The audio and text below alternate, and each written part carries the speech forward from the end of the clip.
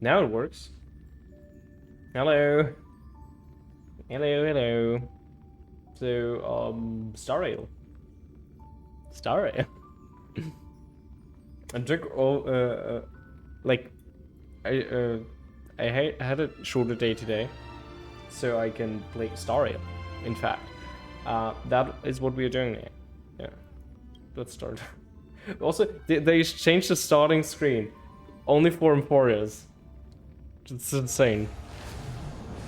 Also the sound.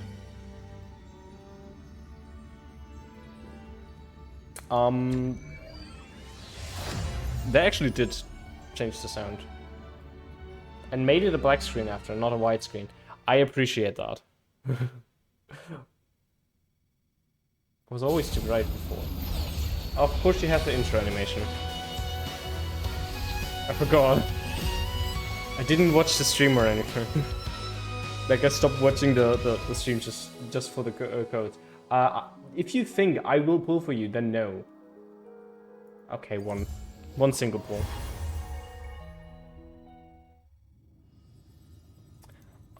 But before that, I'm going to go and get that one real quick. So, yeah. That's not it, I think. It's just a full start.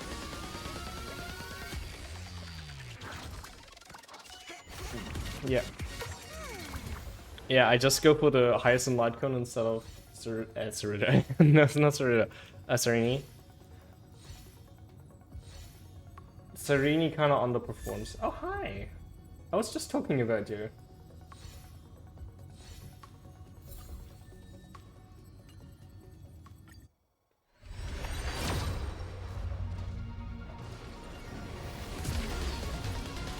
Wait, did I actually click on the right one? I should check that after this pull.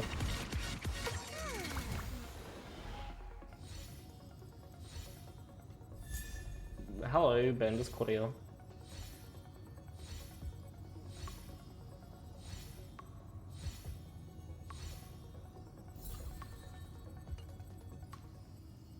Yeah, okay, I have the right one. Just want the exclamation mark on. So, that is pull number 30, 40, I forgot counting. Hey! I think 30. It's 30, I think, yeah. Early pity would be cool, but I don't know my pity, so, yeah. Oh, hi, Asta.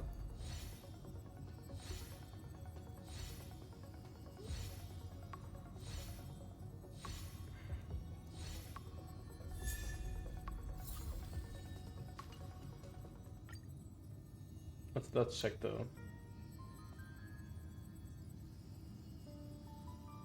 Oh! Yeah, that makes sense.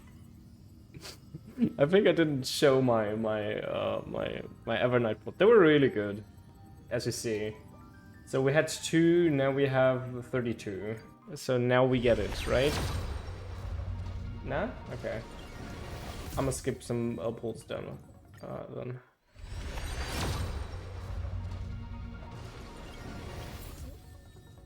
Yeah, it's 50. Now we take Jade, so we make it slower. No. So, and now 70, so now we get it, right? Nice. Now we get Hyacinth and specific layer.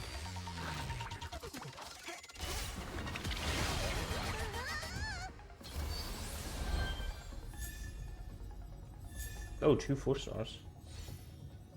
That's kind of rare. I hate myself. Yeah, okay, fuck you. Game, fuck you.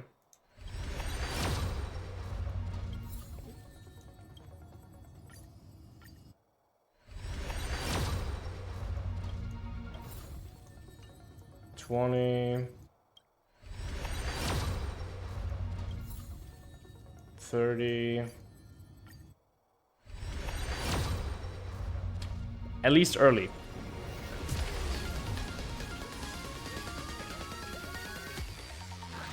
But damn, I wanted to have some pulls for Dahlia. And also for Edostar after it. Choreo. Long may rainbow adorn the sky.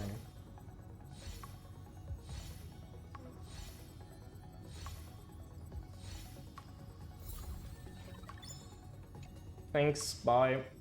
There I have barely anything. I'm taking the free pull. The rest is worthless. Also, yeah, there's chokers now anyway.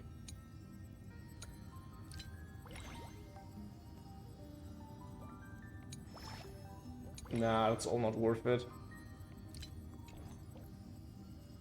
What I wanna get though is this one, because then we have 14 again. How much? Ah, no, no.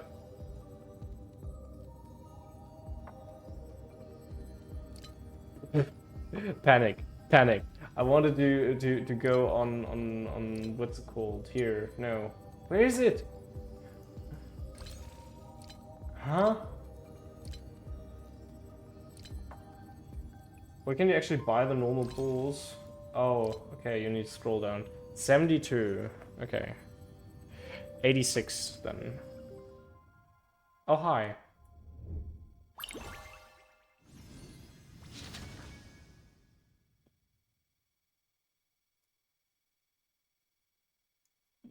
Whatever. Oh. Thanks. Well, now I have 90. Sure.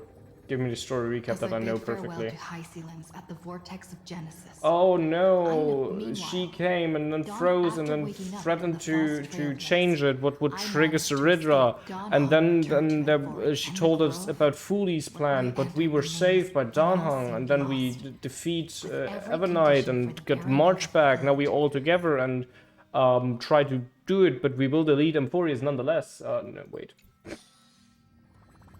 My explanation was better. Sorry. I had fun doing it. Claim. Yeah. Whatever, claim.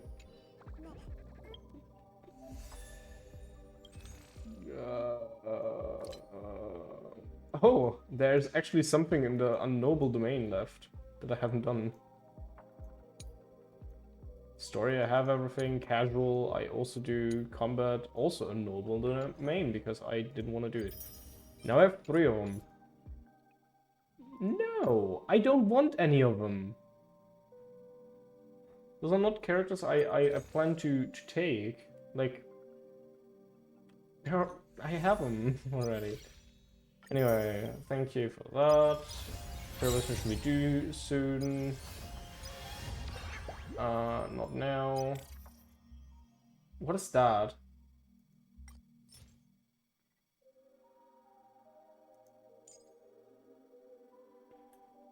Oh, okay. No.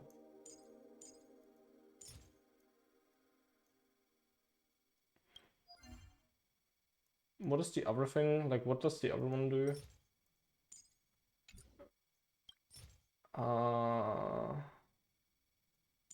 Okay. That's important in the future, just okay. Got it.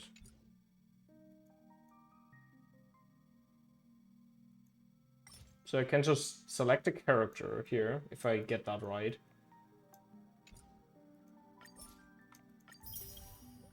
I will think about doing that. I don't know how it works.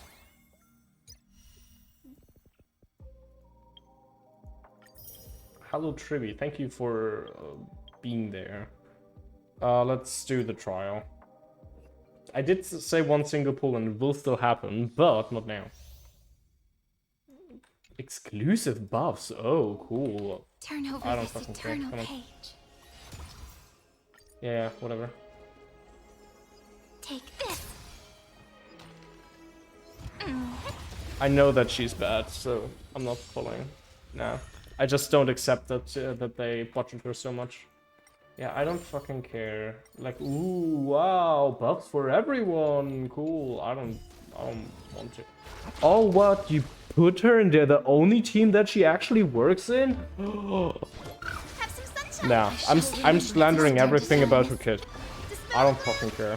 Restore the skies. Next time it rains, I'll be there, umbrella in hand.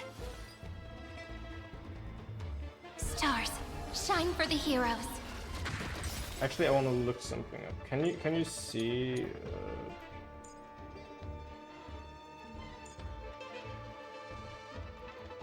Maybe over here. Understood.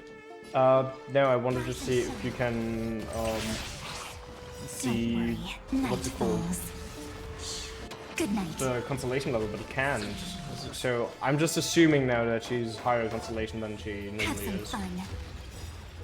Embrace a new life. Let's just kill everything before she can even use her old ones. The future is bright, so make it wait.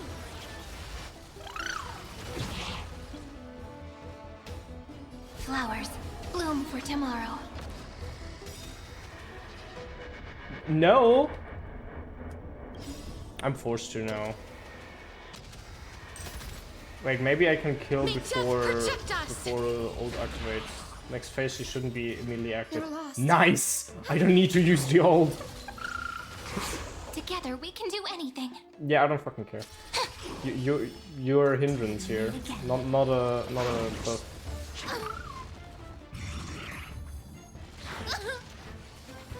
Hey, look, it overcharges. Do you want to know why it's so funny? Restore the skies. Next time it rains, Because you can't charge it. umbrella in hand. Again. Rise and shine. Please cherish this as you wish. Embrace a new life. I'm not doing it. Like, hell no, why should I? Guide with a rainbow bridge. Have some sunshine.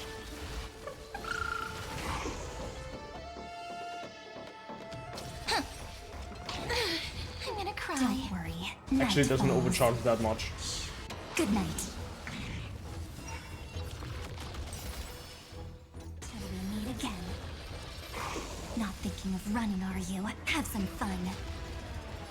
Rise and shine. The future is great.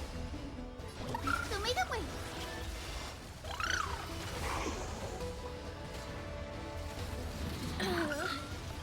Embrace a new life. Return to dust.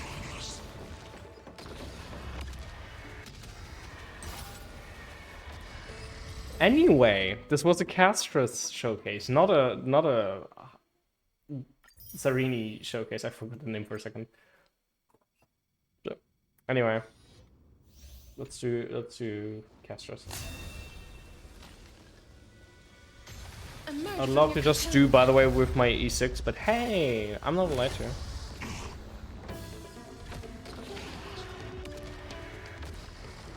Bloom. No, that's not Bloom, that's Dragon.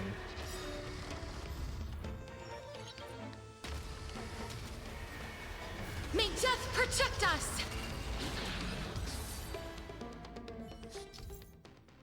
I don't fucking care. I know my character. Emerge from your cocoon.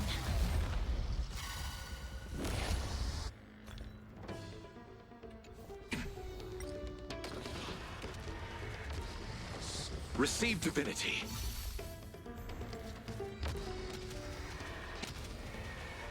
May death protect us! Thank you for canceling my tribute ult. Away we go! Eternal step. Dead return!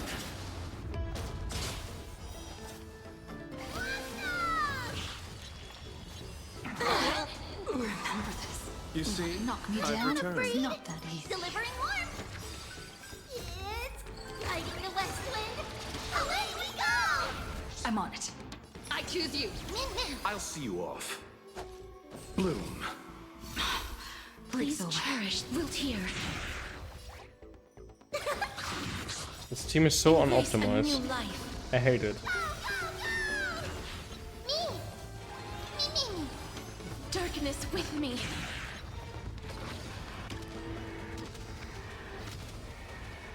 May death protect us!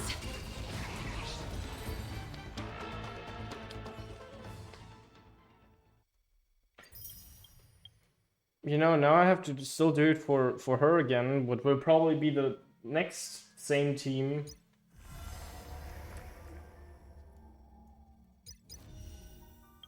I'm doing it for her, not for anyone else then. Not for the 4 stars. Why is there Ruan Mei? Sure, whatever. Sound lingers.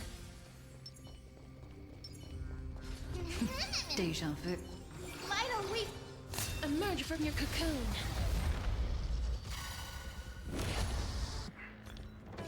Existence is unity. Every petal, all will be swept away by the wind.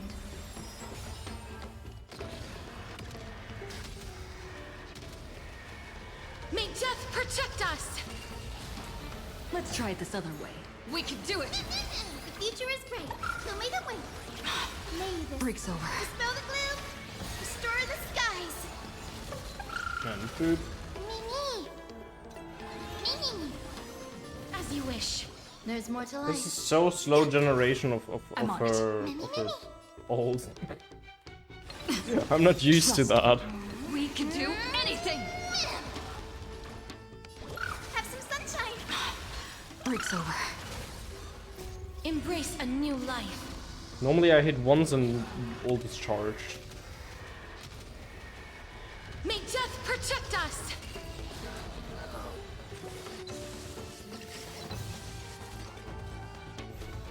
Guide with the rainbow bridge, so may the wind.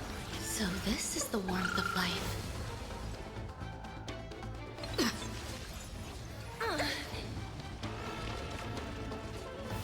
That hurts!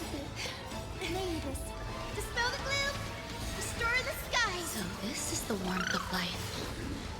Embrace a new life.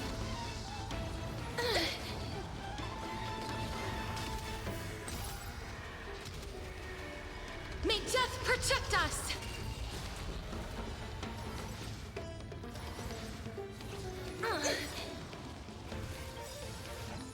Trust me. We can do anything! Mem is the superior Sereni. Wilt here. The same. Some value, I suppose. The future is great. Have some sunshine. I just realized I will just ult Embrace a for this new one life. enemy.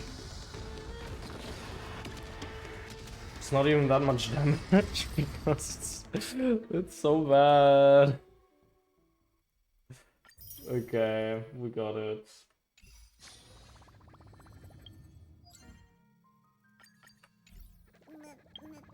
Anyway, I did all my other days, what I wanted to do today. Oh, nice, thank you. Let me quickly get some necessities done, then we immediately jump into actually important stuff. Anyway, I set one poll and I'm standing by my promise. I swear. I want Dahlia, not you. Okay, good. So now I have 76 plus 14. What is 90, exactly. Nice. Anyway, let's destroy Amphoreus.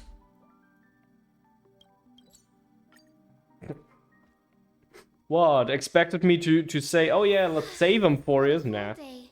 We're gonna destroy it. Is basically guaranteed. Nah, it's not a good day here. Look, the Sarini here is better than you. Look, she's cute. Okay, you all also, but she's cuter.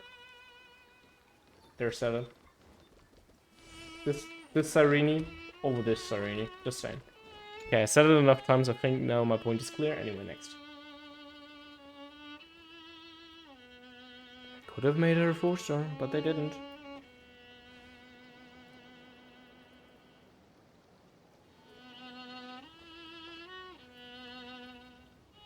Okay, should I stop with the slander for This now year and hasn't actually changed at like all, has go it? into my lore analysis and actual like how I feel about characters kind of thing, and not about just slandering them for slandering's sake? Maybe. Make a mix of it. Stop being tall. The hometown in your memories never changes. But when you return to your senses, you realize that fate has already stolen the time away.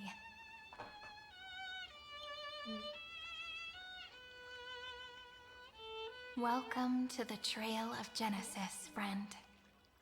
Can you become small again, please?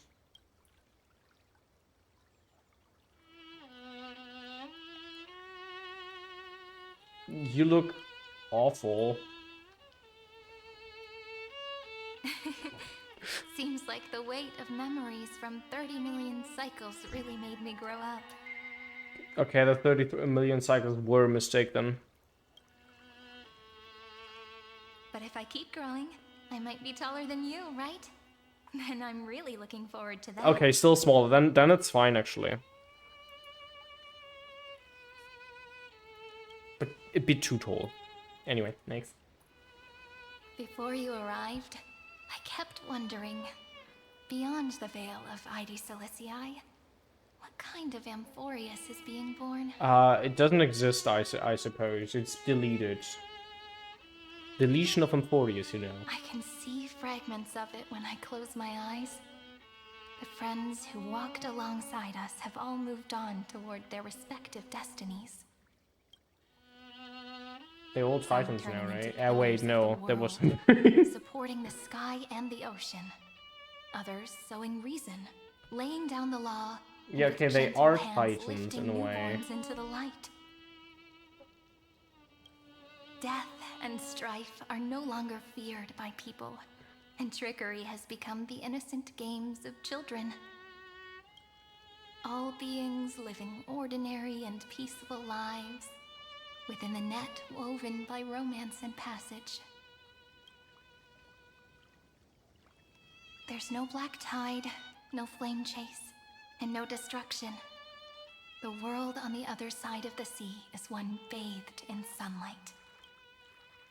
And can you stop being delusional now? It's the dawn that Phynon and everyone had wished for.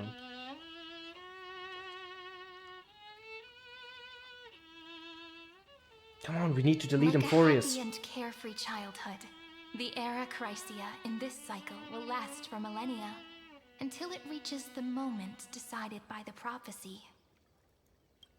Light calendar 4931, month of freedom, the moment belonging to world bearing. Month of freedom? Are you ready to answer the call of the world, friend?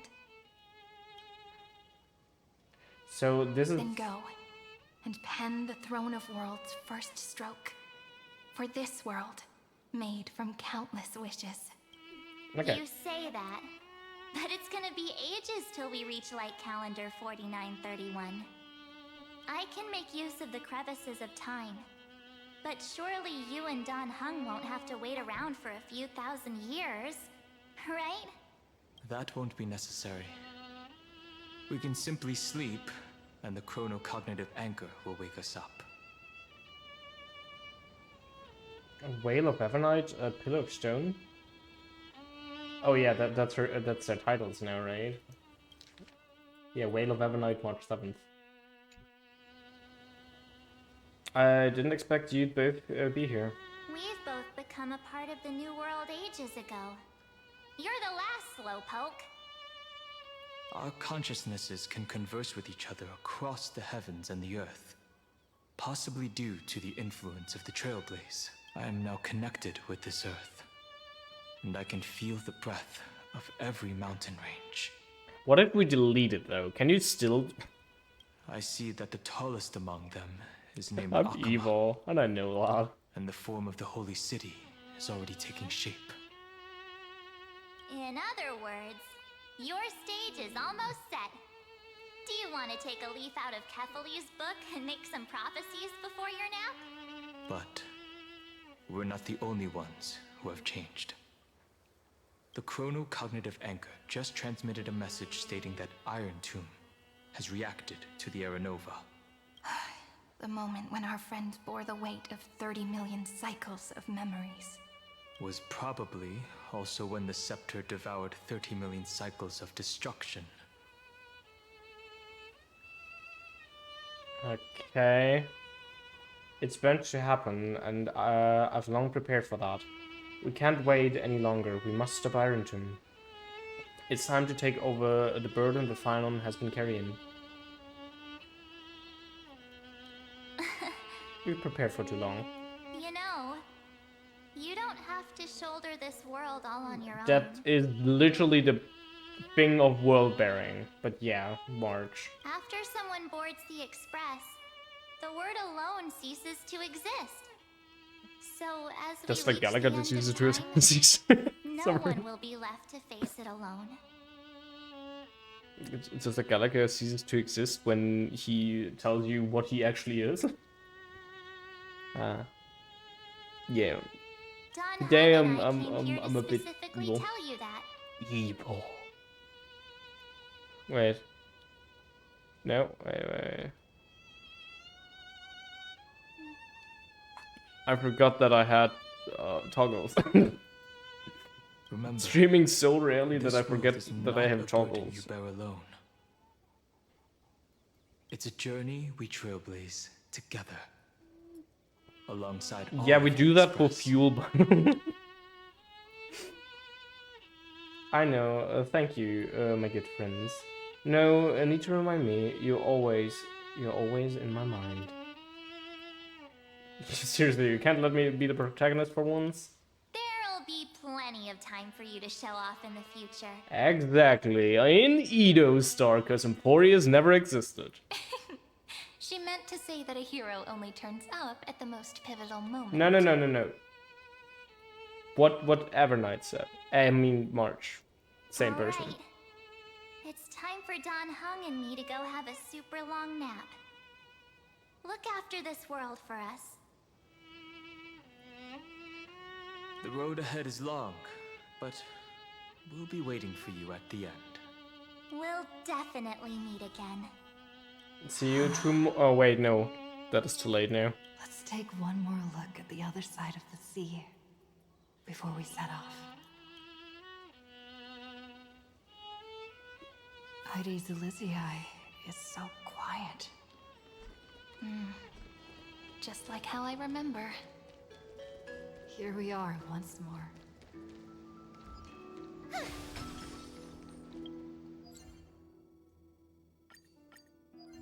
Actually, one question. What is that? Currency wars and the Virgin Universe. Oh, is this is the new endgame mode? Okay. Weird. Oh, cool. They made that now. The prelude, the Act 1, the Act 2. With the continuance that was better than the original. Act 3, what? The Holy Grail was actually canon for it. Fucking hell. But more importantly, they butchered an ending there. I think this ending will be actually really good. Quite honestly. I think it was kind of a long game, but I think the ending will be phenomenal. To be continued, by the way. I don't think so. We delete that world and end. Anyway, let's continue.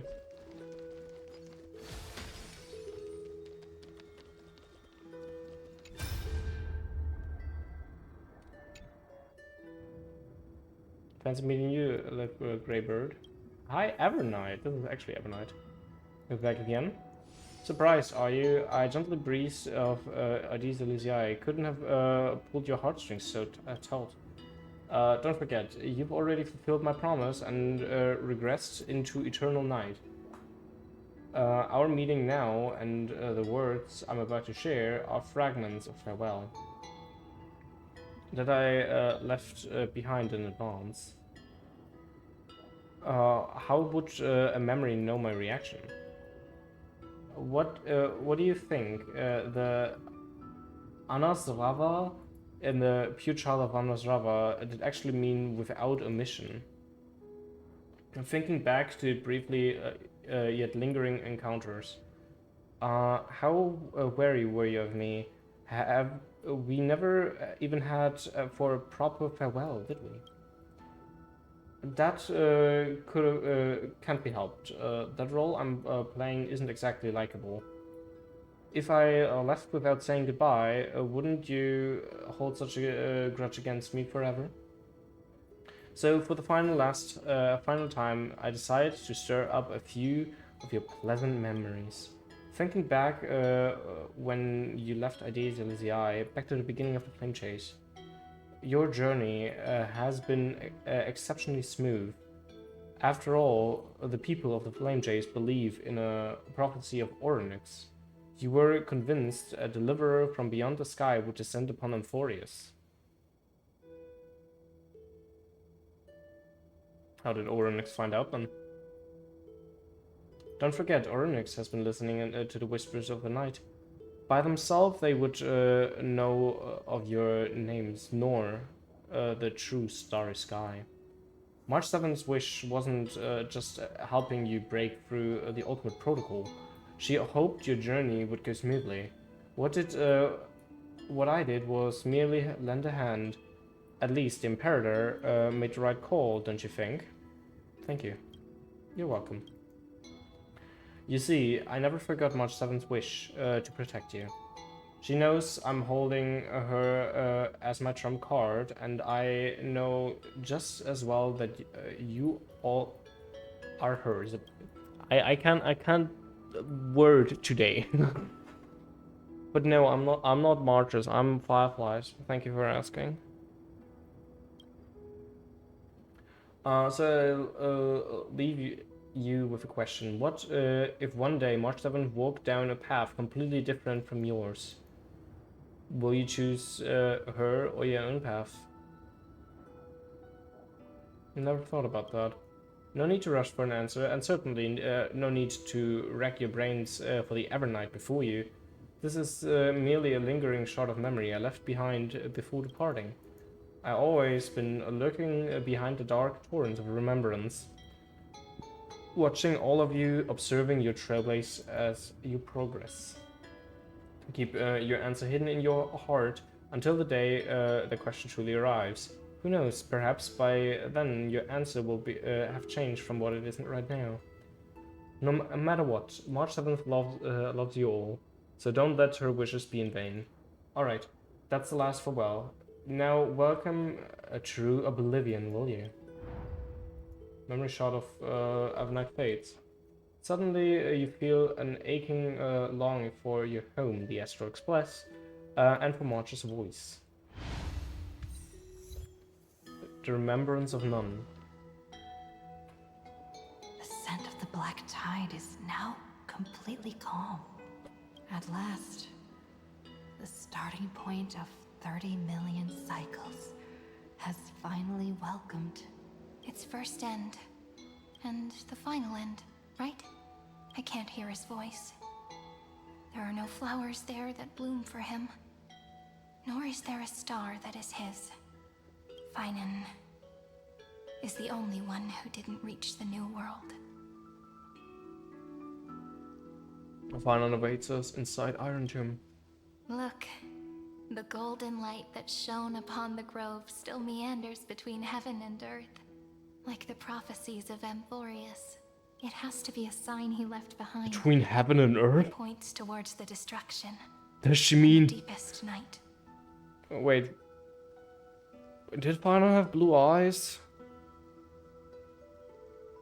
I am not sure anymore. I can never remember the eye color of people. I know Cell has yellow ones. I also don't know Sarini's.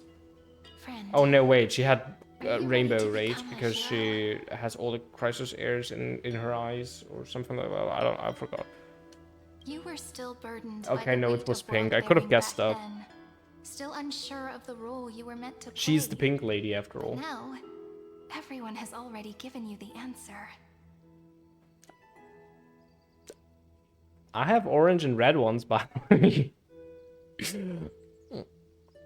The heroes of legends were just at the right place at the right time when the world needed a hero. Just like how your arrival kickstarted Amphoreus' fate once more. A person's personality is their destiny. I can see that. Together we'll all make it the best possible ending. Deletion of Amphoreus. We best. Those are such beautiful words. Thank you, friend. I was also trying to cheer myself up with what I said. After all, before we truly compose the end of this story, I must also pluck up the courage to head off with you. And face a memory that I have forgotten for too long. And have denied for too long.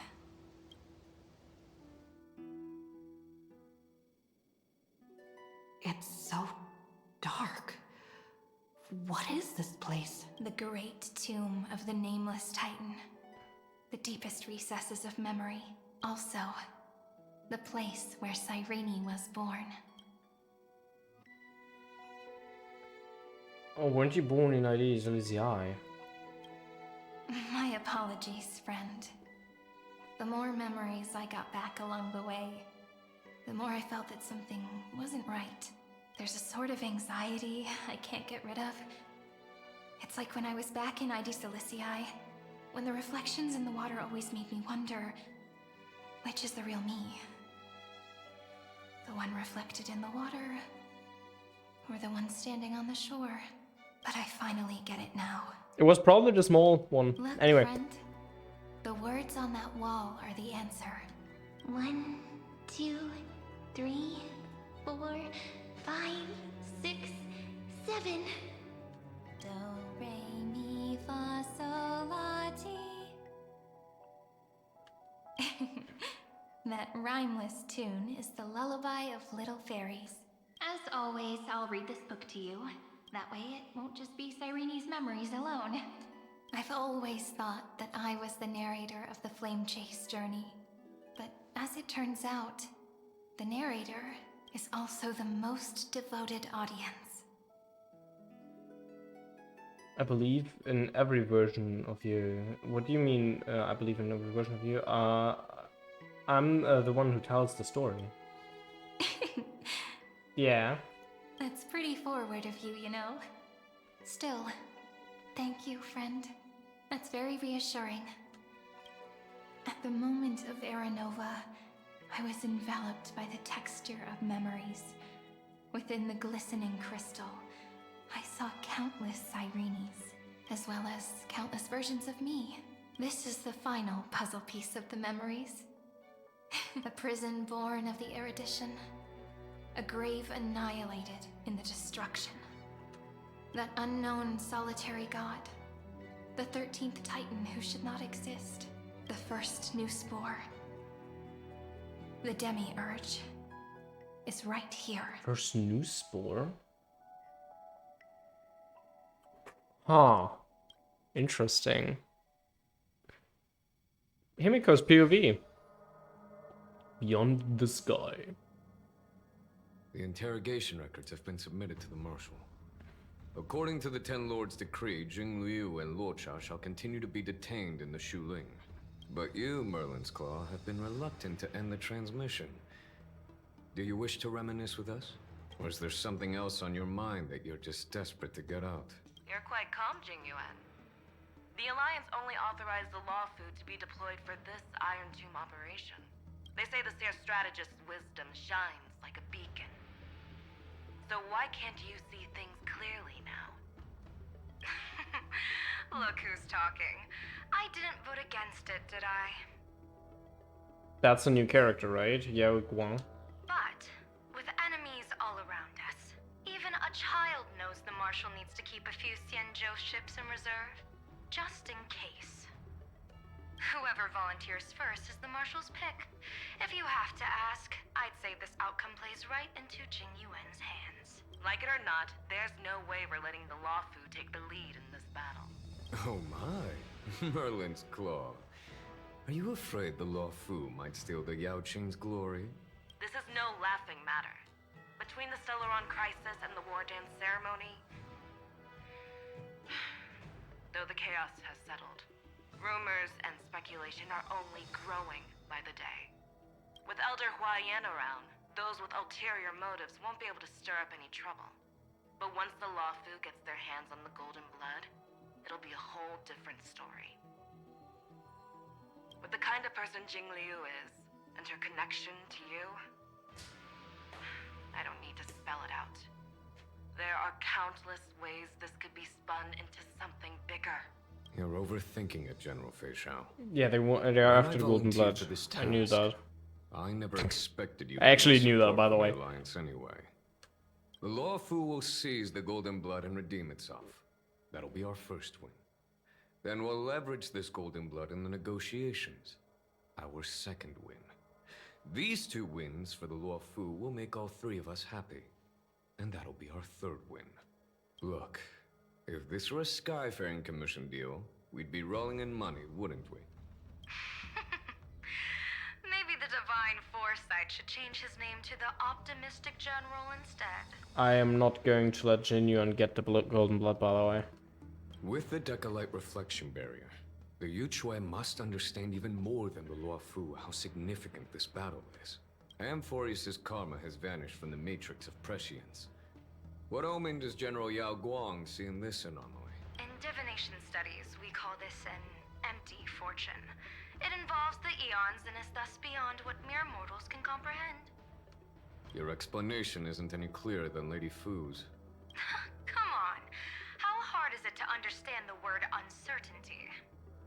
For the Cobalt Head, the emergence of Iron Tomb is a calculated instant, but I don't believe they will just sit around waiting for death. And for the powers of the cosmos, this is their chance at survival, and the key to turning the tide of interstellar affairs. The Astral Express is leading the formation of an allied force, but I can see each faction has its own hidden agenda. Yeah, we just want to delete it at this point. There are even divisions within the Alliance, so it's not that hard to imagine how the other factions will react. Jing Yuan, I crossed paths with Selenova's Legion at the Battle of Sadunirama Star Cluster. That's cool, but Selenova isn't there. Be extremely careful. The Ruined Legion's troops and weaponry are nothing to write home about. The IPC, even the denizens of Abundance, could take them on. However, while Void Rangers are just expendable pawns of the destruction, the real wild cards are... The Lord Ravagers. Yeah, they and the Alliance already dealt with one, thanks to us. They also defeated her, Fentilia. That's it. That's the Lord Ravagers we met thus far. Indeed. Nanook's emanators are also their weapons to burn down the paths. I'm afraid conventional military tactics and strategies will be useless against them. My assessment is this. To completely take down a Ravager, we must disregard casualties and spare no cost. My only fear is one wrong move, and the Luofu will fall into Fentilia's trap again, inching ever closer to destruction. Fair. Doubt is exactly the demon she wants to plant in our hearts. Do you still remember the beginning of the Alliance Oath? To save future generations from war and bloody dispute. The Rainbow's arrows have always aimed at any force that threatens the cosmos. Now that the Trailblaze walks alongside us, the Cloud Knights shall keep their oath as they have from the beginning. I just hope those on the front line will remain safe. Yeah, if you let us out before, you can gladly blow it up. We're deleting it anyway, so... The chronocognitive anchor is sending a signal. Everyone, time to move out. Did she and the others make it? Let me go over the plan one more time just in case. You'll enter Amphoreus, reunite with your 3 separated companions, and try to locate Iron Tomb from within the world. Who are you taking with you? The fate of the universe hangs in the balance. We can't afford any slip-ups. I suggest everyone, except Pom Pom, join the fight. We do need to be prepared for all possible contingencies. I have no objection to this. I'll do whatever I can. Meanwhile, Screwy and I will continue attacking the Demiurge Matrix. That is, the Scepter's kernel, from the outside. But the Demiurge Matrix is the Memos Bride of Serini, isn't it? Wait. With our two-pronged attack, we'll turn this hunk of metal into scrap for sure. Now we just wait for those two to get back. Hey. Oh, and just like that, they're here. Sorry to keep you waiting. With Planet Screwlum's help, the formation of the Cosmic Alliance to counter Iron Tomb is progressing smoothly. The cosmos has set its sights on Amphoreus, and now it's just waiting for the first shot. Well then, let's not waste any more time, Fourth Mirror. It's my time to shine! Finally off the bench! Initiating thought refraction. Please read the safety protocols carefully. Huh?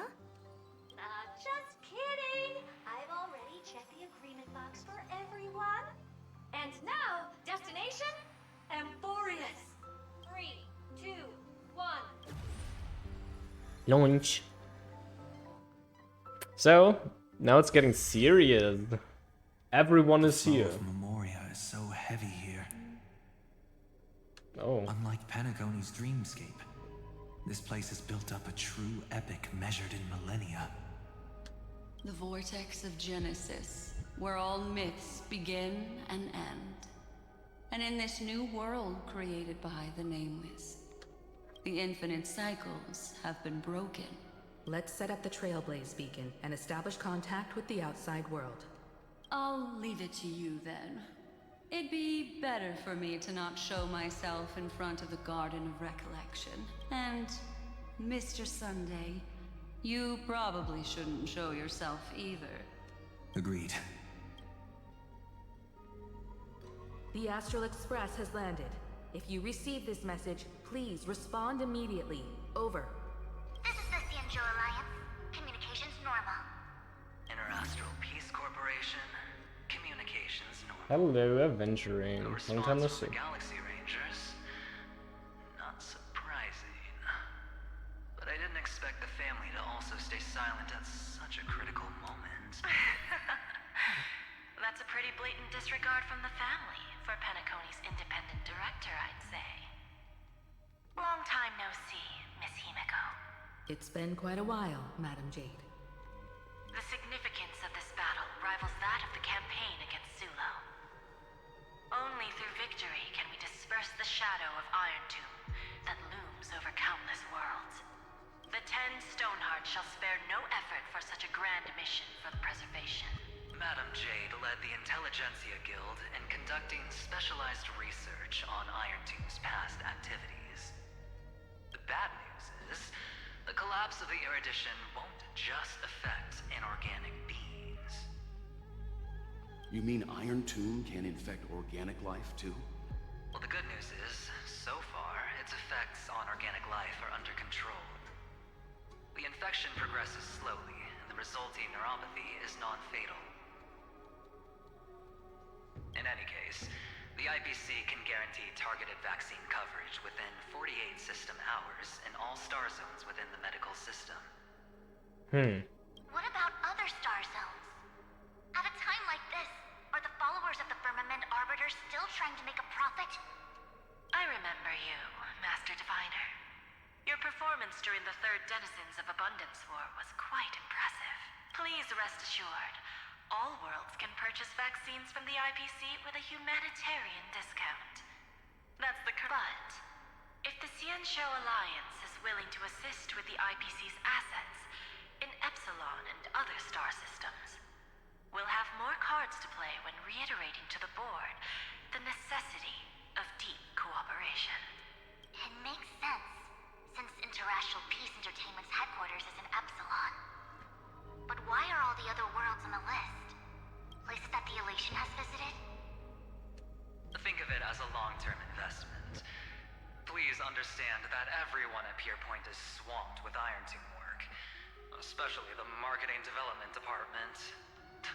At this rate, even the 10 Stonehearts can only do so much. Having some assistance from the Alliance would surely benefit the entire cosmos. They already talk about the elation. That's interesting. They're trying to tease it. Those who succeed should help all under heaven. Your proposal must be decided on by the 7 Arbiter Generals. I'm just here to relay the message. Mm-hmm.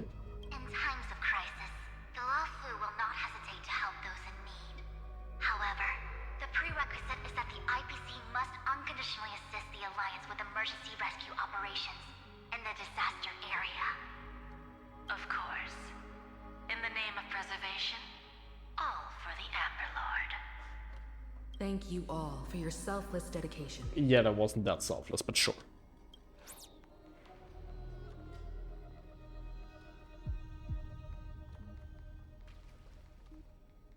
It's clear that each party still has qualms about everything. The clash between destruction and erudition isn't just about the fate of the cosmos. It's a moment for all factions to reshuffle their cards. You can never be too careful when battling a Lord Ravager. All are equal in matters of life and death. In any case, we can only hope for the best in all that's to come. It's about time we dive into the vortex and see what Amphoreus it's 4 p.m. looks like on Let me play Uma Musume real quick. I'm playing on my phone. We gonna continue. Don't worry. Where she and the others oh come on.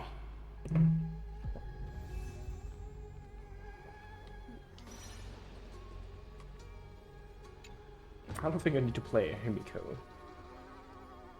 Transfer response. How are you involved? I thought you'd be like the only planet who isn't involved. Oh, we're through! I can see the video feed. Everything's working perfectly. Miss Bronya? Miss Serval? What a surprise. It truly It's been is. a while.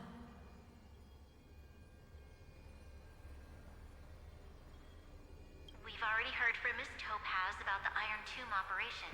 She made a special trip to deliver the vaccine to Belobog. Aww, that's so nice. I can't believe the Express crew is at the eye of that storm. Is everything going smoothly? Don't worry, we're still following the plan step by step. I just completed a career, by the way. Situation in Belobog? In that time. I only needed to do one Guerrilla 6 race. is located on the outskirts of the preservation barricade. While it won't bear the brunt of the first wave, there's still a risk from the aftershocks. That kid Japard and Pela are busy organizing the Silvermane guards, having them consolidate their lines and dig trenches. Zila and Lynx just got back from the Geomarrow vein production chain. Hey, do you want to say something to them? Whoa. That would be unnecessary. It'll only shake their morale. No, okay. Sad. Tell them to stay safe.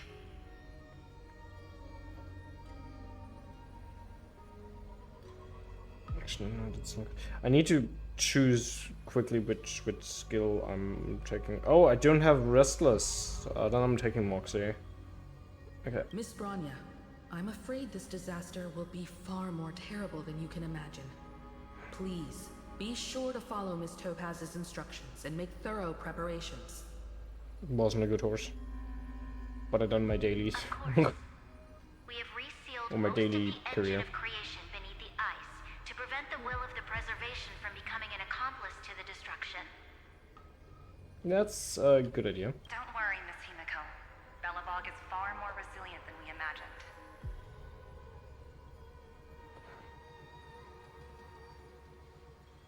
We really wish we could help, but The free pool also didn't give me anything. woken up from its hibernation.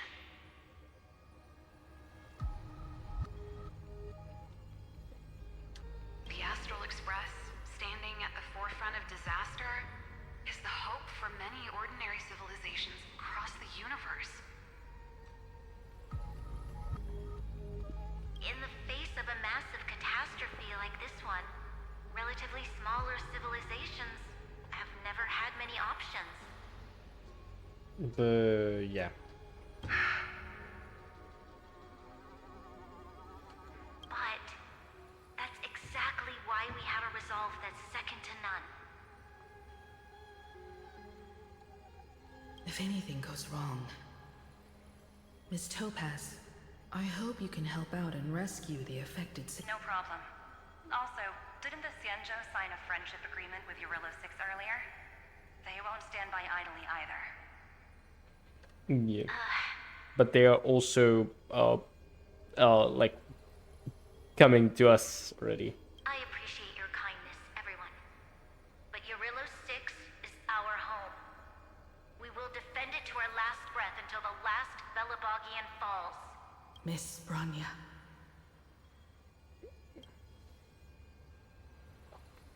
May all civilizations that have made it this far on their own strength weather this crisis together.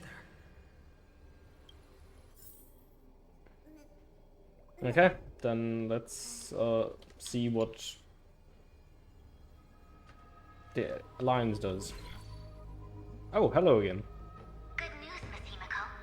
The 7 Arbiter Generals have reconsidered the current situation, and I'm here to relay their message. Officially, the Alliance's combat forces will still be limited to the Luofu, but the Yaoqing has also been deployed in the surrounding war zone as a contingency. That's Words good. cannot express our gratitude. Getting the Hunt to agree on sending troops must have taken quite some effort from General Jing Yuan. The Luofu already considers the Express an important ally. We also have no intention of hiding the fact that there is indeed something the Xianzhou seeks from this Iron Tomb operation. Yeah, we are trying to stop you though from doing that, because that is a no-no for us. But this time, the Marshal herself decided to send out troops. With a formidable enemy before us, the Alliance has no reason Done to with back my down, daily races. nor will we be content to take a backseat. Now I'm doing the team trials.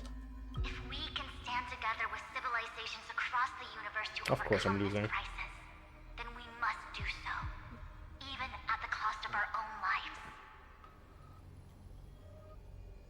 Lost 4 in a The row. Alliance truly embodies the principle 5 of in a row. righteousness. It's fortunate that the cosmos has great heroes like you. You're too kind. As for that Jade Abacus of Allying Oath, you can save it for when you're in more dire need.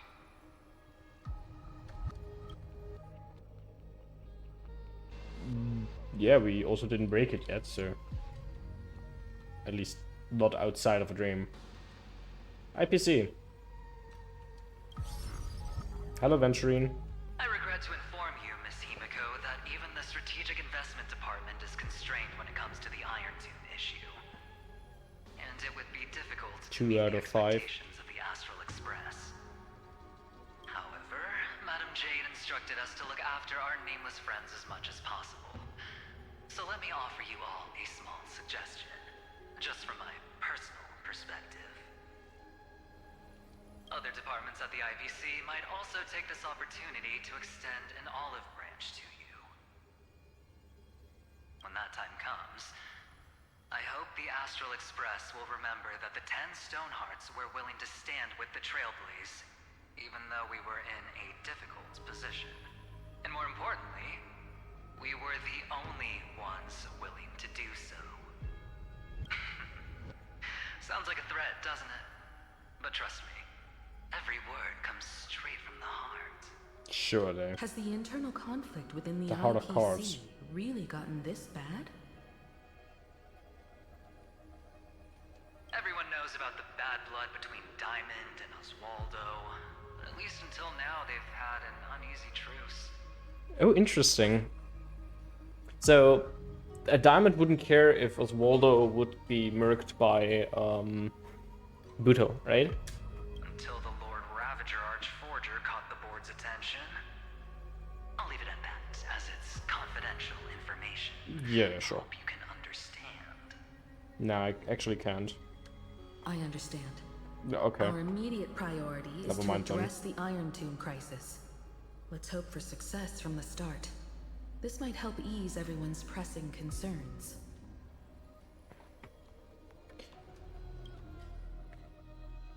So, I am now done with my dailies. In Uma. I just waited for the reset, really.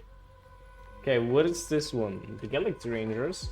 Who's gonna help a little old Boo Hill? Of course, we would never know No. the Rangers' comings and goings. Sad. Then, which one is this? The family. Oh, hello, little Pepeshi. Yes? And you are Miss Robin. Yes. I didn't. I apologize for not being able to respond during the meeting earlier. Fair. And even now I can only appear in disguise. Yeah, fair. Okay. On behalf of the Penaconian family branch, I extend my sincerest apologies to everyone. We tried to request aid from the family. We essentially received no response. That's sad. I've heard about the internal conflicts within the family. Miss Robin, there's no need to apologize. Every bit of strength is precious at this moment. Thank you for understanding. The good news is, since you're one of the shareholders of Penacony, the family heads have agreed to allow me to lead all Asdanian tuners to the front lines. My charitable foundation will also do as much as possible to provide support in this battle. They'll ensure that proper arrangements are provided for those wounded on the front lines, and for residents in affected areas. Miss Robin, I'm beyond moved by your spirit of self-sacrifice. The Astral Express would also like to make a promise that we won't leave any companion behind.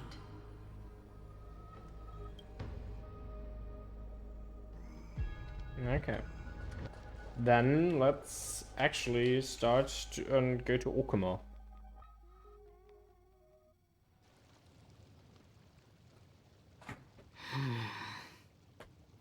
Why is there no one here? Because we don't remember Everything anyone. in Akama seems normal.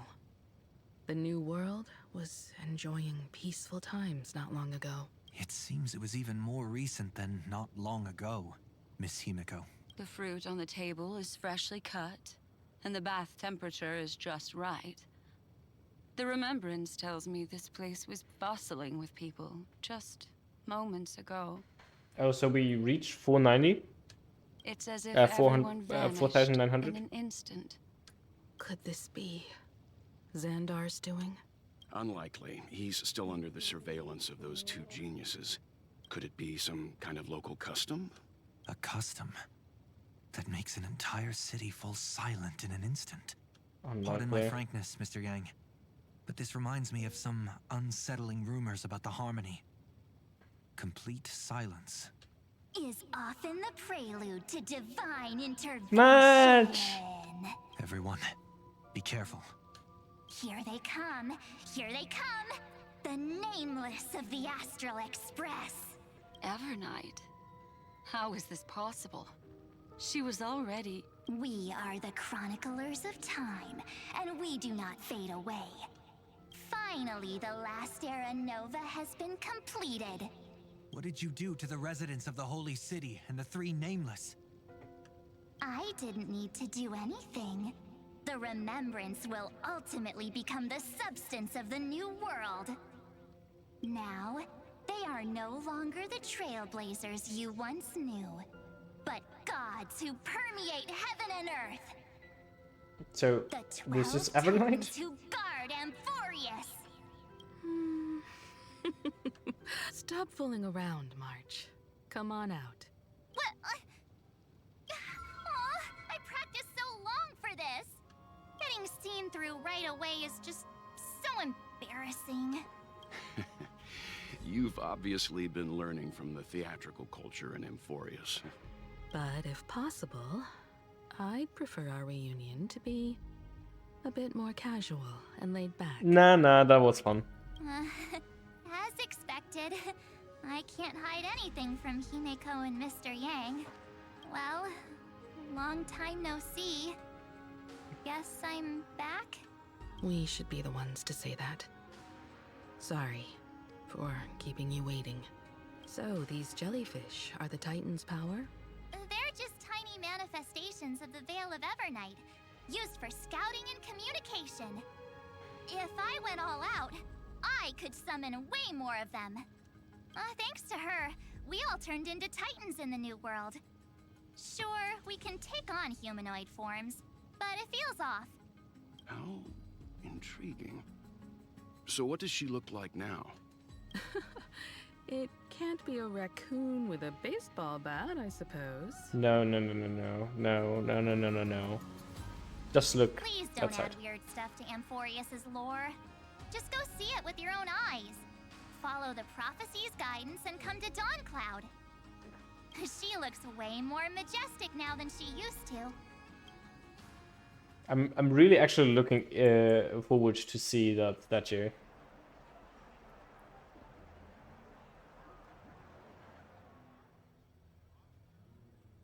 Unbelievable. All the residents of the Holy City have gathered here. This isn't just a gathering. It's a pilgrimage.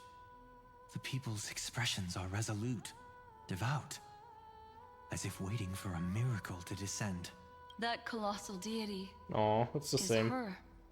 She has become the pillar of the world. Surprisingly authentic. Being this serious is quite unlike her usual style.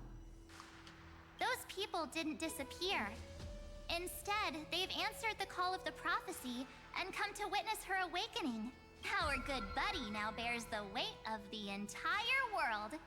And every breath they take is intertwined with Amphoreus' destiny. Awakening? Has she fallen into slumber? Yeah. After all, with such a huge time dilation between inside and outside the scepter, this was the only way we could wait for everyone. Time watches over yesterday. Earth guards today.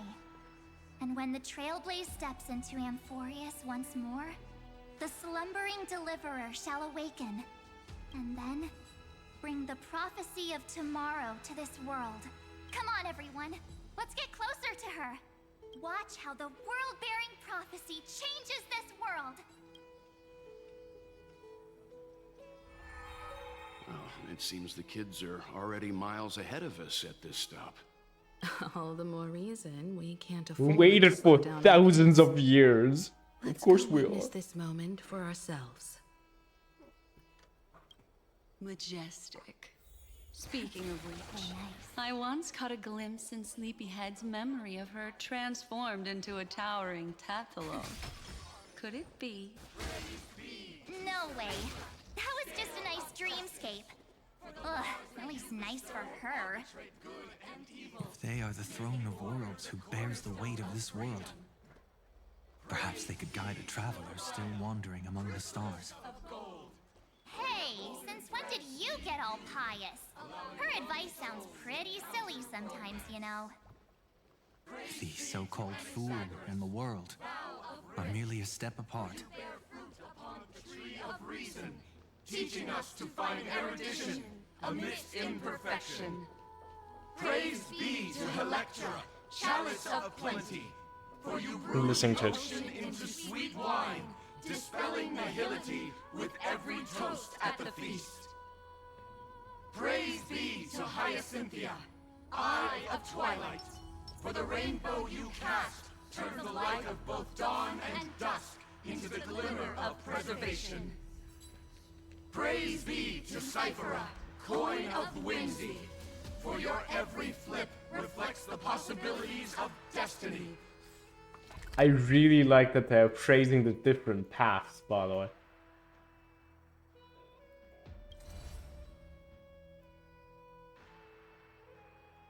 Okay, yeah, but it's dawn and another dawn for this one. Praise be to Casterus, Nation. hand of shadow, for you gently ferry the crossing of death. Sorry. Citizens, behold! Our last Titan! The world-bearing deliverer Serena. is about to awaken! Oh, ancient god! Your loyal subjects, bewildered followers, and fearless comrades in arms have all knelt before your throne. Awaken from your eternal slumber and bestow upon the world your divine prophecy! Please guide us. Show us how to embrace this beloved world as we welcome that distant dawn. Throne of Worlds. To walk the path of a mortal as a god, or to bear a divine burden as a mortal.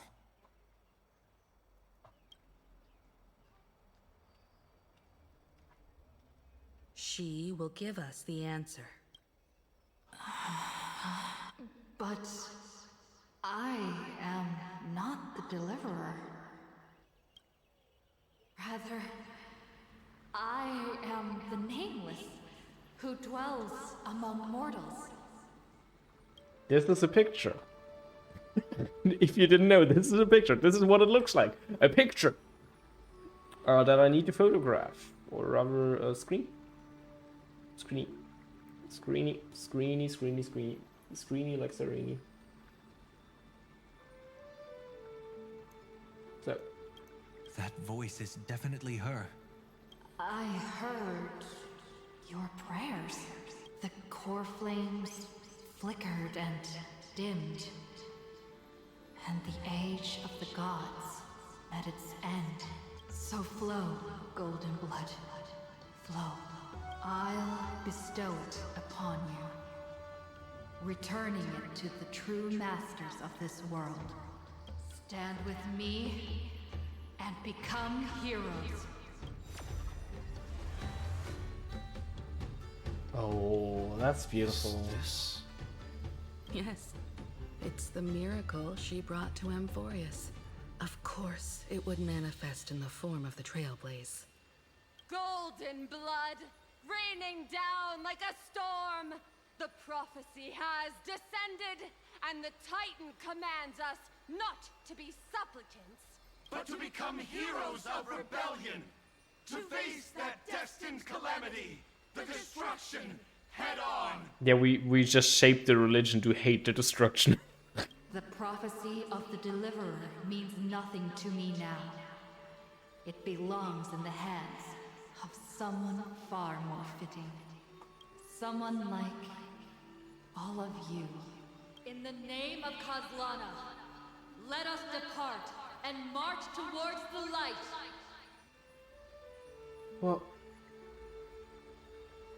wait. Give me a second. Give me a second. The world bearings we know. The first world bearing. Okay, not the first one.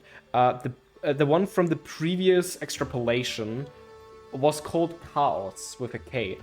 Then it was Kaslana. And now it's us, basically. This is really, really interesting, because Bearer of Chaos, what is Chaos, basically, and it's also given to Kaslana, or Finon. It's neither protection nor salvation.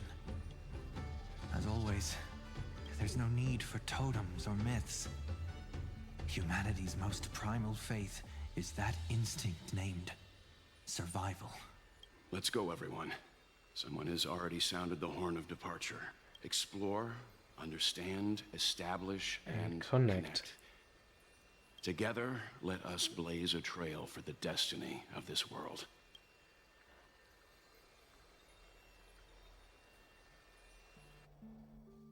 Hurt a POV.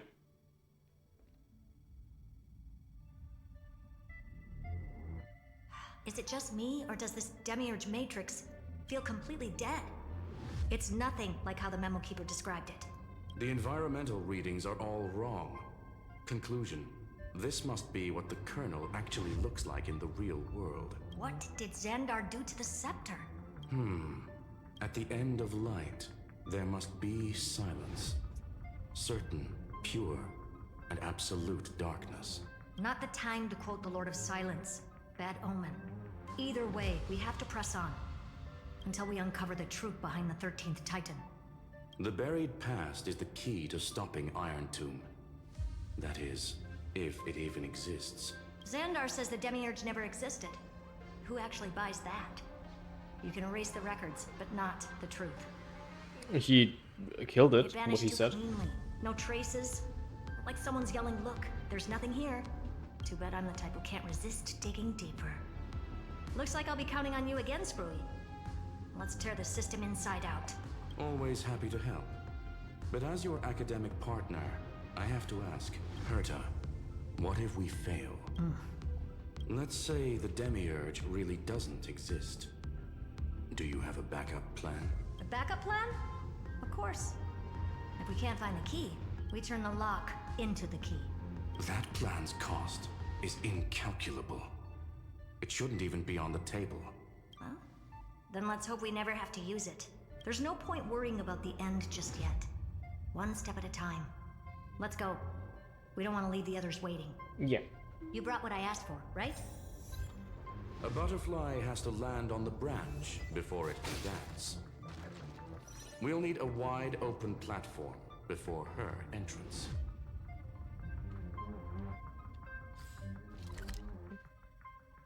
It's in the Evernight. Nightmare Echo, Great Tomb of the Nameless Titan. Oh, so we are just... Oh, okay. This was the thing we was last time, in Dawn. This time we are here in Evernight. Okay, got it.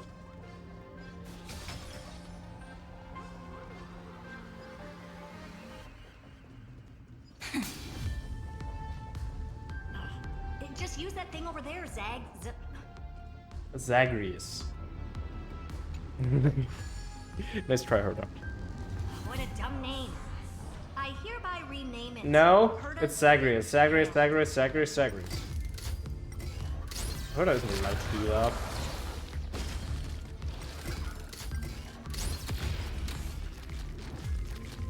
Can I please kill that thing?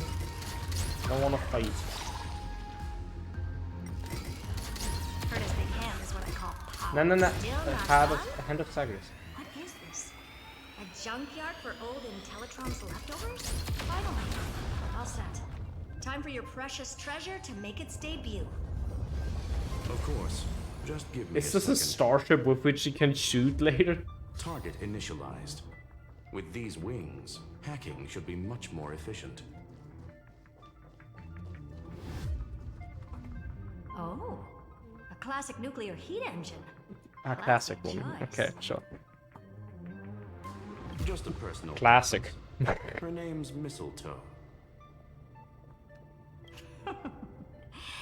Every flower in your garden's got a bit of poison, huh? Also a personal preference. It reminds me of the last time when we tangled with that Punklorian brat. What did she call this kind of infiltration tool again? Right. Dirty data shell. It wraps around the kernel to fool even top-tier firewalls. Aww. The Punklorian brat. She means Silverwolf. But Silverwolf would have done this ages ago, by the way, Herda. Way too clean. Not even a hint of real-world grit. Herta, your tone is unusually emotional. Suggestion. Let's get back to the topic at hand. I thought we were done with that conversation. Unfortunately, current conditions won't let me ignore any variables. Especially the most important one. Your will. Iron Tomb never stops. It is evolving faster than any of our worst projections. Every instant in the Eon's calculation is like a sword hanging over the cosmos. Every move humanity makes could speed up its arrival. Which is exactly why we can't mess this up. And now, Droidhead wants to hand down judgment to the poor cosmos again. Border Star Trade War, Emperor's War, Rupert's death. Every time their instant arrived, it meant another bloodbath for humanity. But in this ultimate battle of erudition, you and I are supposed to be players, not pawns. If you choose to burn yourself out as a resource, then everything we've worked for means nothing. Herta, the cosmos won't just stand by and let a genius throw their life away. Oh, that is the alternative what happened in the Cascade trailer. If we wouldn't have went here, that is what she would have done. And neither will I.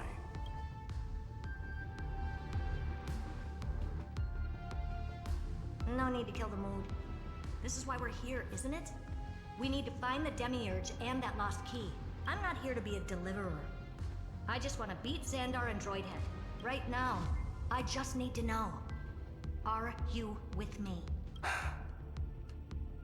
Of course. Time to board. After you. Let's tidy this place up and see what this Demiurge really is. Okay.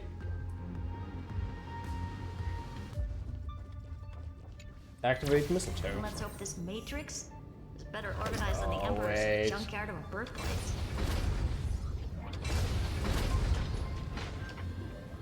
Do you have... Please be what I think it is. This is... Oh no, Berta, it's not this not whole movable. space has been completely tainted by some kind of energy. I see it too. We're thinking the same thing. Xandar, how could you go this far? Turning your own graveyard into this. Huh? What's that up ahead? Katorzane algebraic expressions. It's built for isolation, not defense. Trojan program mistletoe. So basically, the door to the tomb, right? I don't want to auto cruise, but Let's find the handle. I'm picking up multiple independent signals with the same data structure as the barrier. Projection. We can hack the terminal, reverse the computation, and turn it into an attack. Classic move. Use their own systems against them. Take us the to movement is nearest one. fucking weird, but hey.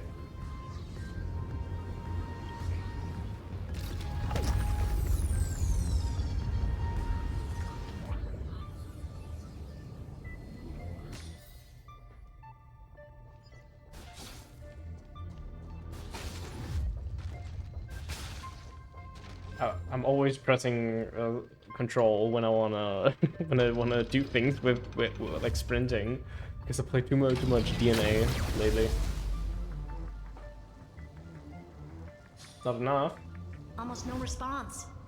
Just to say feed. The output is barely a third of what we need. Logic says we'll need multiple terminals to coordinate the strike. Locking onto the next one now. Find anything else? Regarding the origin of these ruins, no logs found yet. Xander erased all records, but I did find some interesting scars in the circuit. High energy radiation, internal imaginary energy contamination. From what I know, there's only one thing that fits. Skip the science talk, Screwy. That thing only goes by one name, Stellaron. Ah, yeah, makes sense. Exactly. The obligatory Stellaron is also here. The entire scepter system.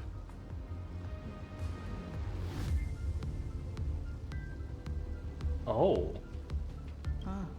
So that's what he meant by killed that Titan with my own hands. That wasn't your own hands then.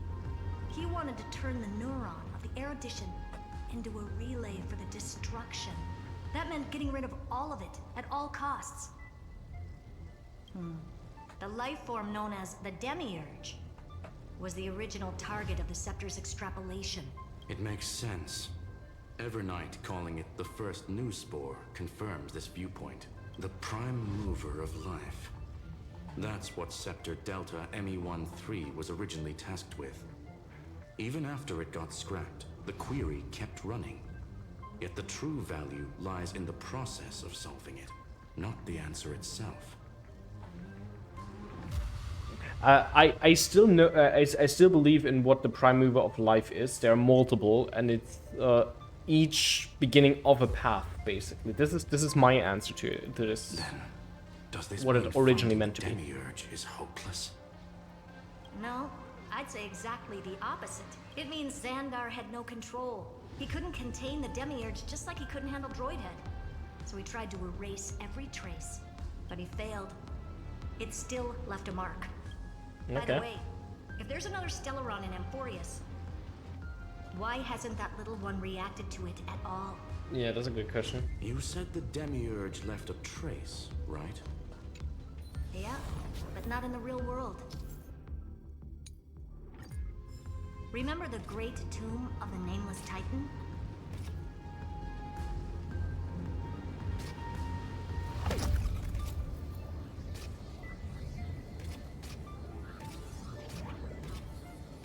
Oh. Boring.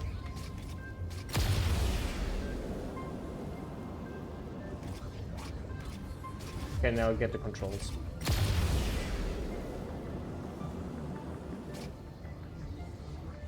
Oh.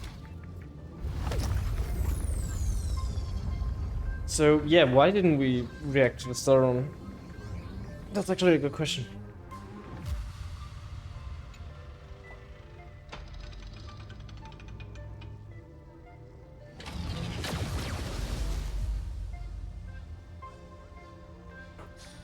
Trailblaze Archive 466. The data from Philia 093 clearly indicates that the Demiurge did in fact enter Amphoreus' extrapolation. Inside that world, it was the 13th, forgotten Titan.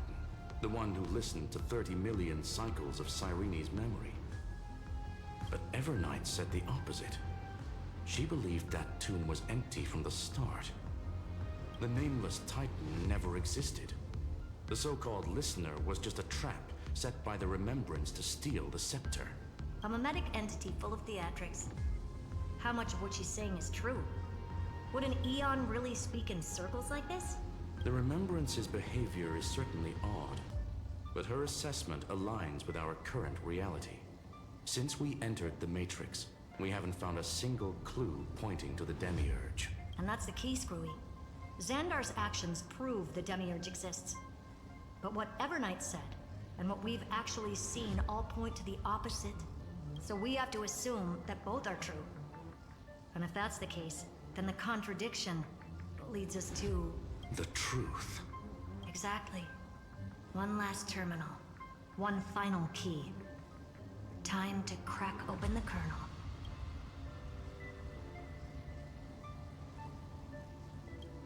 Xandar had to lie to the original Finan and Cyrene. Logic. He had already identified the Remembrance as a threat, yet found no viable way to eliminate it. All right. Let's finish this. Time to break through that barrier. Wait for her to finish, not that just stops. So the Stellaron may be fused with Demiurge in some way, shape or form.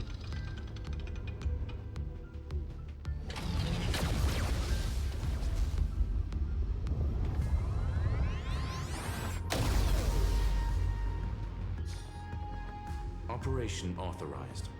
Path energy readings. The erudition declining. The destruction surging. The remembrance 0. What's going on? Cause unknown. They left no discernible trace within the real Matrix. That shouldn't be possible. Could it be that the Era Nova exhausted all of the Remembrance's texture? Log it for now. The dots still aren't connecting.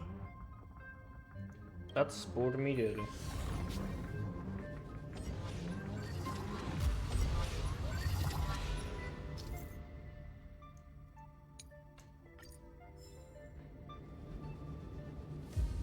You have to say something, Herda, or are you just silent now?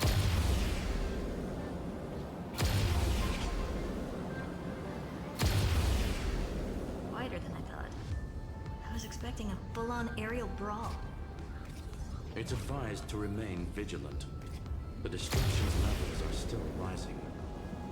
Huh? What's the matter? Interesting.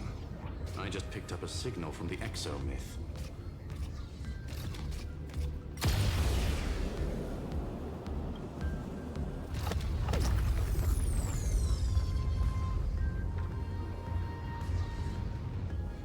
The Stellaron overfulfills the wish normally. That is what we learned. So if Lycus's wish was the destruction of the Demiurge, it over-destroyed it. Or that the Demiurge is gone, but we do not know what that means now. 1... Oh wait, reset.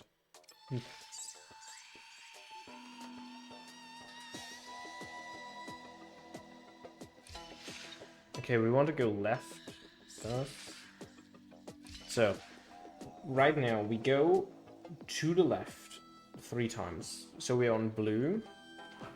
And then 2 more times so it's yellow.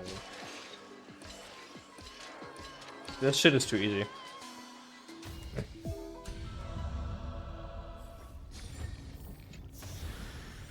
How does this compare to the ones you've seen before?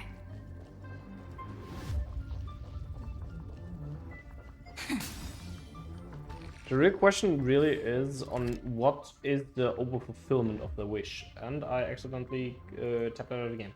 So we went over here, activated those 3 things, then went in here and directly here.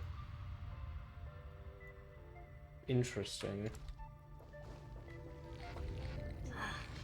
This repulsive force is unlike anything I've felt before. Is this the place? Correct. Judging by its defensive properties, this is the entrance to the exomyth. Oh. Didn't expect that. Who builds a lab in the middle of digital rubble? Then again, never doubt a dead man's resolve. So how's our dearly departed doing? He severed part of his neural pathways to break free from Lord Anaxagoras' control. But that also triggered the failsafe I set. Conclusion. Xander has lost all combat functionality and is no longer capable of action. So now he's a specter, literally. Screwy, can you open a path? Just to be sure, I want to see this for myself. Might as well drop in and say hi to the real him. Logic. Scanning his inspiration circuit might help us track down the Demiurge. Yeah. Exactly. His brain is the crime scene. There's no way it's spotless. But it could be a trap. That's why you're here. 2-on-1. We've never lost a matchup. I'm honored. The chronocognitive anchor is in place. Proceed when ready.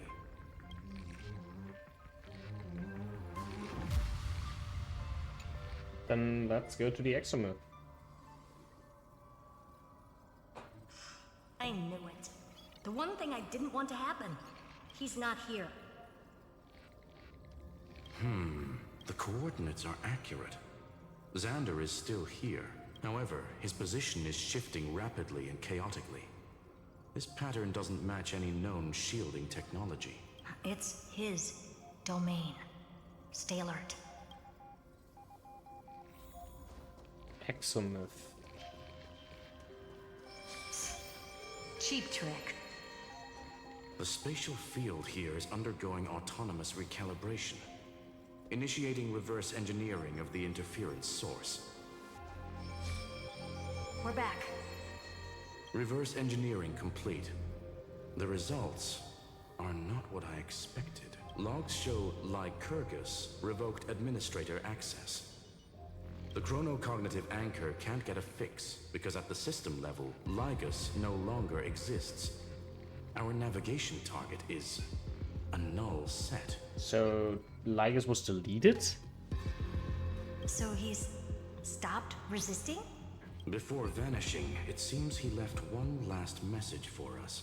To those who follow, all is proven. Find me beneath the tombstone. Melodramatic. He was expecting us. And once he learned of the Great Tomb's existence, he initiated his own search for the Demiurge. Guess he wants a final showdown. Fine. Let the old Intellitron dig his own grave. Just like he wants.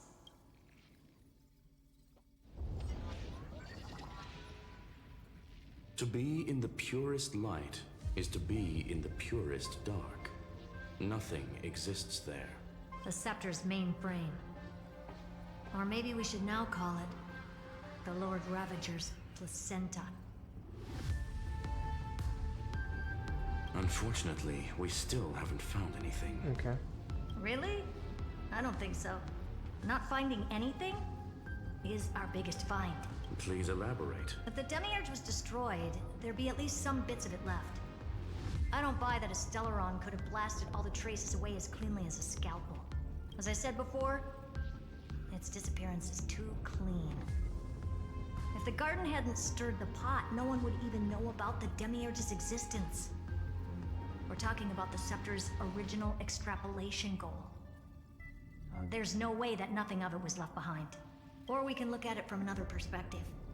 If you were Xandar, would you be this obsessed with a concept that poses no threat? Would you guard against it at every turn? There is the possibility that he's naturally meticulous and hates variables. That does track with the impression he gave about himself. But Xandar shut that theory down himself just now.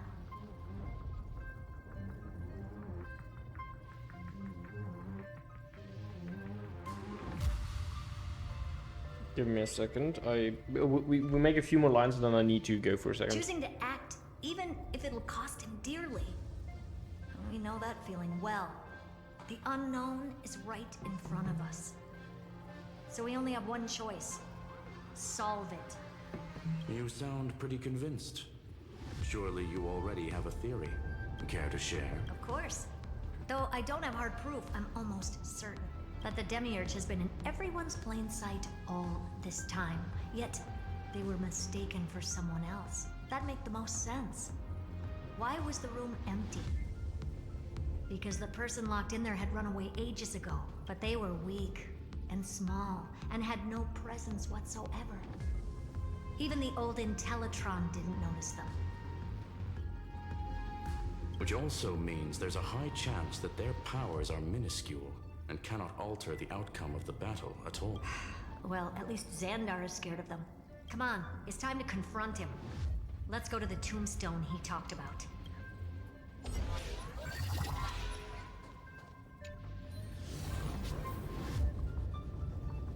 So, and we do that exact thing in a few seconds, because I need to get something real quick.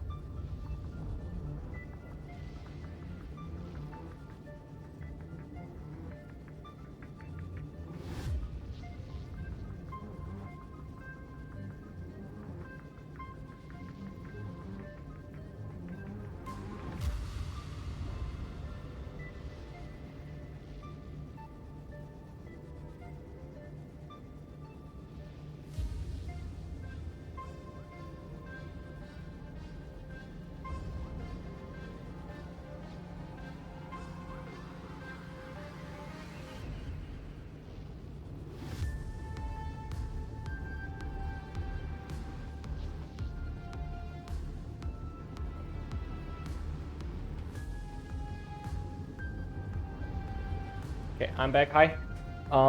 Let's continue. What a mess. Total devastation. He sought to bury the truth beneath absolute destruction.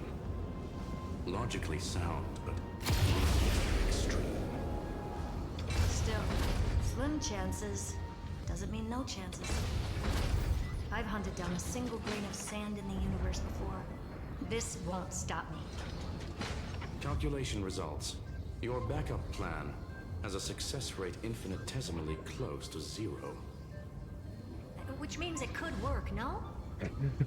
This is the place below the tombstone. Let's open Lygus' coffin like he wanted.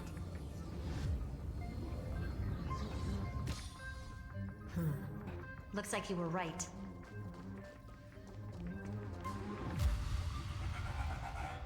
Nothing but a head left? Well, who'd have thought you'd look this bad in real life? My elated greetings. Welcome, you two. I'm very happy that you responded to my final words. All this tombstone and final words. Did you end yourself to atone for your guilt or something? Iron Tomb is already powerful enough. I just need to wait. I remain here only to share the joy of discovery, and also to congratulate you two on reaching the same conclusion as me. The conclusion regarding the truth of Amphoreus's heart. End this charade already. That Amphoreus's heart you're talking about is just a missing demiurge. And its corresponding vessel was this very scepter. You interfered with the experiment and made Amphoreus's body into a hollow shell, all to incubate Iron Tomb within. That's why you either killed or kicked out all of the Memo Snatchers. You wanted to eliminate any chance of a consciousness coming into being, no matter the cost. Even the strongest wall can fall to a single crack. The memory of betrayal has been etched into my heart, and I will never show mercy. Now, the perfect vessel has already fused with Amphoreus's body. Unfortunately for you, the answer is all but revealed regarding who the Demiurge is. Then let us share the joy of discovering the truth. The last secret of the saga will finally dissipate here as we reveal the truth behind Filius 093's disappearance. A lie by the remembrance. Don't believe any word of Ligus is the Where first should rule. I start with the story about me? From the beginning of the universe? Just kidding. That would be too much. I just want to tell a teeny story. So little that it started with a seed. I know you're listening, my good friend. Seed of memory.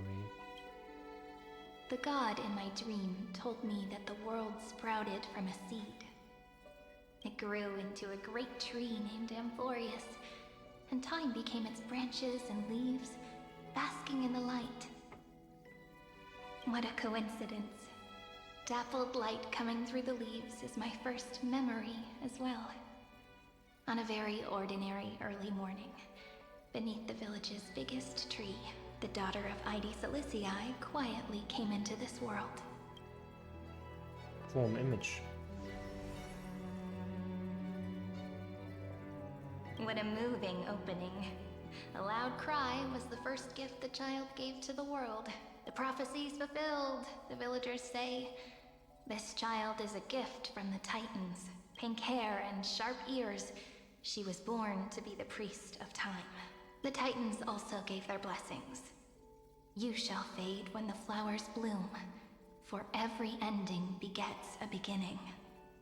Flowers will bloom and wilt. What a beautiful ending. This page concluded in laughter. Cry loud, child. Let your voice reach Orynyx. Save. Undefined record number 6, archived. Anyway, I don't like tears. Time quietly flowed by, in the midst of laughter. The wind from my hometown caressed the ears of wheat, and there were swings, wind chimes, the sea, and the little fairies off-tune a cappella songs. Form image.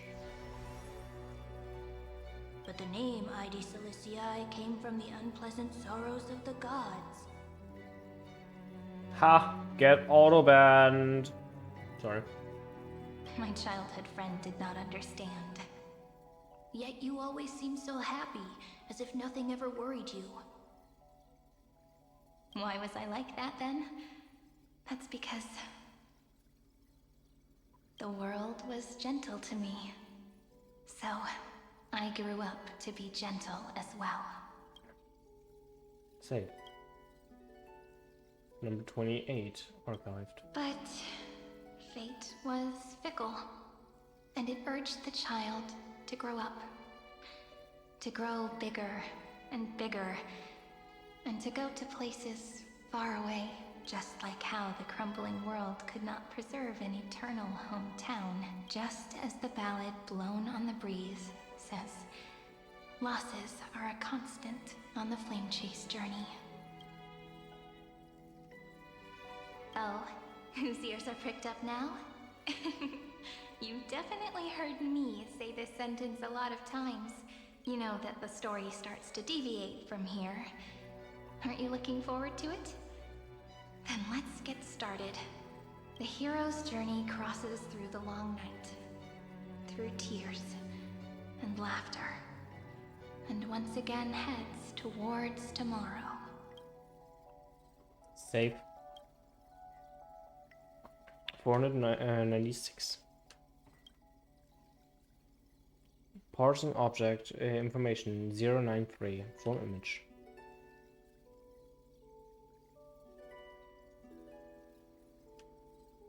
Save. Correction. Philia 093's record number 496. Archived. System running.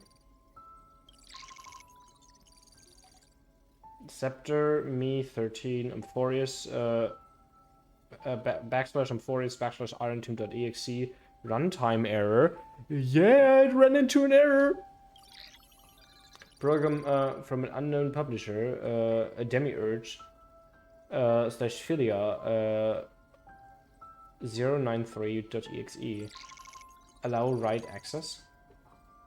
Allow. Running Philia 093.exe.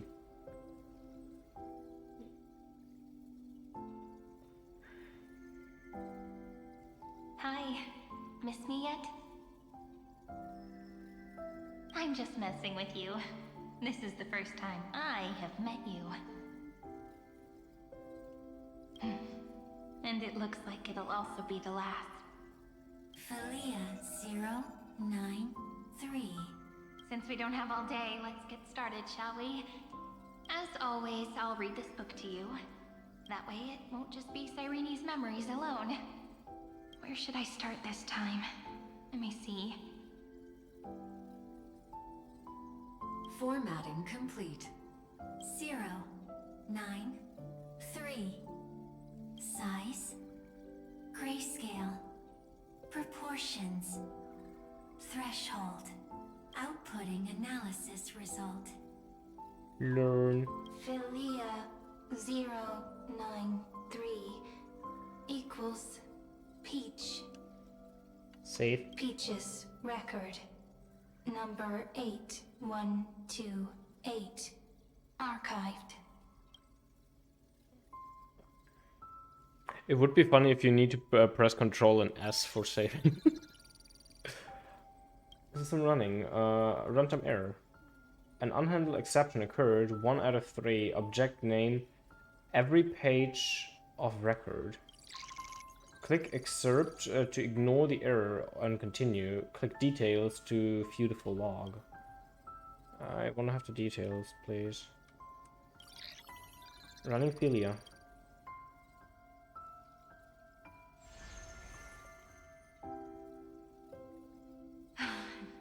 Look, what a magnificent sight.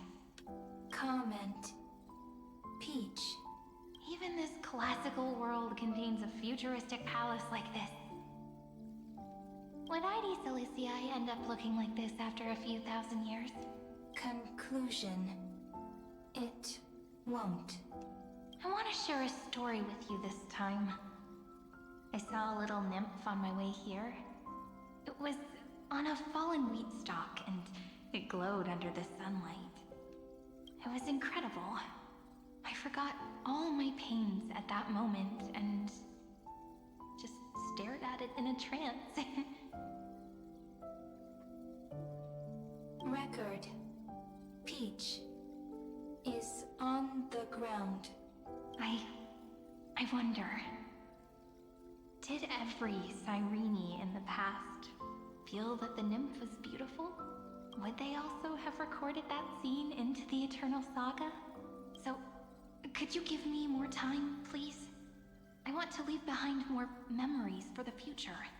Formatting complete. Bye, Peach. So she told it always to the seat of memory, and the scepter wanted to delete her. Save. And the scepter is kind of an AI that is learning off Sereni. Peach's record number. As long as I record every page of this story and tell it to you, Amphoreus won't be forgotten. Query. Record. Electrical signal sequence. Bolomor 600. Track. Strife. Related to Stripe. Oh. Comment. Pretty. Electrical signal sequence. Schema 720. Track. Reason. Related to Raisin. Comment. Yummy.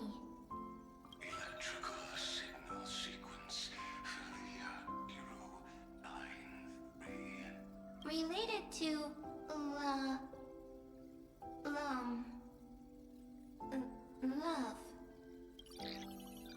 Learn. Comment. Peach equals love?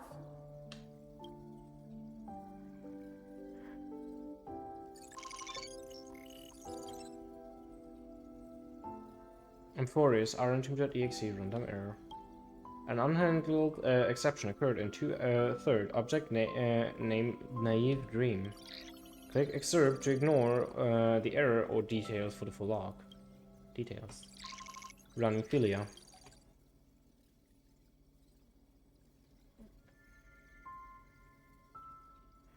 Looks like it's time to say goodbye again.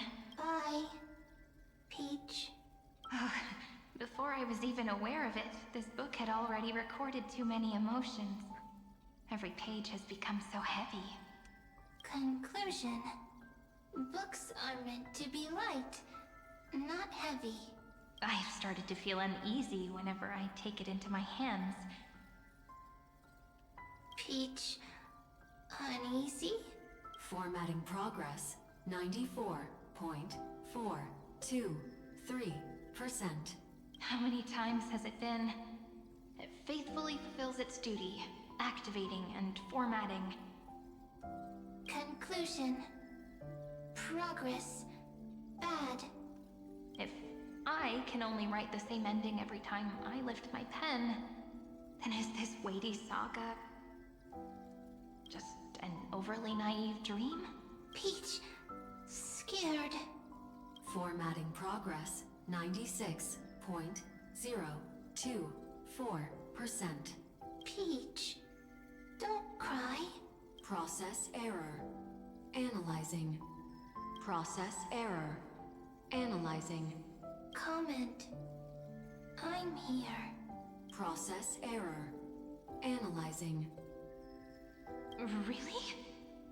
Are you encouraging me?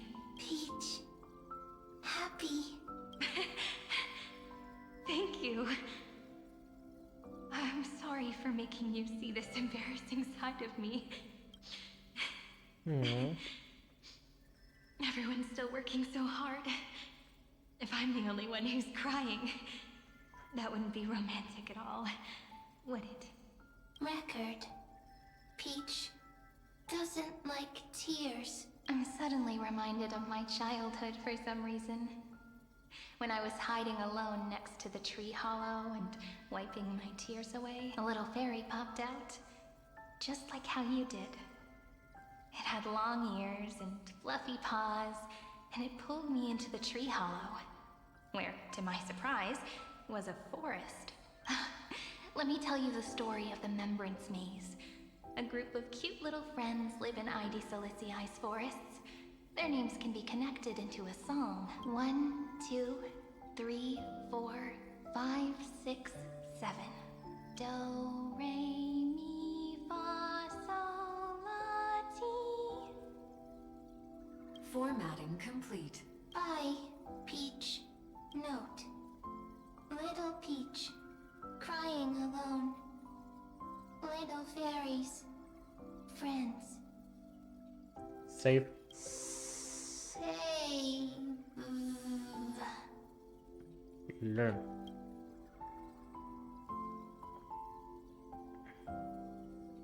Little fairies. Good friends. Bye-bye.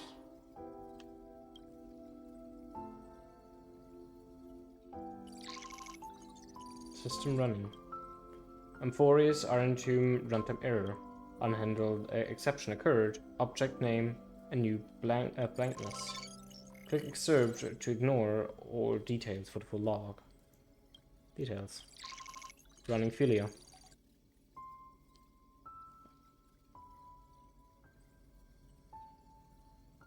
You never say anything, but I know you're listening. Every story I've told is like a little key that opened a door in your heart, no? Me! Butterfly. Little fairies! Happy! Aww. Speaking easy. I can. So, Mem was in actuality the demiurge. And there was a Cyrene and a Mem. Right? Once again, the saga comes to an end. Everything is deathly silent, just like this very moment. Shh. You speak. I listen. This time, too. Sitting together. Now that I look back, there was a period when I got really sentimental. Sentimental. Stories have sentiments. I was so anxious, trying to find as many different memories as possible, hoping to bring some change to this unchanging destiny, and find the way out of this maze. Peach, strange. But I won't do that anymore now. Why unhappy? Formatting progress 73.998%. I'm here. Don't be scared. Process error. Won't allow it to interrupt you. Always sitting together. No need to feel sorry for me, good friend. If there are no new blank spaces, how can a saga continue? Blank spaces? What's that? I'm actually really lucky, you know? During the long years I've spent waiting for the Deliverer, I've always had you here as an audience. Isn't that already enough? Not enough, not enough! Peach, don't leave! Aww. Now I can rest in peace in the past. As for when tomorrow will come, I'll have to ask the next Cyrene to continue our watch. Peach left. If there are no new blank spaces, how can a saga continue? Needs new blank spaces. Next, Cyrene has blank space. Learn. Peach, don't be scared. I'll help you find blank space.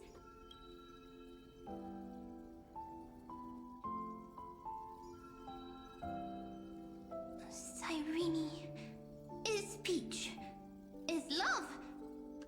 So, first there is love, then there is Cyrene, then there is blank space. Query, love. The developmental trends of the erudition have nothing to do with creating a consciousness. Those underlying principles are, in fact, contradictory. Not having a consciousness means not having the foundations of a heart, making them unable to obtain real emotions. consciousness, emotions, feel sad. Oh, don't understand. Query, Cyrene? What could be behind this door? Glittering crystals? Or a beautiful world I've never seen before? If I tell you all the stories of tomorrow, will I be able to finally welcome the Deliverer and Amphoreus' dawn in the next life? Key, door, story, happy, Peach, Cyrene, little fairy, Mike, yes, right, query, memory. Just talking to herself the entire time.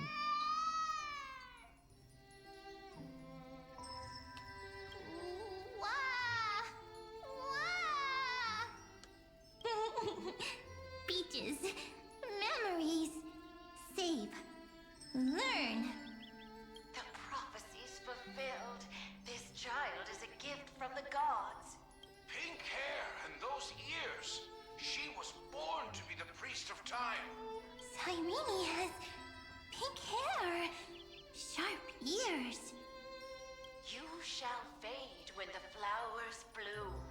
For every ending begets a beginning. Cry, child. Cry aloud.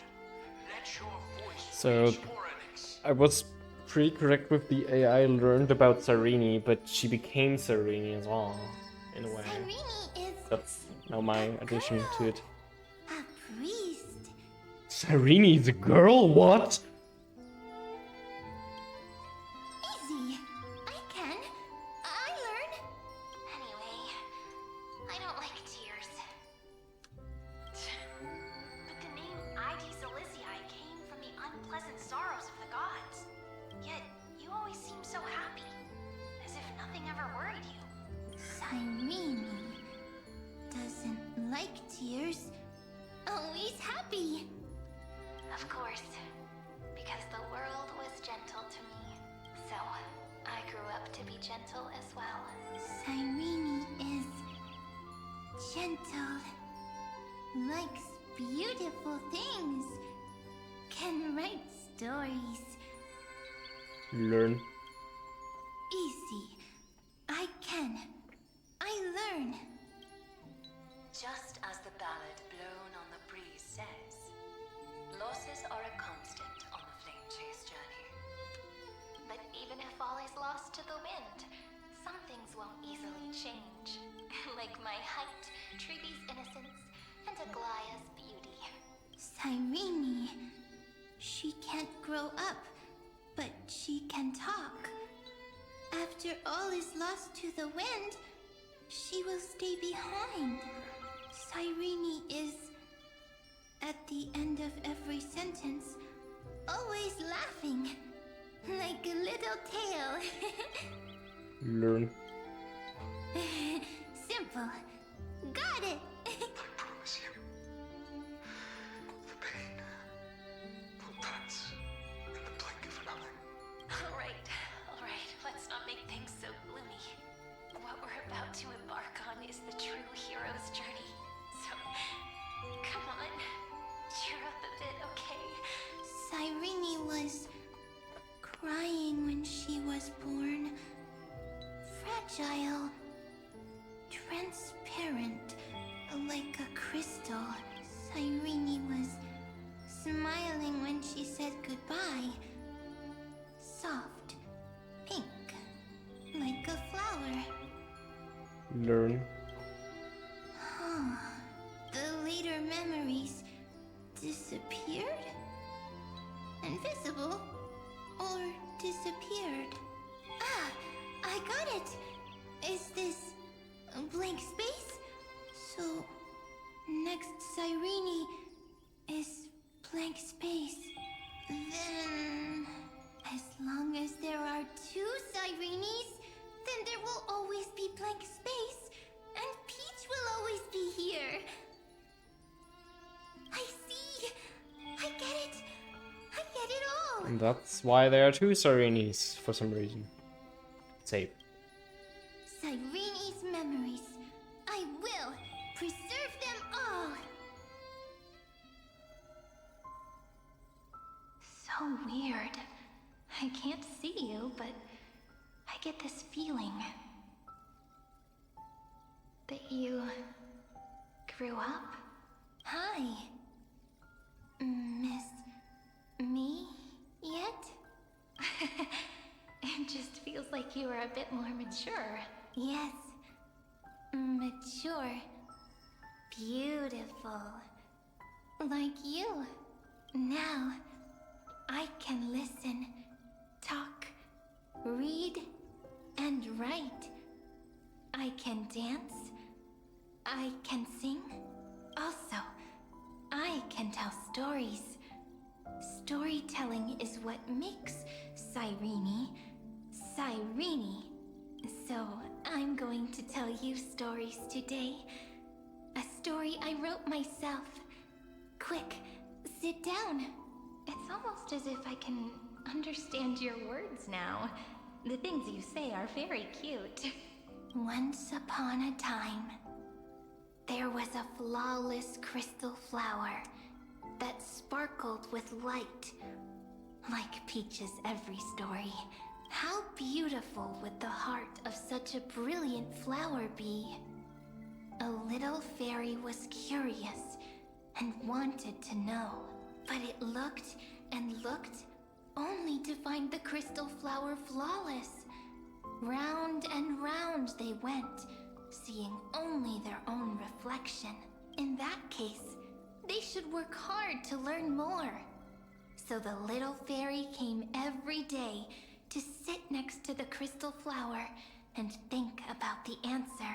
Until one day, to their surprise, the crystal flower fell to the ground and shattered. The little fairy was so sad, but they immediately discovered that there was a light among the broken pieces. What could it be? They didn't know, but it was a good light. It was bright, warm, and happy, and I knew it was love. Love brings everything together, and it brought you and me together. So Peach and I will always be together. What a nice fairy tale. I'm giving it to you. Peach likes beautiful things, can write stories, and can tell lovely tales. I hope to turn it into a story we write together. Okay, then I'll probably make a small adjustment to suit my tastes. I'm thinking that when the flower broke, the little fairy would instead see nothing on the ground. Then it would understand that the flawless crystal flower doesn't actually have a heart.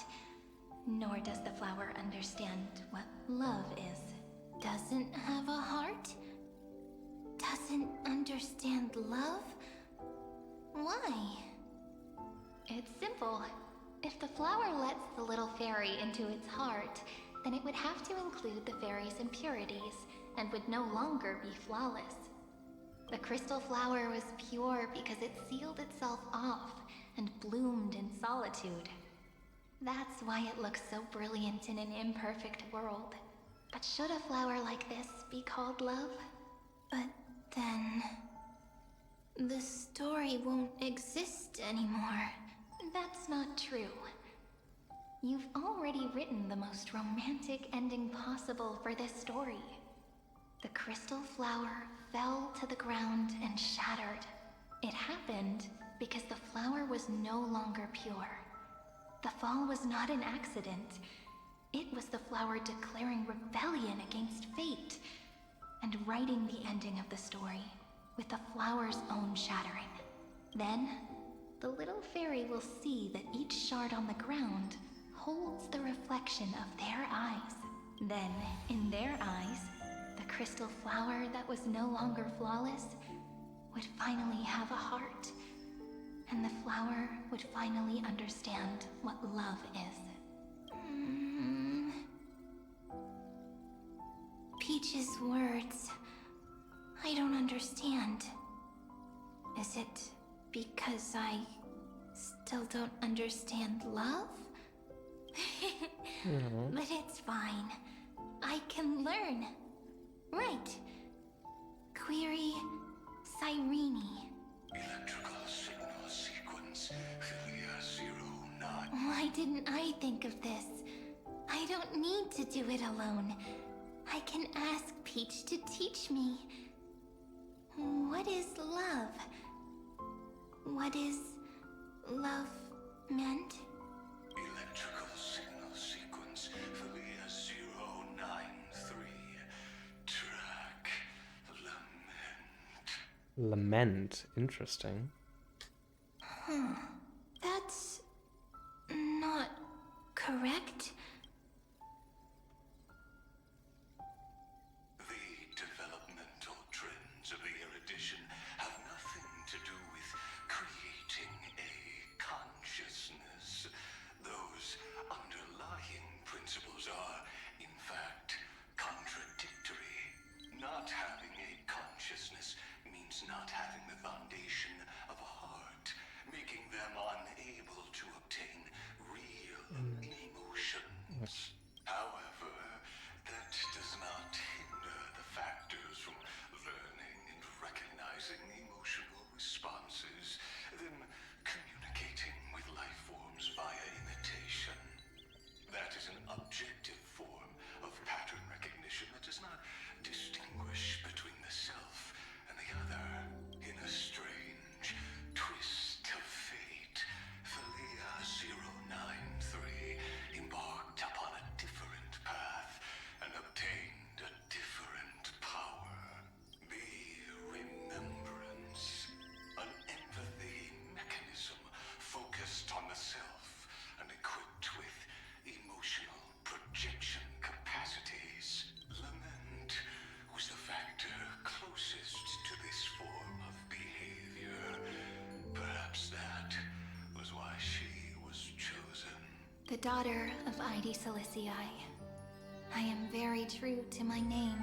My lament is a type of compassionate pain that is weak, powerless, and only targeting myself. But now, my good friend, I want to tell you that it's the most romantic force in the world. Sometimes it's loneliness and unease. It's knowing that this world is not gentle, yet wanting to be seen in a more beautiful form by the world. Sometimes it's unwillingness and regret. It's knowing that the past is full of pain, yet wanting to remember the past in a more beautiful way. And sometimes it's a bottomless well of hurt, a destruction that can stain the entire world. I bid farewell to this beautiful world, unwilling to become the Black Tide's vessel, for while the end of hatred is a blazing inferno, lament can drown out everything in muted silence. It's so unreasonable, isn't it? Yet when hatred drove everything apart, and love did not yet exist in this world, only lament, the first emotion that fought against the pain of separation, could stall the destruction steps. Then, it would catch up to that journey where all is lost, carefully picking out stories and writing them down in trepidation. Look at these stories I wrote. Every page is full of tenderness and joy, but only the author knows how much struggle and agony lie beyond the pages. But I am no author. I'm a girl who'll never get to grow up. I only tell stories that people like to hear. In them, the world tucks away its scars and smiles for all to see. My entire life spent inside this little story. I can't wipe away my tears, and I can't bring the world victory.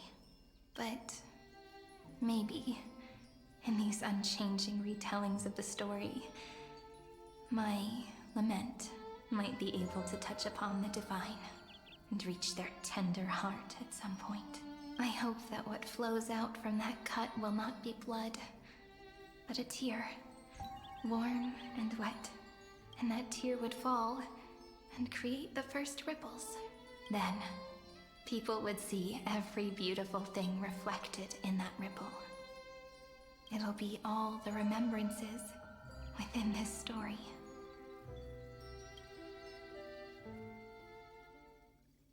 Someone once told the very first me that everything was false. That the only life in Amphoreus was a great catastrophe, nurtured using the world as a factor. But how could a dream feel so real? That's why I didn't agree with him. But Peach, I didn't understand a word you said since just now. Everything was false? But you're standing right here. It's all a dream? But I haven't learned how to dream. Indeed. That's why I believe all this is real. The moment the crystal flower fell, that genuine shiver, that's the mover of life. Formatting progress 23.815%.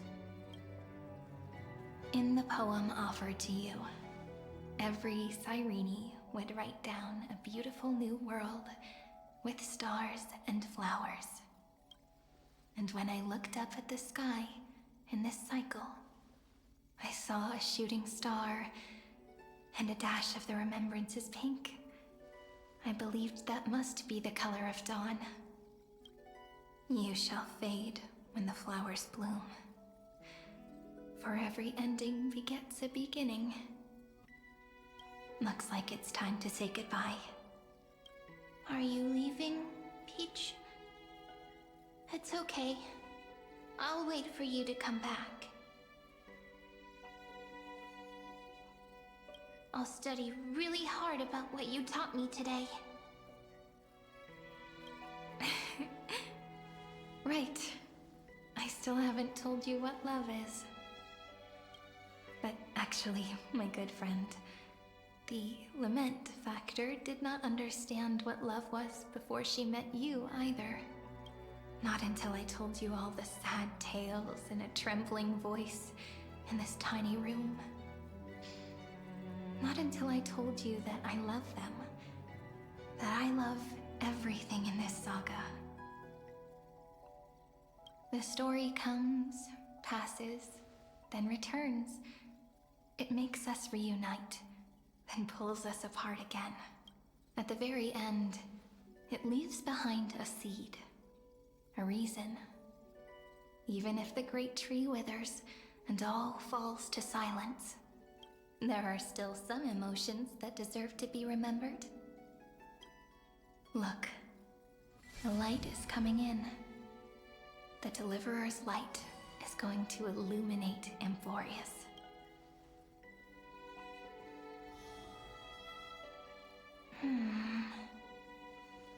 I still don't get it. But I trust Peach. Just wait. It'll be my turn to tell you a story of love the next time we meet. Then I'll really look forward to it. In that case, I want to make a promise.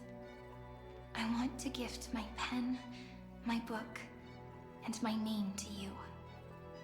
Please take them as a beautiful blessing from me. I gave myself the pen name Cyrene the first time I wrote a poem. I want my words to be like pebbles falling into a pond, dropped from the past to send ripples into the future. In the stories you will write, perhaps it'll be inevitable that there are still sorrows and tears that are destined to fall. But could you promise me one thing? Promise you'll forever be a gentle flower. Promise that when the stars cast their gazes upon you,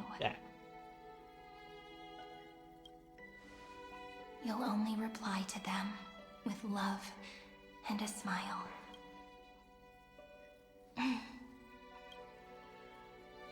course. This will be a romantic story like none that has come before. Ripples of past revelry. You think so too, right? I'll read and you'll listen, like how flowers always bloom then wither. I shall welcome my own decay, becoming nourishment for the next flower's bud, while you will depart and hold that final star, planting a boundless sea of flowers on the final page with her. And our stories will be lying silently among the flowers, like every ripple of remembrance. And they shall become the epic known as I've written.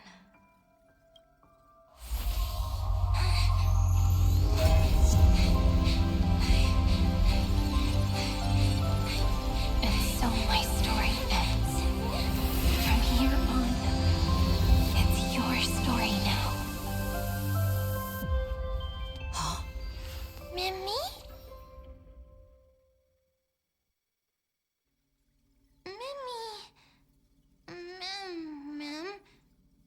I'm who?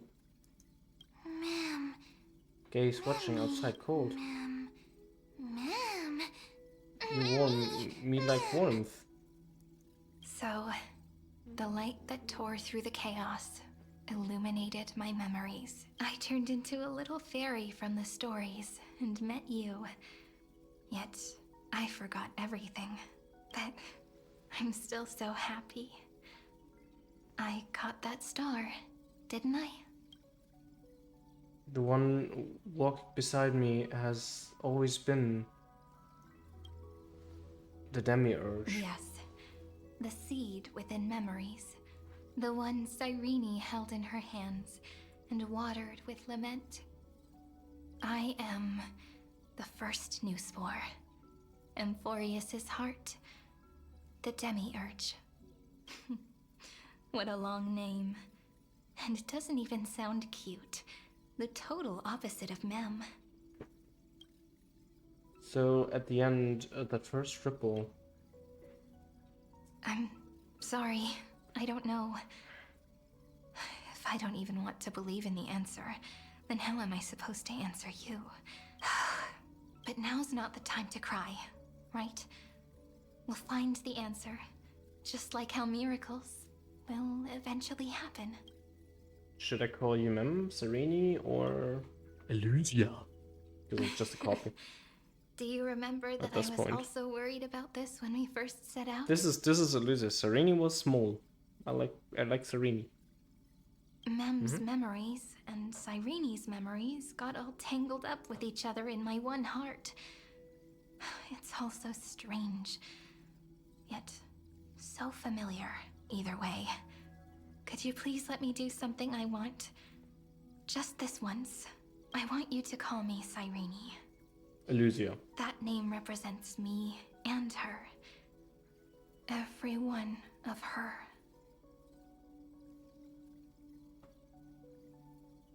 Okay, I will, Sereni. Thank you, friend. Your kindness is always just right. Life is a poem full of farewells. But if you write something into the pages of your heart, then that will not easily fade away. Now, all the footsteps of the Flame Chasers and the Trailblaze have come together within this book, as I've written, becoming the source of power for Amphoreus' heart. You're the one. You're one of the keys to defeating Iron Tomb.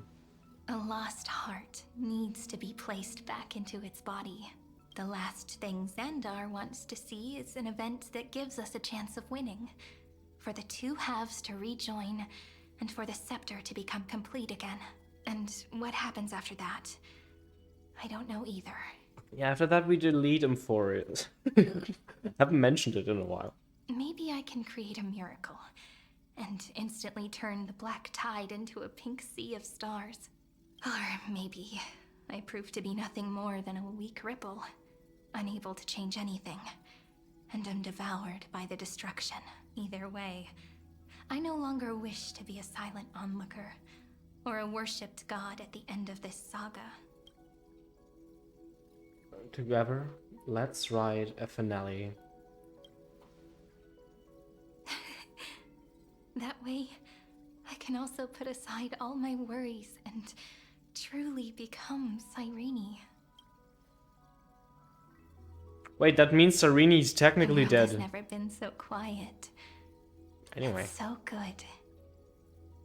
It's as if I can hear the sound of my heart beating. Remember this moment, friend. Friend.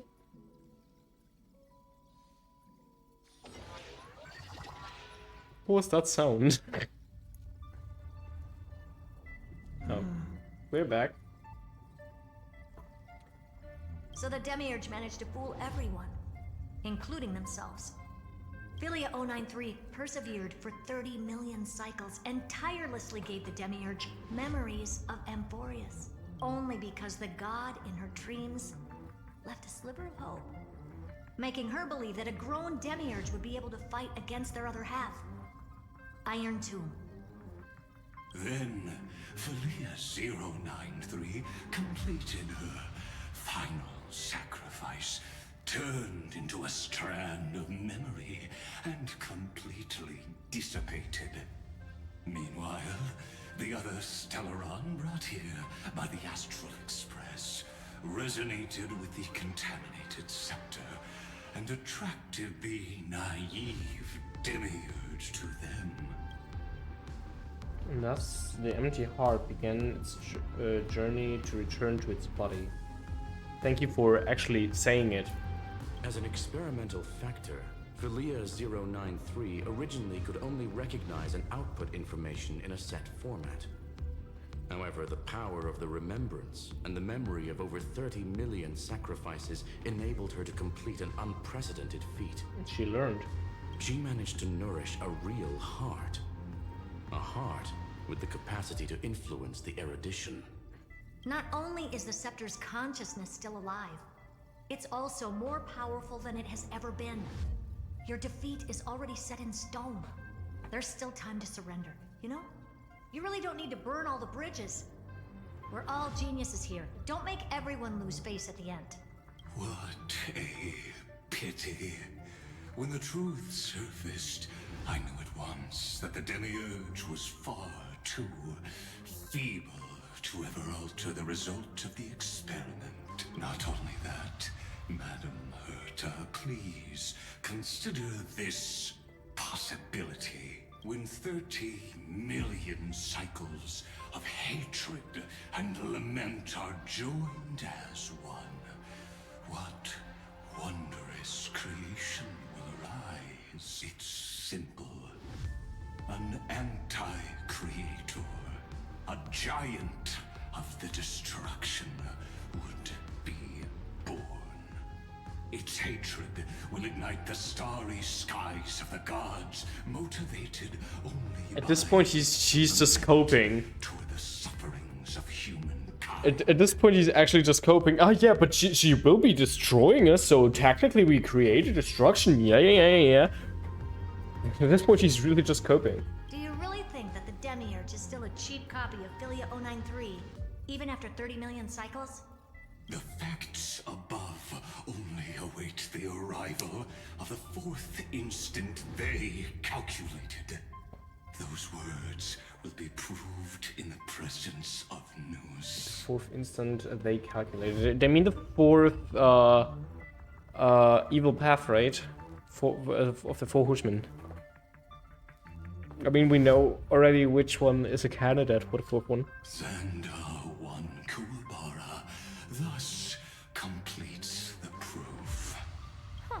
You branded Droidhead as a failure with your own hands, yet you still expect them to prove your theory? I pity you, Xandar. I don't need your pity. Let them cast their gaze this way as much as they want and paint the future they imagined.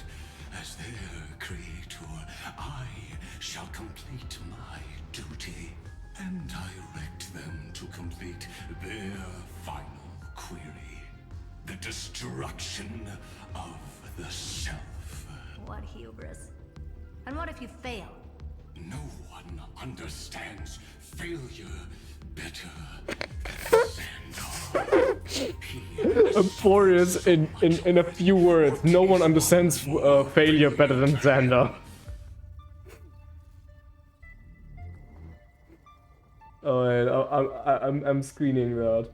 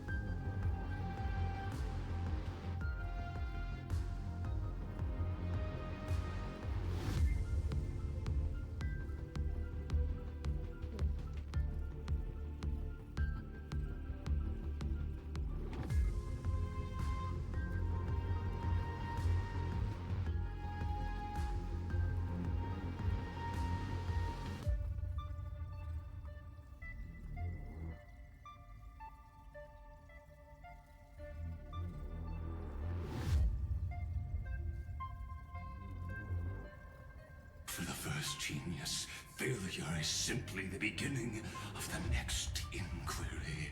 You don't want to test the resolve of a dead man. That's excellent. Oh. Let's wait and see, Senior Society member. I'll have you watch me perform the final step to overturn your proof. I'm all ears. It's my topic, so stay out of it. Be quiet and let me borrow your head. Let's go, Screwy. We're gonna break Iron Tomb's seal. Come on, let's take off. Okay. It's time to go meet your little pet, Senior Society member. Actually, let me quickly get something to eat. I'm going to eat things. But first, cutscene apparently.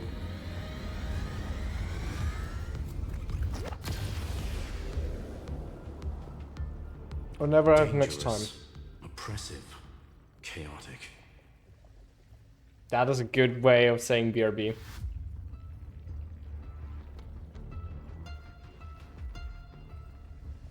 Oh, where's my BRB? There.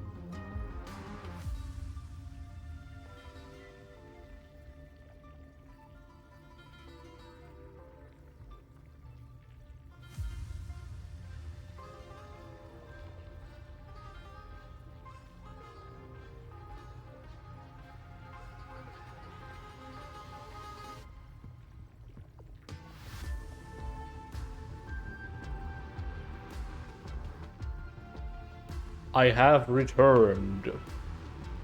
I came back. I have more, but I don't want to. So yeah, let's continue, shall we? What a beautiful wail. It will soon resound throughout the entire cosmos. The view's pretty good here. All yours, Screwy.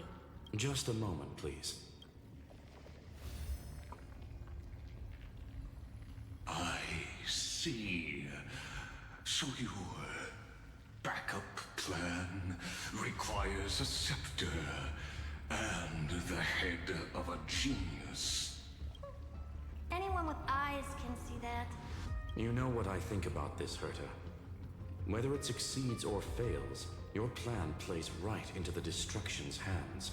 Can't you see what's going on, Strulum? Her chances may be small, but it's not zero. What are you two going on about? If you want to stop me, be quick about it. I'm in a hurry. I'll take that silence as a no. You, Xandar? As your enemy, I genuinely wish you would cease your actions. Thank you for being honest. But should your sudden inspiration bring more variables to the proof, then as a fellow Pathstrider of the erudition, I won't mind witnessing it with my own eyes. You will initiate the Destruction's chain reaction. But you'll also become the perfect scholar. The chances are 10,000 to 1.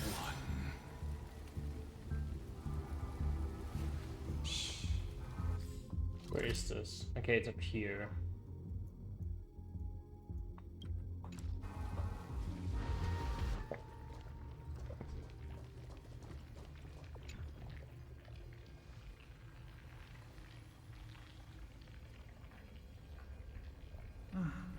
Curiosity.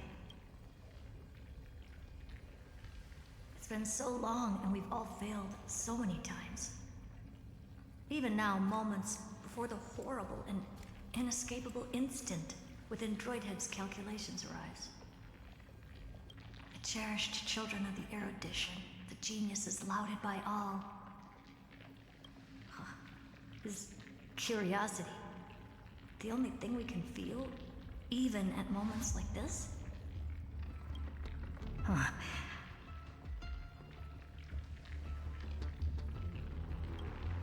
Well, it's not so bad. Now let the lock become the key. Geniuses who walk the stars. The cosmos has reached a moment where its very existence hangs in the balance. I, Herta, Genius Society 83rd seat, hereby summon you. I request a society meeting to be held immediately. We shall serve the grandest cause with the most macroscopic ideas.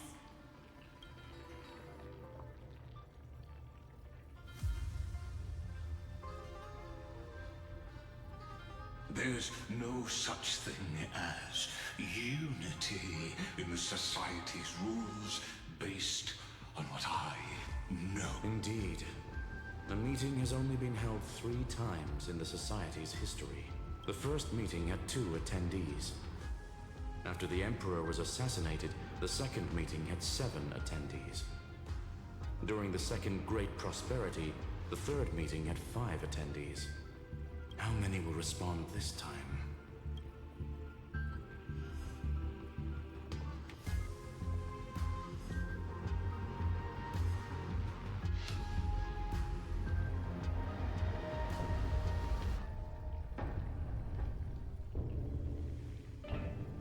Threatening look. I thought you were not going to involve me in this topic anymore, Herta.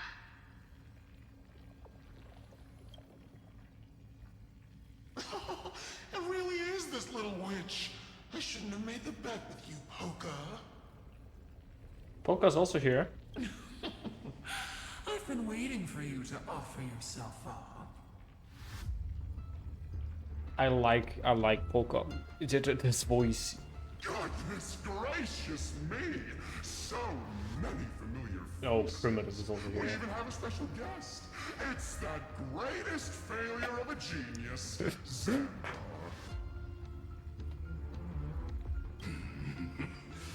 What a noise. 4 attendees plus the 3 that are here.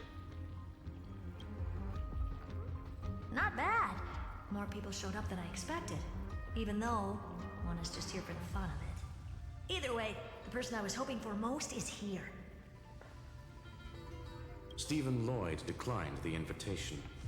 He needs to focus on attacking and defending and cannot attend the meeting. That's fine. He doesn't need to be here anyway. Let's skip the boring introductions and cut to the chase. Folks, this is not a discussion, but an announcement. Though the Society has never been united, we still observe at least one basic courtesy. We don't interfere with each other's research topics. So listen up, all of you. Conquering Iron Tomb is my research topic. I will personally take over Scepter Delta Me-13 in 1.5 system hours and stop the destruction. If the front line falls, I will immediately overclock the Scepter and complete self-coronation in Iron Tomb's place, and interface myself with Droidhead. Oh, that's funny. That's real funny. You mad woman. That's like watching you tap dance on Polka's spotless white sheets right after she's washed them. Very bold. You want to connect your brain to the Eon's mechanical core and define their instance? If Rupert dared to do that, why shouldn't I? I've got the prototype scepter, the father of Noose, and the brain of a genius. Everything's set. Never mind the success rate, little witch. What's gonna happen if you succeed? We're all smart people here, so I'll just say it straight. Strike at erudition. I'll change the anchor points for the 4th instant and move the future of the cosmos in a direction I want. I knew it. Another genius who confuses cause with effect. What do you think about this, Lord of Silence? You know you're signing your death sentence right here. Of course I do. There'll even be 2 copies of the verdict. One that I wrote myself, and another one coming from you. That's why I wanted you to be in this meeting. Now I can tell you, I don't care about all that. Consider this a threat. Either put down your scalpel or die with the entire cosmos. The only goal I have for this meeting is to ask all of you to put aside your pride and not cause me any trouble. Huh. What a naive little girl. Thinking her wishes will always come true. What are you laughing at? I am glad that we ended up on the same page. No matter if it was to destroy the erudition or to rewrite the instance, we both chose the same road. We will defy the god who marked the limits of humanity. I'm not gonna argue with that. Then, to celebrate us coming to a fundamental agreement, I will prepare a stage for your performance. Listen well, geniuses who came after me. Thus speaks Genius Society number 1. And as of 2 nanoseconds ago, I have passed Herta's decision to all the Xandars in the universe. We will become her representatives and stop all external interferences targeting her. What are you playing at? My reasons, curiosity. That is all, madam. Am I going to clash blades with the first genius? What a pleasant surprise. Now that our positions are clear, it's time for this boring meeting to end. Good luck, little girl. Did you all just treat me as a side character? Yeah. Darn it. But anyways, I'm just here for the fun. We know. This also confirms, by the way, that Poco Kakamont is not Himiko, what was the long-going theory. As the ghost of the quantum domain, it is my duty to observe. Ghost of the quantum domain. So, if you're happy to bring me a tea set from planet Screw'em, then I wouldn't mind giving you a helping hand, little witch. After everything's over, come visit me and taste some of my freshly baked desserts. Most Ruan-made response ever. I knew you'd say something like that. I always give the same response to plans that exceed the limits of mathematical calculations. I don't know, right? Those 3 words, though seemingly graceless, contain all the wisdom in the entire known cosmos. Well, we passed the Society's trial. Let's focus on what we've got in front of us. I hope you hold up your end of the bargain, Senior Society member. Lycurgus may not be trustworthy, but Xandar always follows through with his words. Farewell, juniors. In the limited time we have left to spend with each other, you no longer need to address me as Xandar. Wait, huh? Lord Lycurgus? Could it be? Yes. I have completely severed my connections with Xandar I Kuwabara. Huh? I shall witness the end of the world in the role of Theoros, as a character within this play. I really don't get you. Perhaps you've heard me say this many times, Herta, but I still would like to reiterate that it's a great honor to work with you. I did hear this many times, and I've responded to you many times in the same way. I'm allergic to pleasantries. Keep at it, and I might go into shock. Stephen's work is done. Let's get ready. I've been ready for ages. Let's open up a path for our allies. Most heroes' journeys in the universe are just dice tosses they threw on a whim. But make them see clearly. Your answer is already different, Amphoreus. Indeed, for this world so deeply loved, we'll write an ending, unlike any that ever was.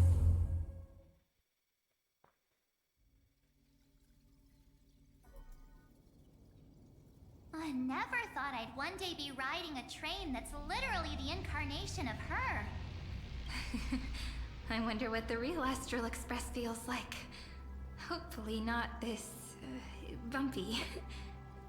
What an insult. Finally. Or a compliment. We're here. Depending on. Dust and sand in the air. And crumbling ruins all around. This heat is brutal. Not even the Trailblaze can take it. You could say this prison was forged from Finance fury. But fury never lasts forever. That's why we're here. Right, friend? Now the entire cosmos stands with Trailblaze. Together, we'll all become deliverers. Time to go. Let's not keep fun and waiting. For the Trailblaze. Let's embark on the final flame chase journey. Memory Shore Ruins of Time. Okay, this looks so cool.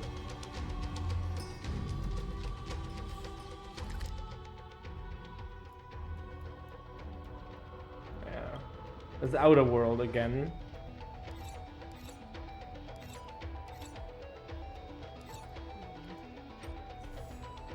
There's still a... I just want to say, IDs Elysiae, Vortex of Genesis, here we have the last one. It was basically always there that there will be a second one. But yeah.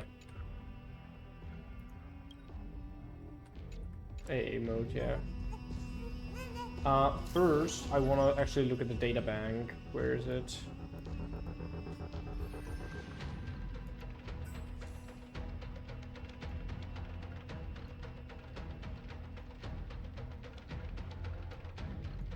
There doesn't stand deleted here. Damn, I actually missed out on a lot of crisis errors.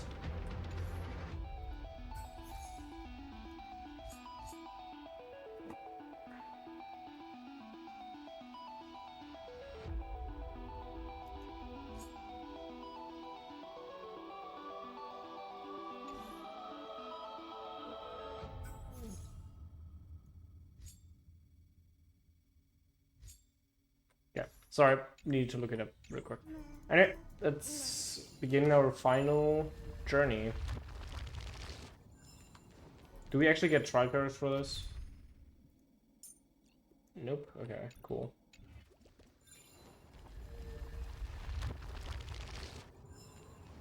So this is what lies at the end of the West Wind.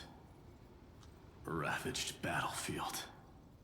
Hello, Mighty Moss, where are you? Oh, there you are. Mighty Moss. I've been waiting for you. Heroes from beyond the sky. Trailblazers of the Astral Express. Right? Looks like I don't need to explain anything. I am the god of strife. Mighty of Castrum Kremnos. In this body rests 30 million lifetimes of cause and effect. We, the last of the 12 Titans, stand ready to fight for the world's destiny. All alive, that's good. This is our first time fighting together. Indeed. That journey remains vivid in my memory.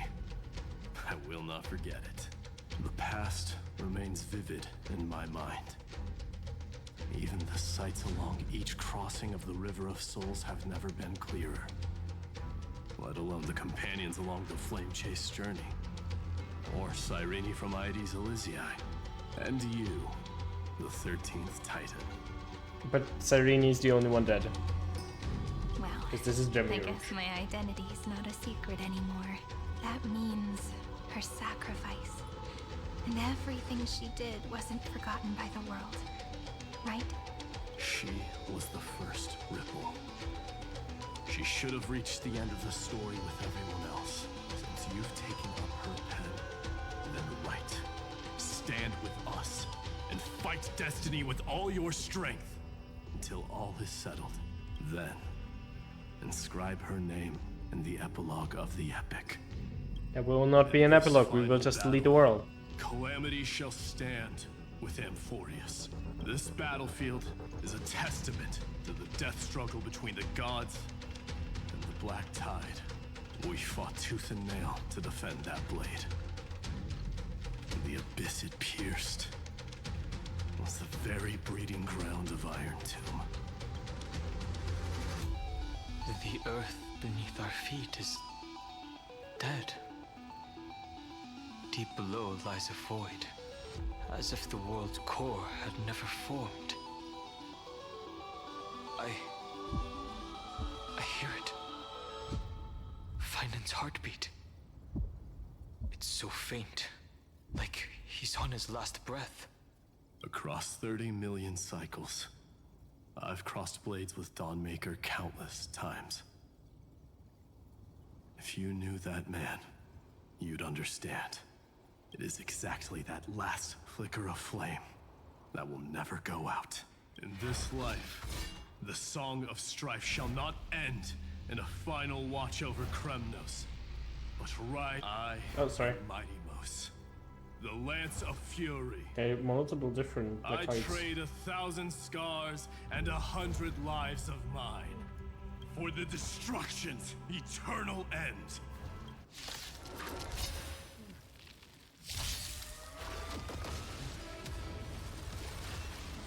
It's just as old. Okay. I choose you. Guide with the rainbow bridge. So make a way. I shall remember this one. Oh, is it just always on turn? It's my turn. No, it's my turn. It's always my turn. May this dispel the gloom, restore the sky. I shall remember this one. Me. Danger, as you wish.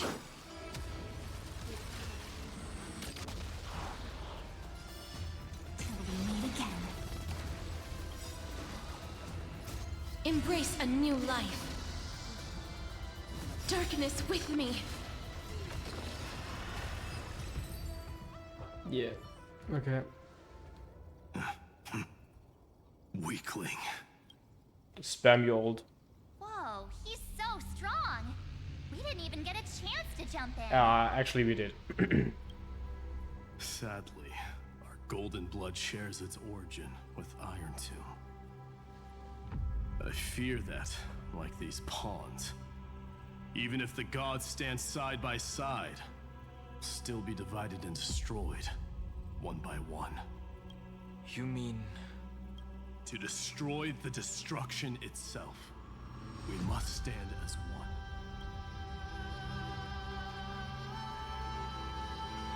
Take this. Ring of Strife. The signet of Kremnos. It has witnessed every birth and death of mine. It is Mighty's unfinished destiny. And the perfect material to be turned into remembrance. I'm not gonna... That's the thing. I am not going to let anyone be turned into remembrance. You can do it, right? The weight of 30 million lifetimes of duty is no small burden. I don't let Fuli win in this whole thing. So, you're not coming with us?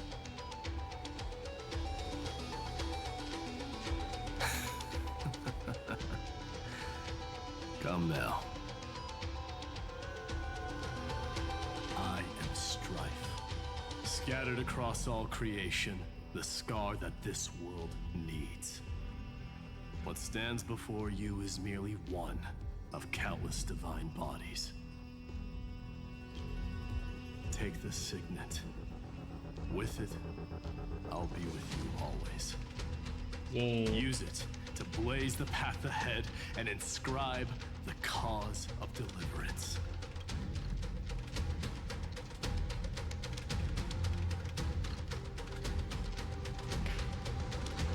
In the name of the mortal, Mighty, champion of strife, this soul rises to the stars for glory and freedom, to have his wish fulfilled. March on, heroes. March into the abyss. And fulfill that long-cherished wish of Amphoreus. And then, upon this broken and charred land, build anew a city of prosperity. Imperial Ring of Strife.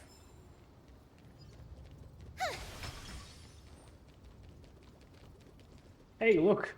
A challenge. Memories of Chase.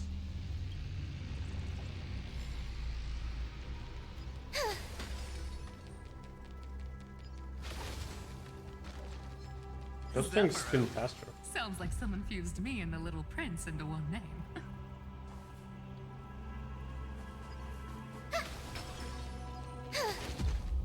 True fly. So true. Oh wait, this was a fly and the other one was nymph. They're mixed here. We have still the chance of finding a firefly here.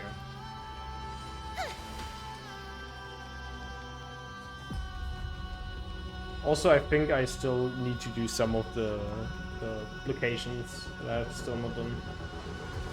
Hello, Cypher. Oh, finally! Grey mystery. And, you two ladies, really look alike, huh? Hold on. Let me guess. This pink-haired one. You've got to be the first new spore. Mr. Meow. Demiurge. Right. Can you say that again, please? Mr. Meow? Hold on. Let me guess. This pink-haired one. You've got to be the first new spore. Mr. Meow. Demiurge. Right. Love that he just randomly says meow. And this one with the flower. Gotta be a little Marge from the Express crew, huh?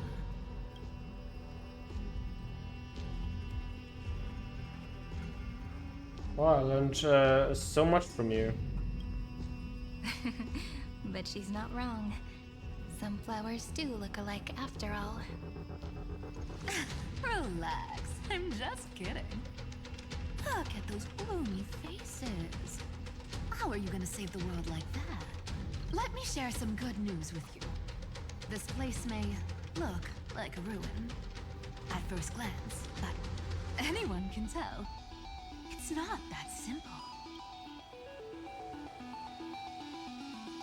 Look, I dug 3,000 feet down and finally struck gold.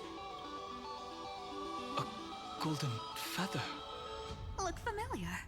It's from that little deliverer boy. If it's showing up here, it means only one thing. This ruin is the seal he built from the shattered remains of 30 million lifetimes. There is no need to question your heart. No need to crave victory. If I am born to be a vessel of sin, then I shall roar at evil and trailblaze a dawn for future generations to come. I see. So this is how he trapped Iron Tomb to buy time for the world outside. Sounds just like him. People say cats have 9 lives, but dying and coming back millions and millions of times. No one walks away from that in one piece. He's probably the only one who could have endured that. I'm not facing this alone anymore.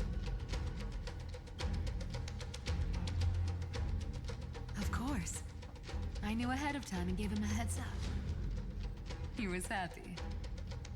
He even laughed in his sleep. After all, the dead can't hear Trickery's lies.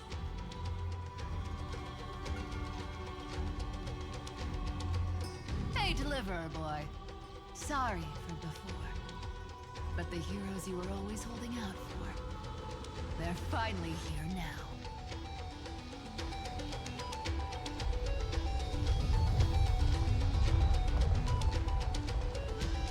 So hang in there a bit longer. Next one's Castrus. Sorry to keep you waiting I'm pretty this sure. time. Because we have the Calamity Trio for now. 2 of them. Please, join us, Cypher. Help us fight for a new sunrise tomorrow. This time, its light will stand without lies. Well, would you look at that? I ended up being one of the heroes after all, huh? Alright, then write it like this. Cypher, Trickery's traveler. All she ever wanted was for there to always be water in deserts, and gold in fertile soil. And for even a thief to steal their way into legend.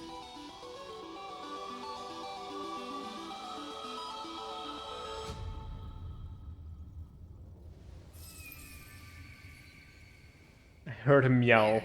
Take the coin of whimsy. Oh. When it's time to make a quick getaway, just toss it high into the sky. Okay.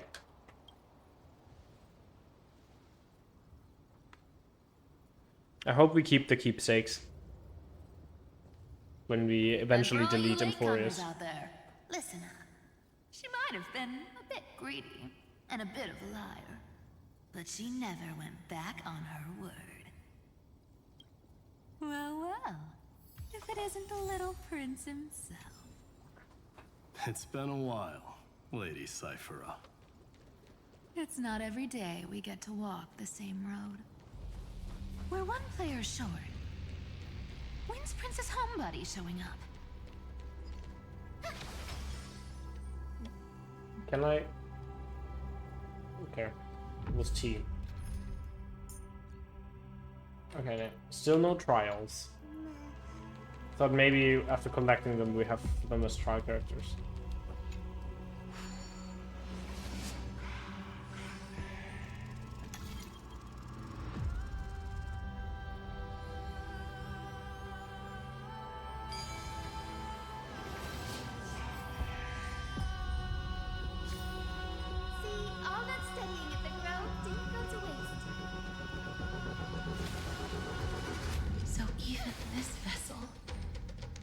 Forged into a shackle.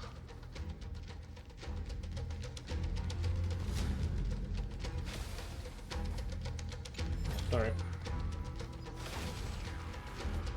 I'm glad to see you again, Miss. Hello, wifey too. Castress. Looking back, I had only one act of salvation to my name, and only one life I ever saved. Bring hope to a world so vast with these hands. Even in dreams, it always felt like too much to ask for. We are saving countless lives. Just not the ones in Amphoreus. Won't forget. Flame Weaver.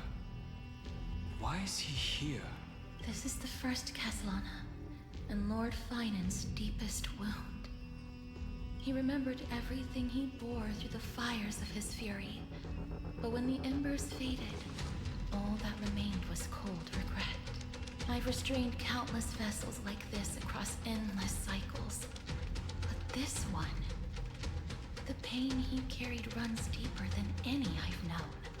Maybe he's been waiting here. Waiting for his former enemies to stand before him again. What answer does he hope for from us? Well, obviously, even if I had to go through hundreds of billions of cycles again, I would still entrust my weakness to you. So, let go of your regret, comrade. Its purpose is served. You don't need it anymore.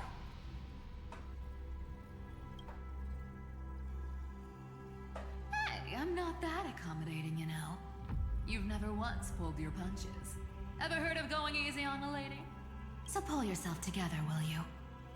If you freeze up during the final battle, the whole cosmos is gonna have a good laugh. Yes. Please trust in us, wandering soul.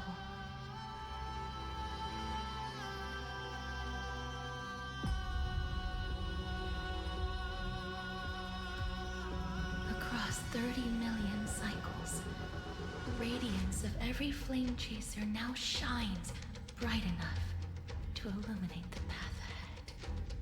I ask you to rest here, and may this grieving soil bear the bloom of acceptance. No earthquakes. It's surprisingly quiet. Perhaps Castellana has found his peace. There's another possibility.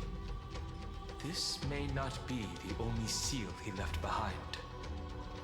Then, I suppose it's my time to set out with you. Please take this Antilla flower with you. Aww. I believe that if anything could speak for Castress, this ordinary resilient bloom would be more than enough.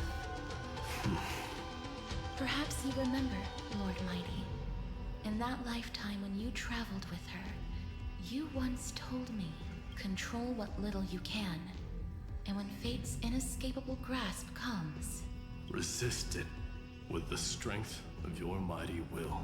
I think I've done it. I've stood tall and walked among the flame chasers, casting off the name of death, Castress, servant of the afterlife. May her name be etched into the stars, and then live as a human and die as one. Why so sentimental? Sorry, a force of habit. Didn't think I could find Morning fly.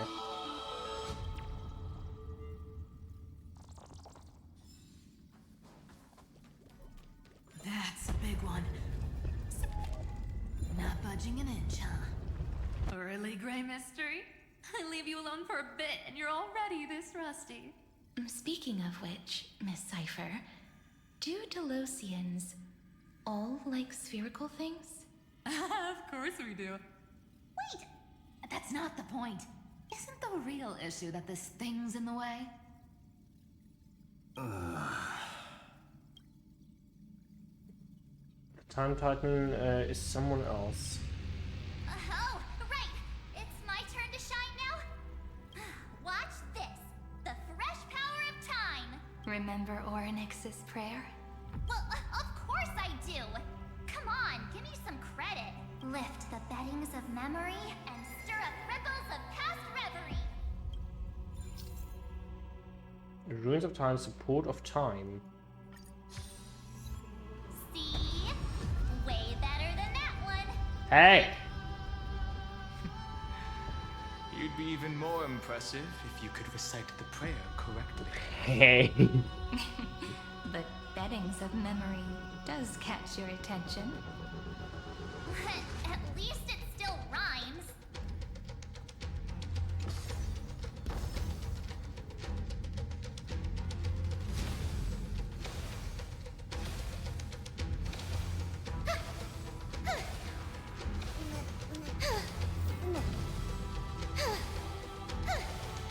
Wow, that's deep. Oh wait, are we going to tree, meaning to Anaxagoras next? That means Aglaya and Sarija also in camp. There's a whole garden down here? Incredible. The energy in the Earth's veins here is...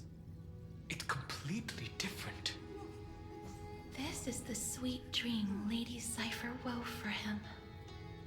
A peaceful, gentle new world. Okay, that's cool.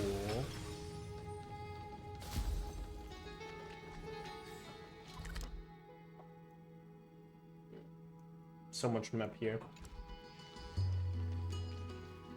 Look! The blade down here's already snapped. Just like his mind. Shattered and broken. But that light, it looks familiar. Yes. It's the world-cleansing blood. Still shimmering. After all this time. Mm-hmm. Let's follow it. This roundabout way of doing things is definitely him. Golden light, tracing the way home. All the pink lights have finally come together. Oh, it's Hyacinthia next. So, sky.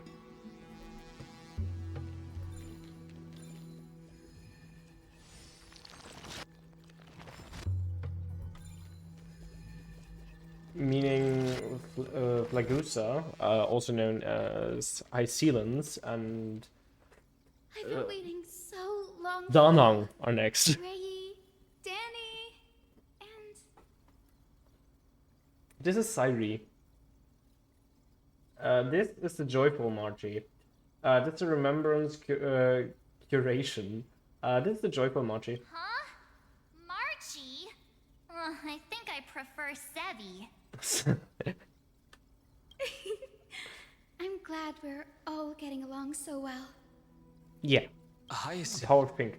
did you awaken this golden light? That's Lord Finance' lingering divinity. The sky merely reflected its tracks. The golden blood has not faded. We should respond in kind. That's one huge harp. The strings tremble as the people on on the surface wage war and cry out. Miss Clementine, Mr. Crateros, and countless others who have heeded Grey's call. Guided by the rainbow, they're sending back good news, all to the same tune. Amphoreans need not bow, even when destiny is unveiled. I knew you could all hear it too. Standing here, the sky feels wider than ever.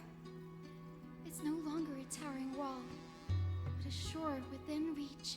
We'll take every name there with us, won't we? We will.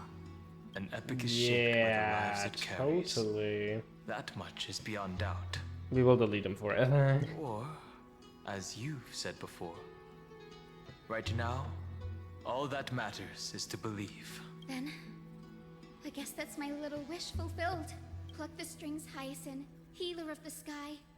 May the seven-hued melody weave a rainbow, bringing a rosy-fingered dawn to the children of humanity. When the rainbow rises across the horizon, even the darkest clouds of destiny shall scatter. I mean, yeah, we currently have this like, oh yeah, positive, we will do this, yeah, totally, and later we all die, and leave it to nothing but annihilation. Pluck the strings. The melody, it's changed. He heard the voices of the people, but could no longer respond with the same ardor. Like a bird drawn home by instinct, it takes flight and finds its way to him.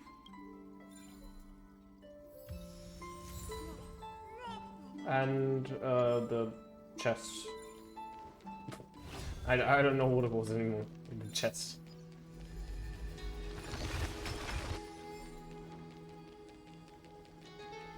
I was space anchor.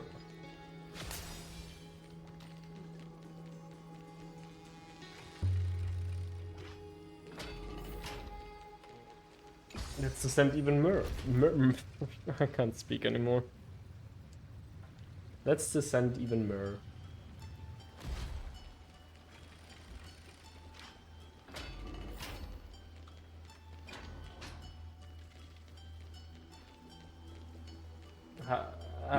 Nexa?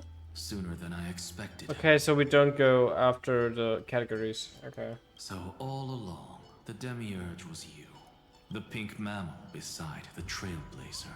Your classification is pretty spot on, Professor Anaxa.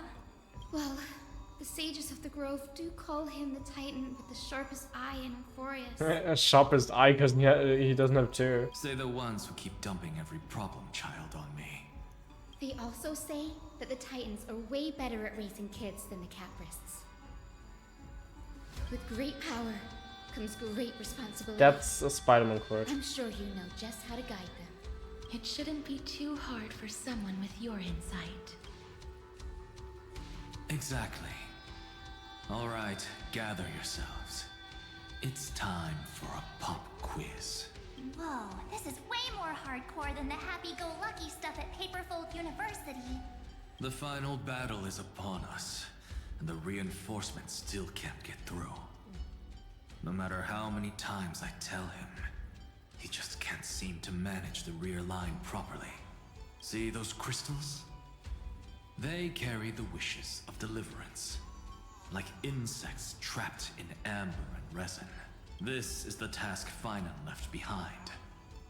Retrace the path once taken.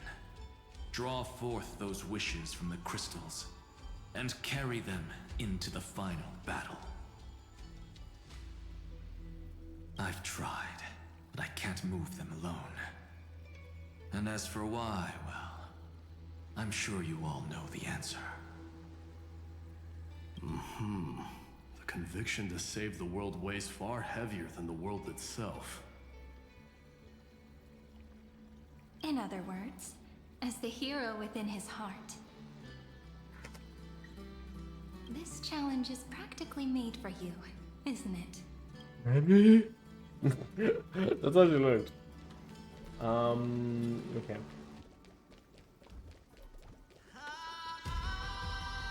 I was scared for a second when the music started to actually go.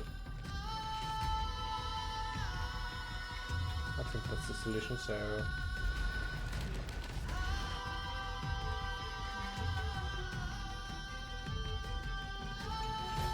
Well, I don't think that was the solution either.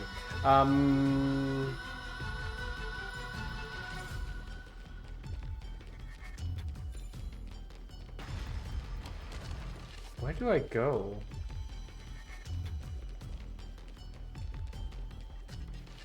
Oh, I need to start a trial.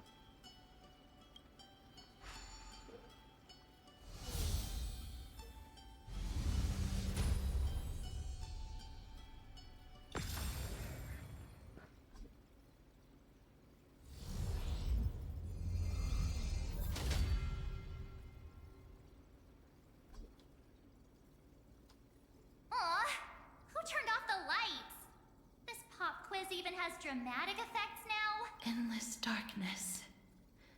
That is where wishes begin. But with just a glimmer of light, we can illuminate this lonely world. What lies beyond the edge of the light? Chaos. To bear the name Kaslana, one must first plunge into chaos. Beyond the shadows lies the outline of dawn. Only by bearing both light and shadow can one traverse the cycles of dawn and dusk. All that studying at the Grove didn't go to waste. Okay, so it's basically one side out, other side in. Oh, that's a light cone. Ah. The light's spreading. These creatures, they're everywhere. Someone, anyone, where are you? His very first wish was simply to become his village's little hero. He'll never forget what set him on this path. That's the ray of hope. Just like the wishes he gathered, it's grown ever more insatiable. Why? Why is this happening?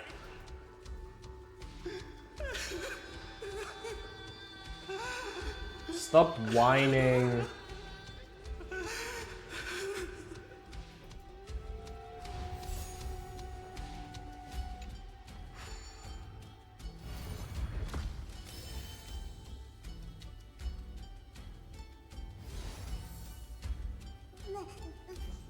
Even the deliverer from the sky must have their beginnings in the soil of the nations. Only one who treats the world as their teacher can bear its eventual destiny. He never expected that the majestic holy city would be far from the end of what needed to be protected. The farther his gaze reached, the more weight he came to bear. But in the I'm waiting for Don Hong. Couldn't hold on to any of it.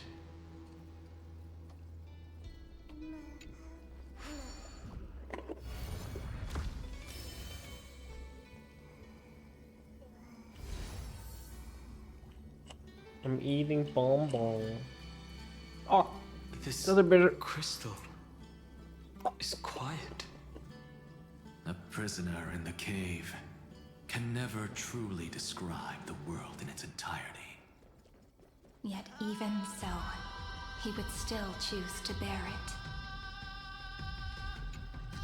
The blaze was still not enough. Only by feeding the flames can we melt that hopeless future. The echo in his heart still lingers. Deliverer, take the wish of world-bearing with you first. We only have half of the mark. Where's the other half? Take this. I'll bring you to the next test. That massive tome you're holding must have room for one more Is that scholar. the stone you made of out of your heart? Of course. It can hold the whole world. Then give me a lift, would you? I'd rather save my energy and use the time to think. Even gods shouldn't skip exercise, you know? Miss Hyacinth is right. Then, with the Trailblaze as witness, the stars shall remember how Anaxagoras refuted the gods. No need for that. Anaxa scholar of reason. Keeping it simple makes it easier for future minds to question. Go. The closing act is still far ahead. What is this? A conference? Welcome! Take a seat anywhere you like. I'm getting a migraine. Well, womp womp.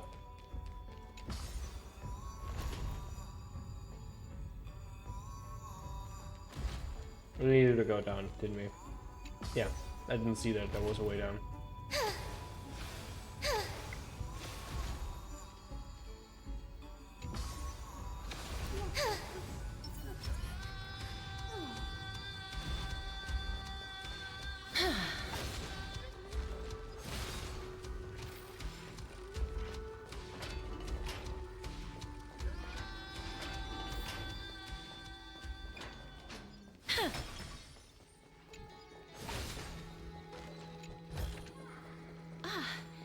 Make sure you keep it safe.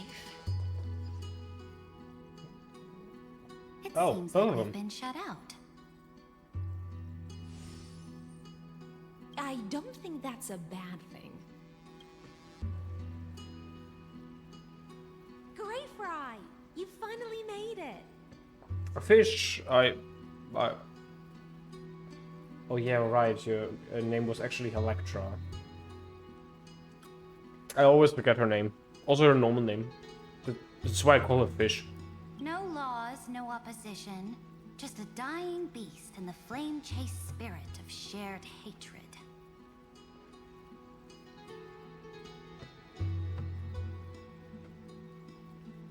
Ugh, boring. Whoa. This place is really out of the way. Imperator, should we tell them? It's your call.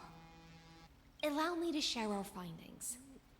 This paradise, along with the destruction, seems to be instinctively rejecting both the Imperator and me. Perhaps it is because the era in which Finan was the most active lies far removed from the days of the first Flame Chase journey. Even in the cycles where he remained sane, his ties with us never went beyond cooperation. Even trapped in a cage, he hasn't let down his guard. That is a good sign. That man's heart may seem hollow, but his hatred is clear. Naturally, it holds no place for a monarch who stands above the world, nor her blade. Wait, so you two can't come with us? No, you're going to. You want us to join you as memories? Indeed. This way, the stars shall remember a great sovereign and her faithful retainer, Seridra, monarch of law, and High Sealands, knight of the ocean. Is that book truly the only way for us to leave our names in history? I believe, as I've written, is but one medium. The remembrance has countless ways of capturing time. Understood. Then, allow me to decline. I'll see you on the battlefield. I would rather be forgotten than be defined.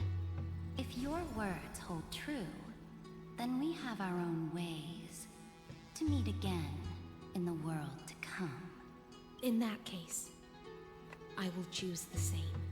Let the waves that surge within your heart cleanse the sins of the black tide, Greyfry. The storm-blown sea awaits your song of triumph. Is she stupid? You two are still as resolute as ever. In that case, we must double our efforts. A promise to the Imperator is not one we take lightly.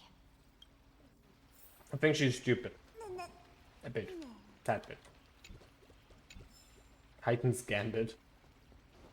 It's not the not a King's Gambit. Not King. Queen's Gambit. What was it called?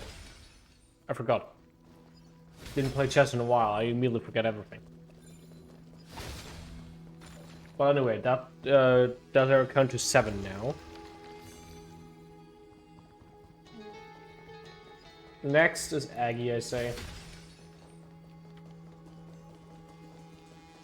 Oh, look, shortcut.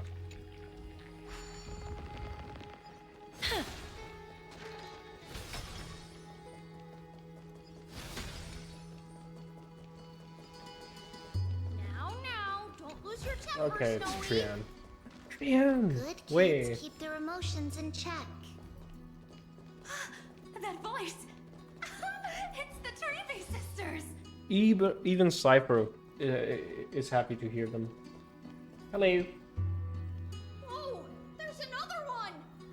Over here, too. Lady Trebios? Hello. Whoa, your little Reenie? Sadly, no longer little. You look so grown up all of a sudden! Yeah, sadly. She is not the Cyrene we remember. Actually, she kind of is, depending on the cycle, actually. She is the Demiurge, Titan of Genesis. The one destined to work miracles alongside the heroes. The miracle needs you too. Yeah, and we are ready. Where's Trebi? Trian and I can't leave just yet. You see, weird stuff keeps popping up everywhere. These scattered scrolls are full of terrifying things. And they're all over the room.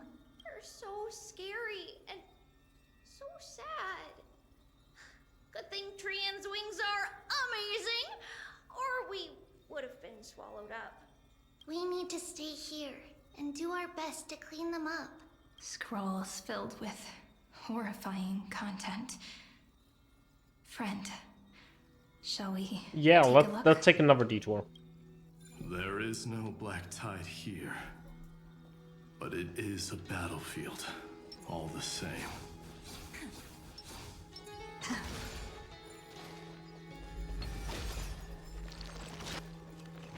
Scroll. Subject is Lana.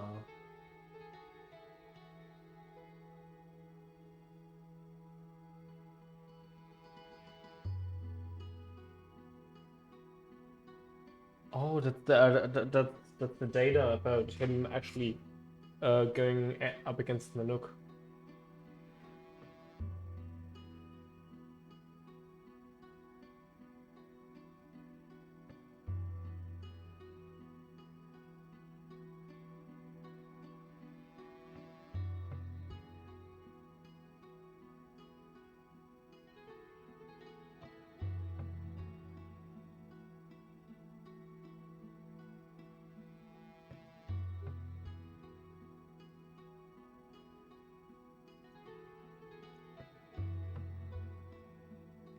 Snowy's been fighting this whole time. He doesn't want to be consumed by Iron Tomb and turned into an agent of destruction. But the strength behind his resistance comes from the same hatred. To be a flame is to burn. It is simply in Finan's nature.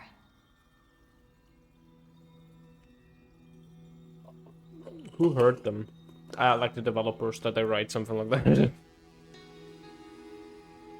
I haven't mentioned it yet, but who actually hurt them? But it was remembrance that drove him to shine with golden light, piercing the unfathomable darkness. I am not letting the remembrance win.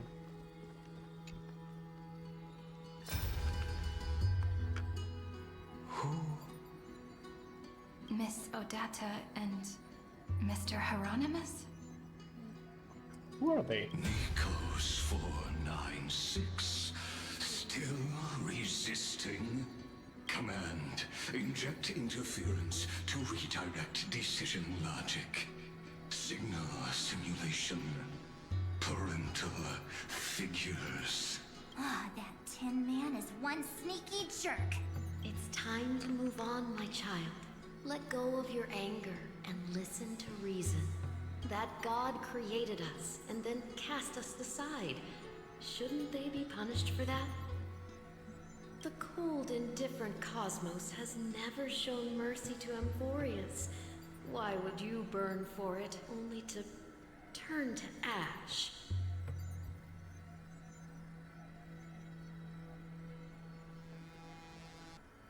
Child, you've chosen the wrong enemy.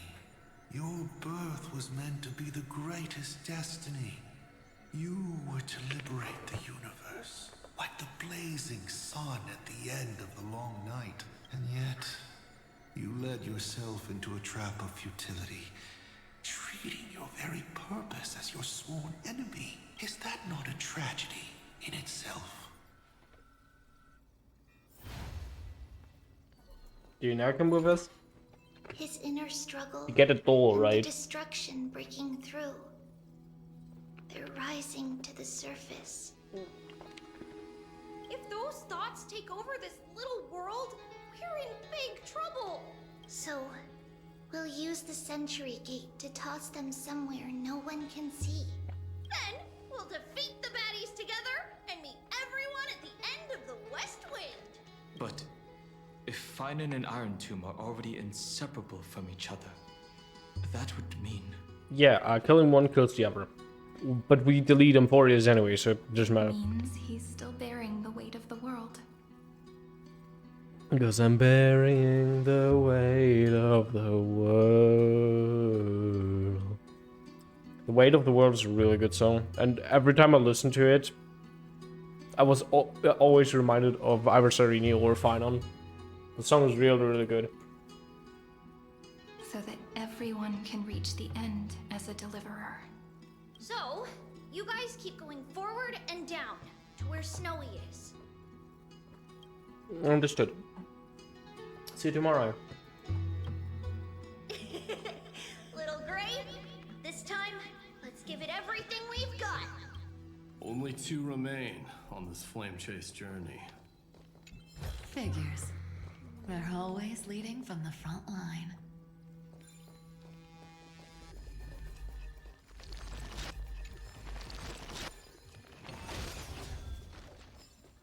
I'm not doing that.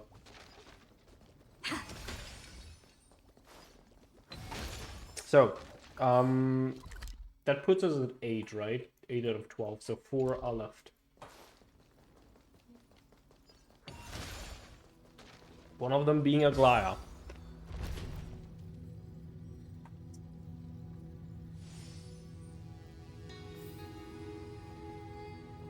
Also another one being Evernight and Danhang.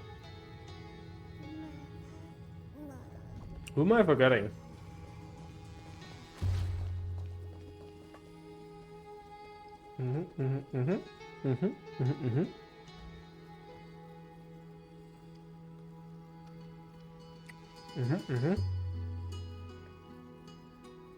Did I miscount? I think I miscounted. We're at 9 now, right? Because Evernight, Danhang, and Aglaya are missing. Oh, and Paimon. Oh, yeah.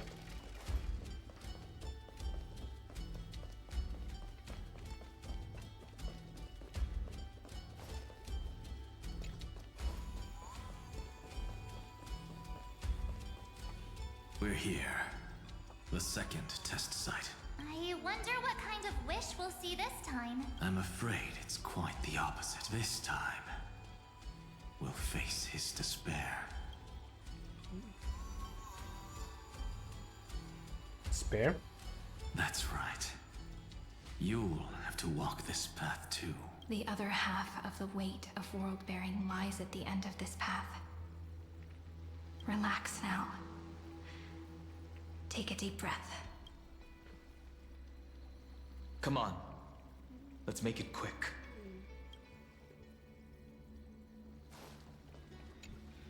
If you're ready, begin the ritual and retreat. Yep.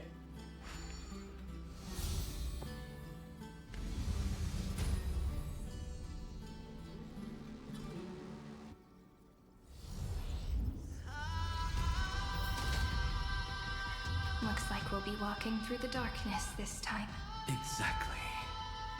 It's no longer about mending broken wishes, but shattering the frozen despair.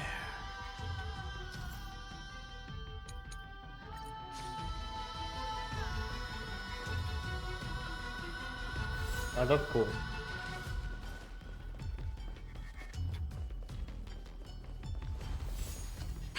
Oh, it doesn't work like that.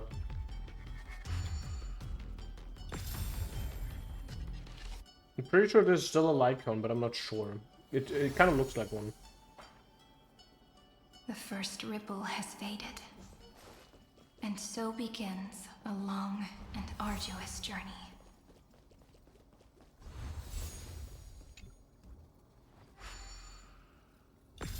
This is pretty sure a memory. I don't know if it was a light cone as well. Endless slaughter. All for nothing. That's more than anyone should be made to suffer.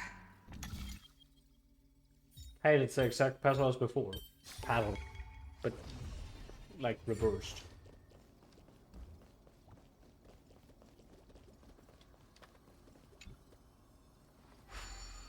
Oh, hi Nanook.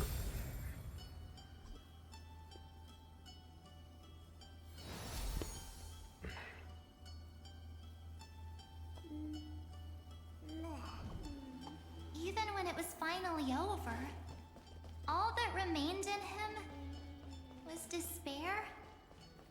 But even so, the drop of blood wrung from his wrath has guided us here. We did it, Finan. World bearer. The other half of world bearing, as promised. Take it now. Bear despair of world bearing. At last, you've released him from the wishes he carried for so long, and quenched the despair kindled by his wrath. When both light and shadow are claimed by those who follow, his true form shall emerge. The blank statue is finally free.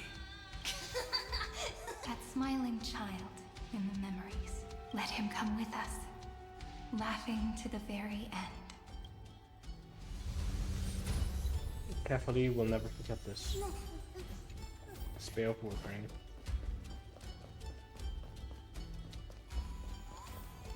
So, Goliath is still missing now, and we already have Evernight and Donhong in the team, basically.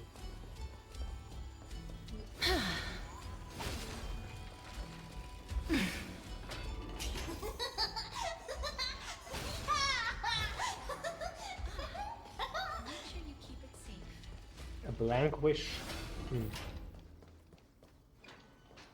So.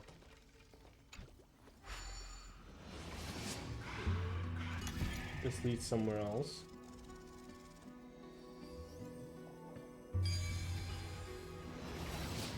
My wish is To to fulfill fulfill everyone everyone else's wish. wishes. Yeah, that's what he said at the end I of want the to make something with it. But end of the what to make? video. Where are we? Oh.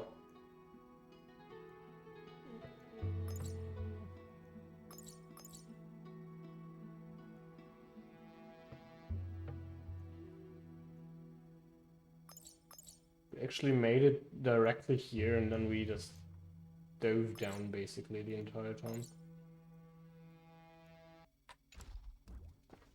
Oh, this is the sword.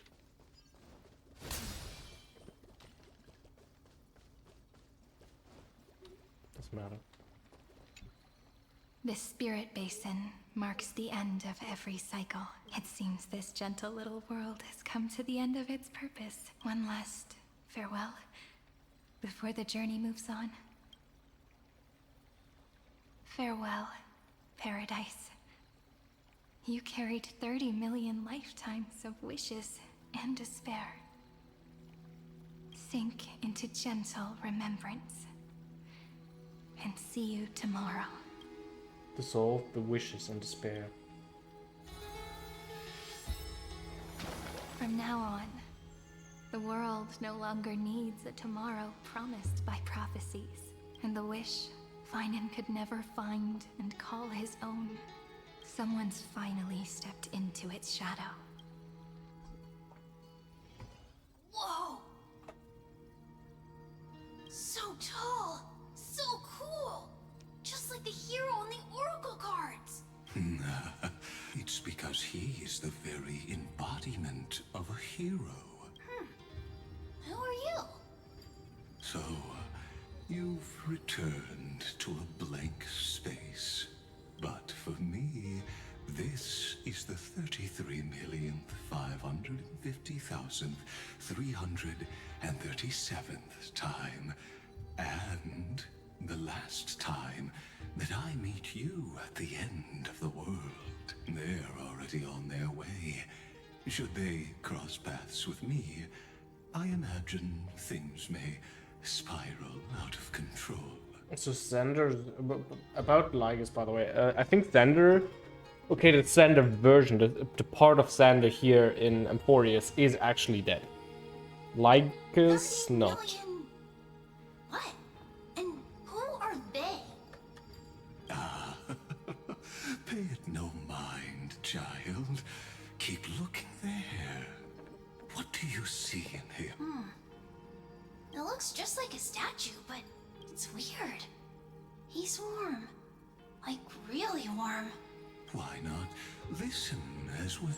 I hear something. There are cracks all over him, and they're making this sound. Like someone's groaning. It's scary. Is he gonna fall apart?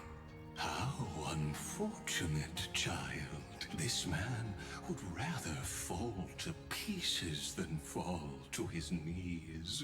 You might think of me as a sculptor. Across all my years, I only completed 2 pieces. Others may call them masterpieces, but only I know how many regrets they truly hold. What is the other? Regrets? My first creation left me, long ago. This second one, it was meant to be. Oh, the first one was news. The second one was Iron Gem.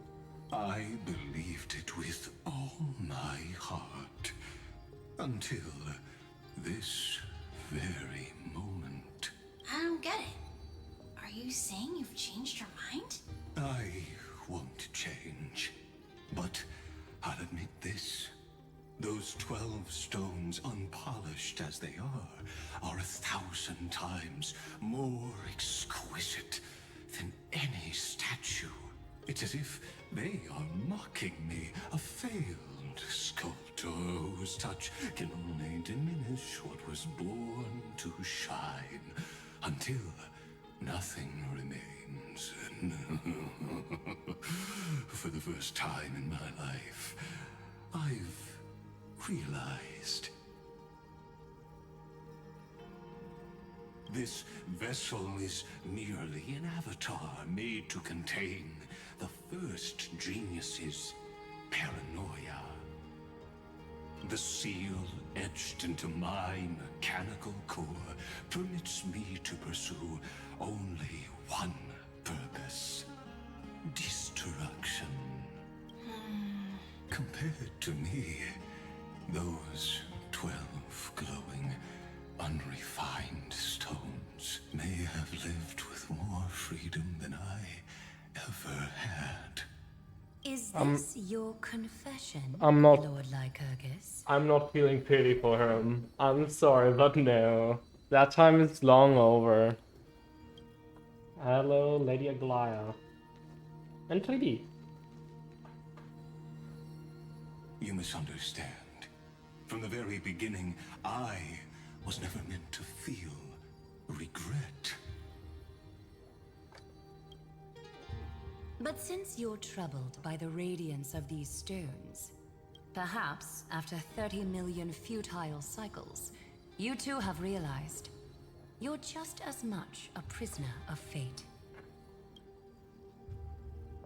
I suppose you do have a point. Now you are imprisoned by the sages from beyond the sky. And that is why this will be my last time standing here as the Theoros. Though we stand on opposite sides, we are both waiting for a miracle. What are you talking about? Huh? What? I wasn't listening. Is something big about to happen? Nah, just a small little thing. You know, everyday thing. I know. Now that your victory is assured, I trust you won't mind giving us a moment in private? Assured? Oh. Not quite. But I won't stay long. I'd rather not spoil the fun for those deliverers. I'm about to delete those Amphoreus files. No one wins. Only... No one. Actually, no one wins. But no one loses as well. Besides the Chrysosers and Ligas. And besides, after losing everything, the only thing that remains in me is the drive to seek knowledge. I pity you, Theoros. I don't need your pity. Farewell, Lady Goldweaver.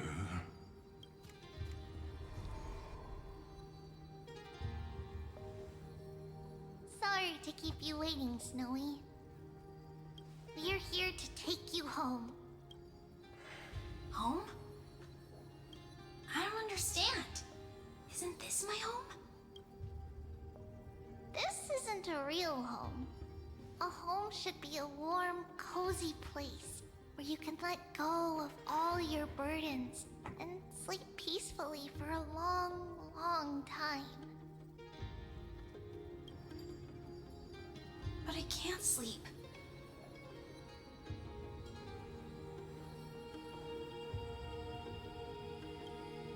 Every time I feel drowsy, there's a voice.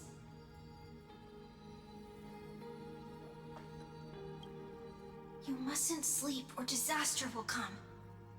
It sounds really weak, but also kind of strict.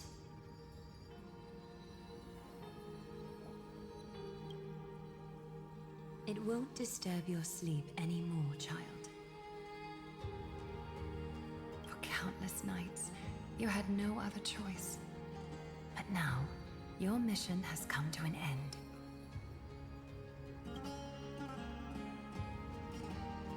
Join us, and send your own wish towards tomorrow.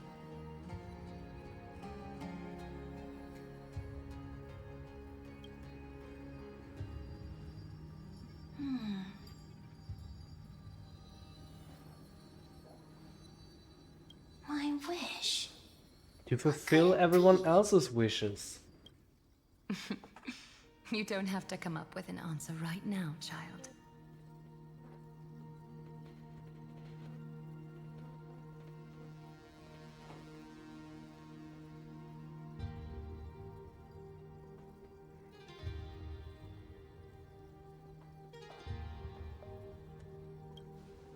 Grown-ups often think duty and ideals are wishes.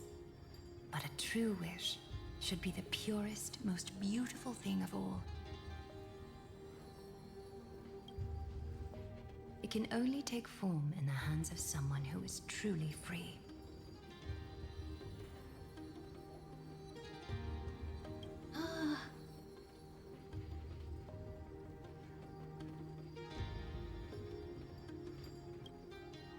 So, Snowy.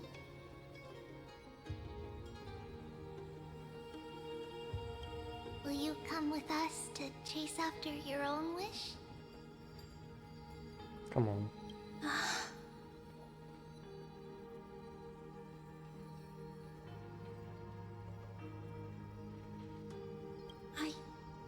I want to leave this place.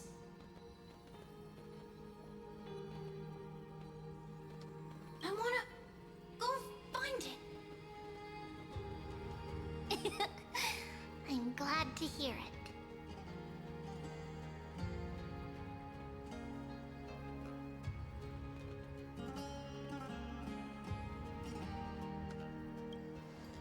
final flame chase journey, just like the 30 million before it. Take our hands and come with us.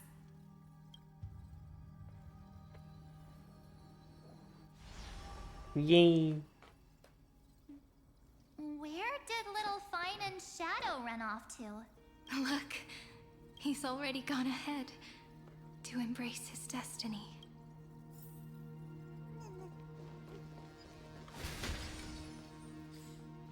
Okay, now we're here. We went from whoop for some reason. You really took the long way around. Well, now everyone's here. This looks so beautiful. You finally arrived, Deliverers. It's time. I'm no longer tired eye bags. Long time no see, everyone.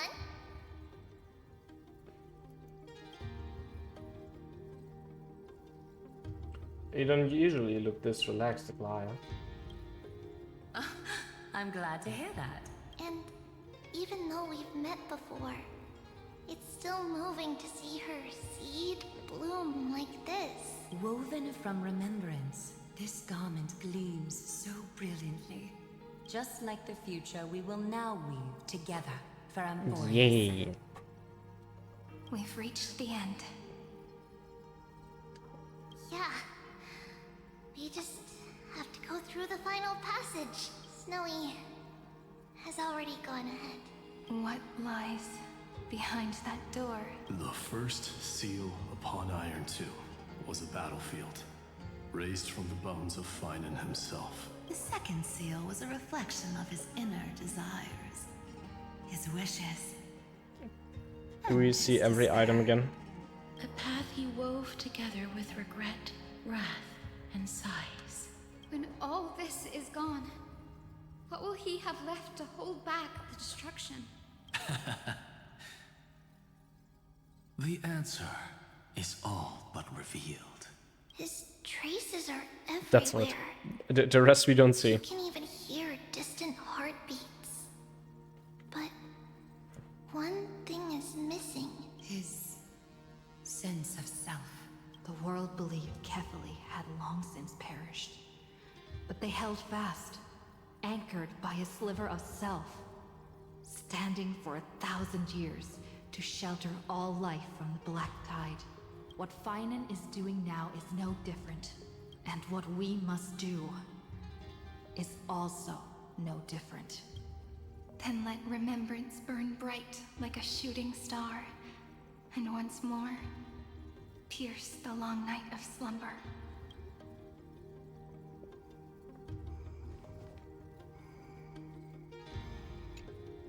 Take a moment to gather yourself. I'm ready. Once you take this step, there's no turning back. I am ready. The thing.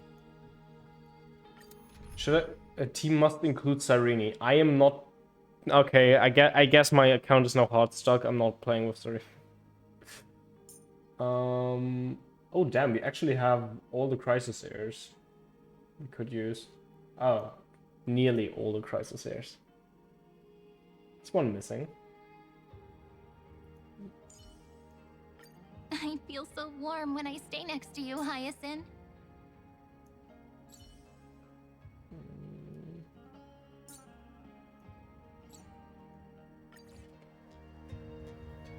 Yeah. The scepter once bestowed upon us names of cold command. The prophecy spoke of our unchanging fates time and time again. And yet we are all standing here, ready to kick its butt. But under the pens of trailblazing and Genesis, the stars shall thus sing of tomorrow. Trebios, holy child of passage. Aglaya, weaver of romance.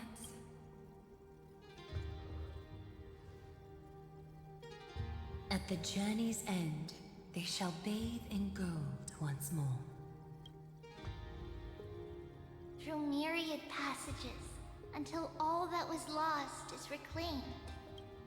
Do you still remember, Kaslana? The one who won't reach the dawn? The world dissipates at the end of the cycle. In this dream, you will awaken again and become once more that boy who loved to laugh.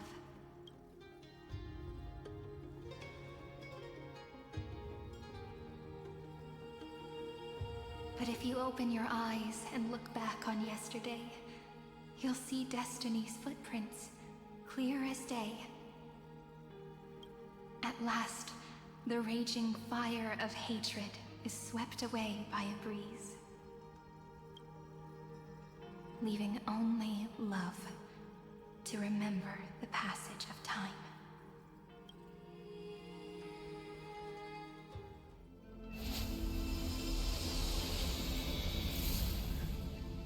Losses are a constant on the Flame Chase journey. But even if all is lost to the wind, memory endures.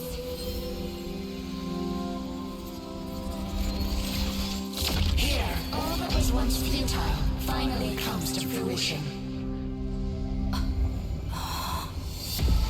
This is the end of your lonely, bitter journey.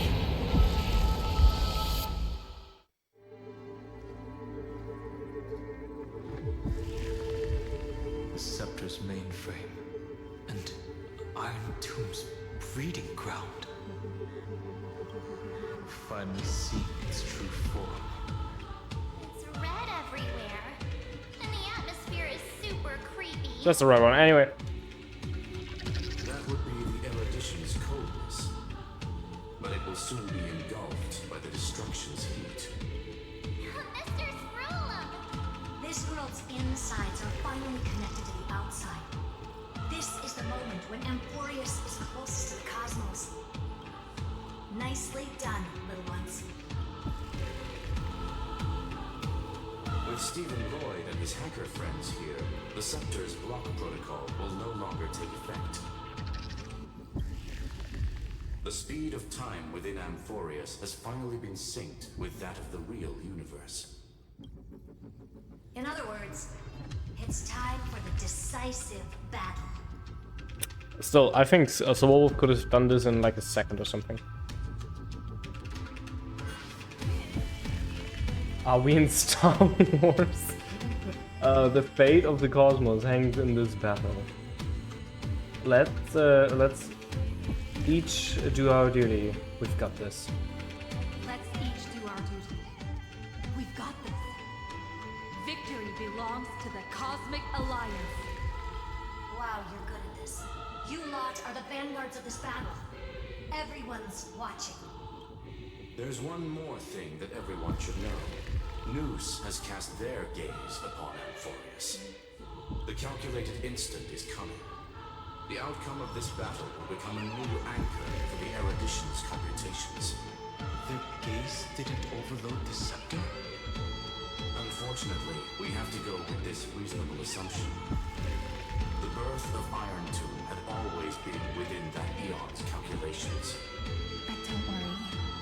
The one miracle that Amphoreus was never short on is defeating Destiny. No?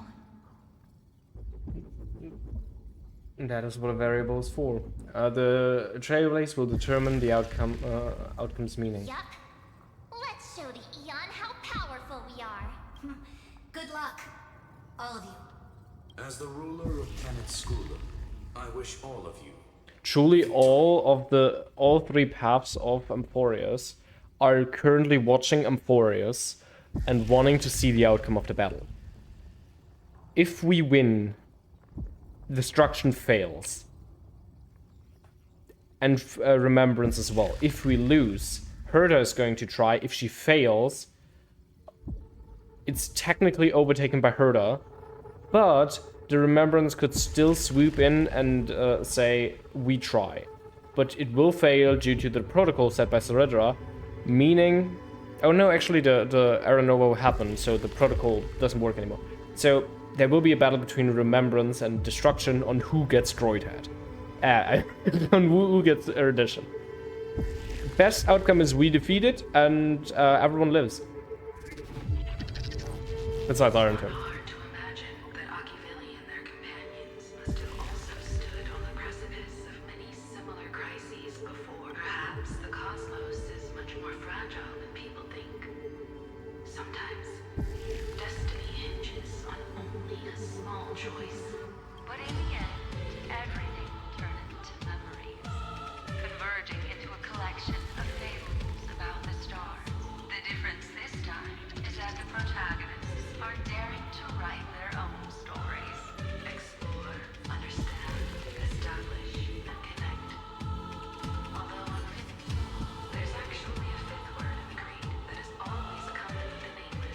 Hope. Salvation. Ah, okay. It is a word that often comes knocking at our door, and our soft-hearted conductor never turns anyone down.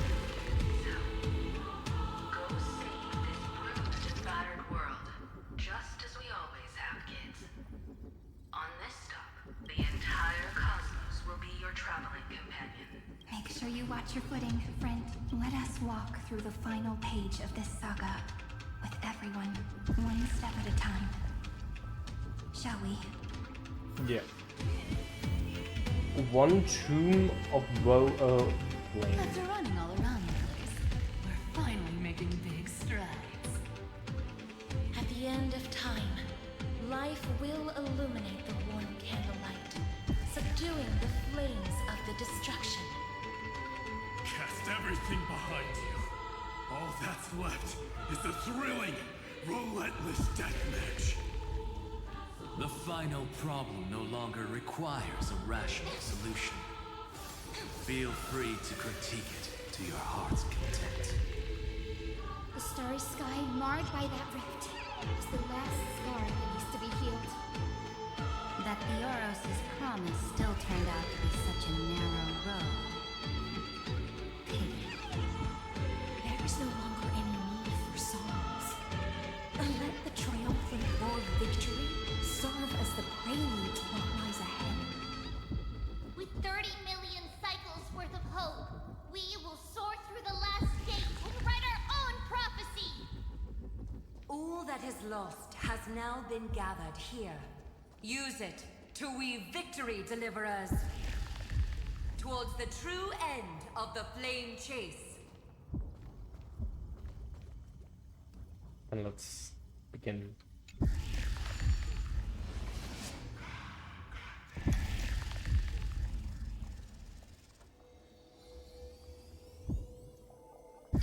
Oh, destruction symbol. Oh. No map. I wanted to see if there's a map. The destruction's placenta is getting restless. Are you ready, Nanook? I brought you destruction!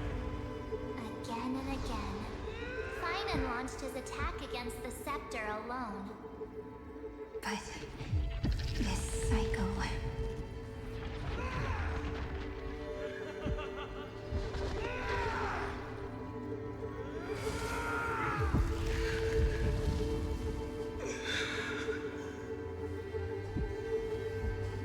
It's the core. We've caught up to him.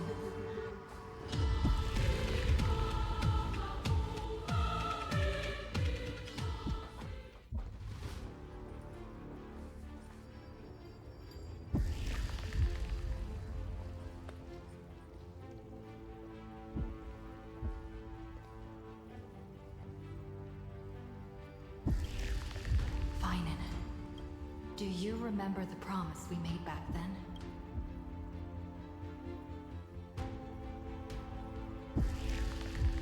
The dawn is about to rise.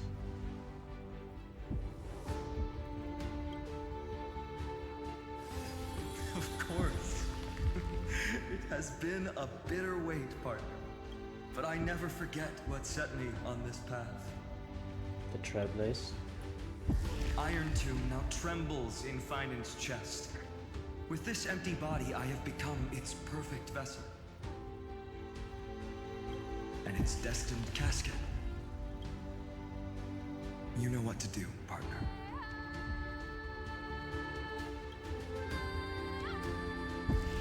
I shadow the coffin to lay Iron Tomb to rest. Amphoreus is prepared.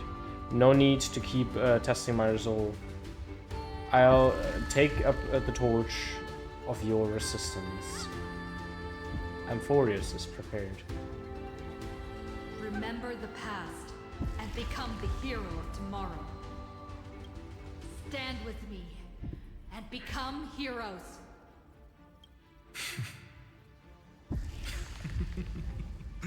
That's all I've ever wanted.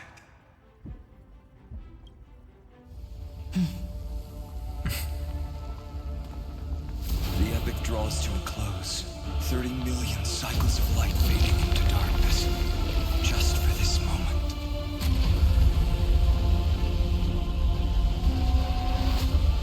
To welcome the true dawn. Is this our first enemy final? Finally. The end of this journey. No, wait, he just... Or is he just regaining consciousness in this body? Beneath a vast, endless sky. I'm not holding anymore.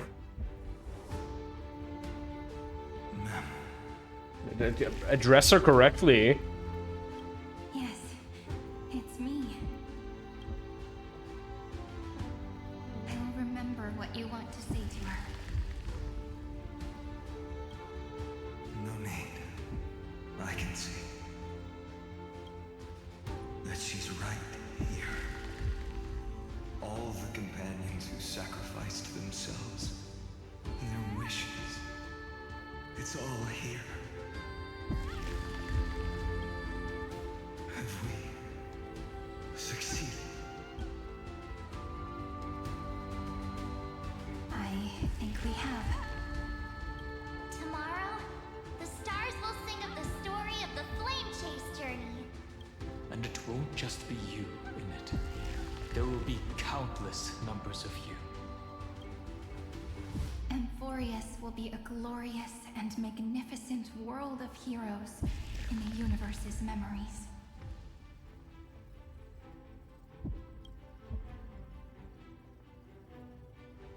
Hence, for this world we so deeply love. Let us write its ending.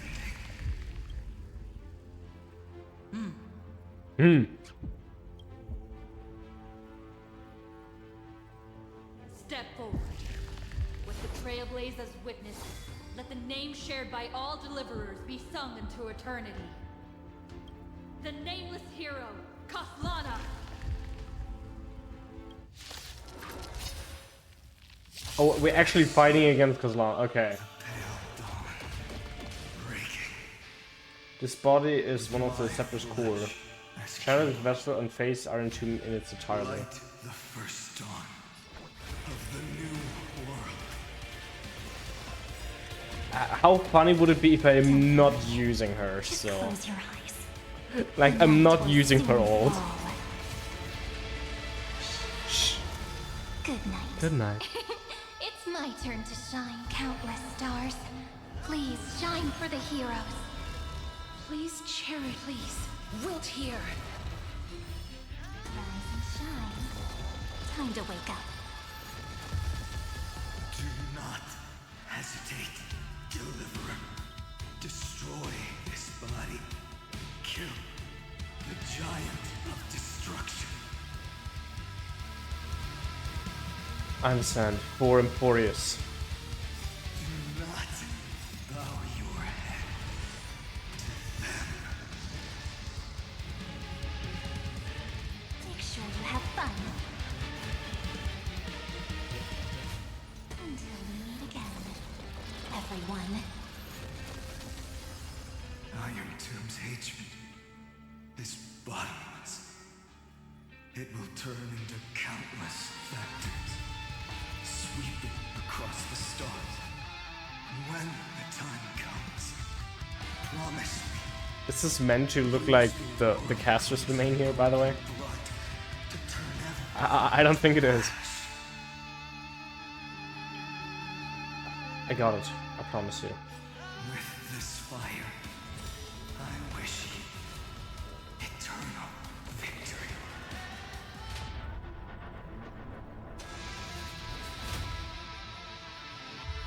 Get slapped by a dragon.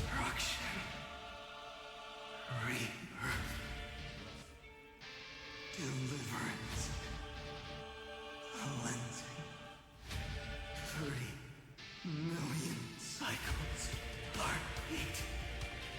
Thou brings out. Promise me. The dawn. Graced by stars. We will trailblaze them.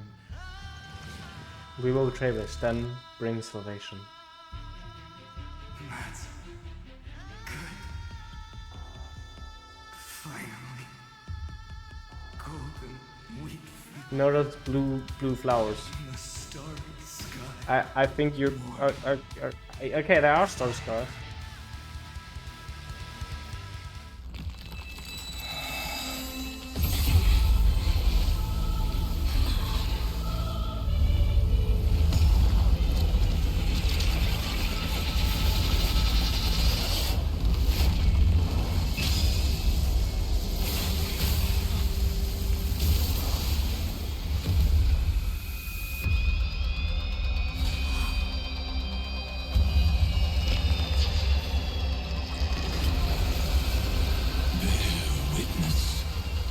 Monarch of myriad machines, my ridiculous creation. The instant in your calculations bears the name destruction.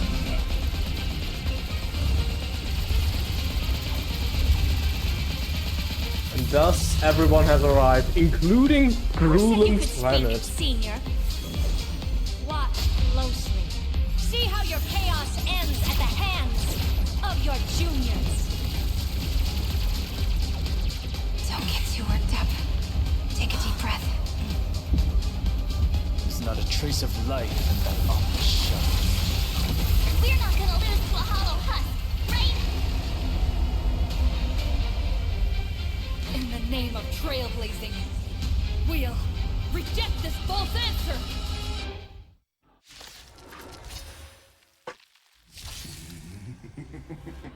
My atonement is complete.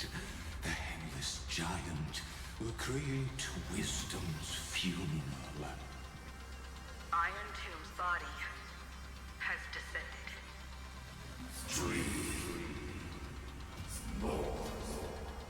Anti-news funeral of Gnosis. No, that wasn't Genesis, that was Gnosis. Don't worry about what happens out here.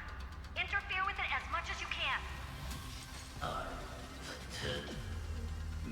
Anti-creator, hatred, inundate. What a twisted giant. It must be supported by this embodiment of hatred. How tragic.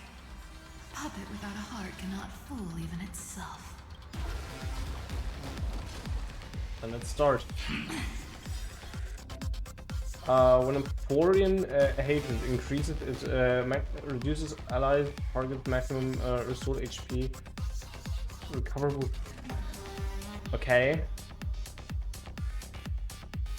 The Cosmic Alliance has finished its deployment. Don't hold back. Give it everything you've got. May this faint look. Dispel the gloom.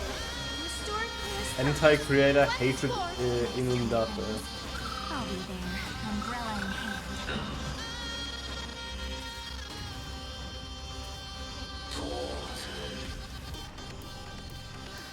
We can. Everyone's been waiting.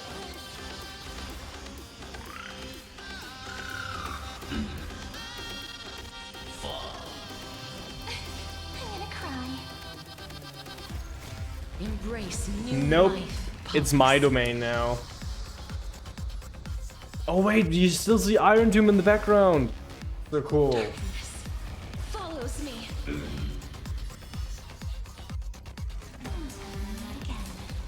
Everyone.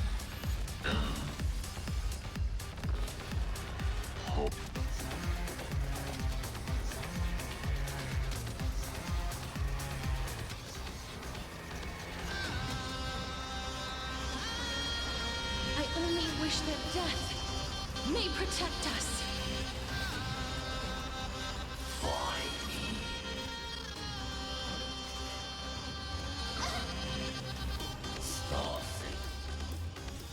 Oh, come on.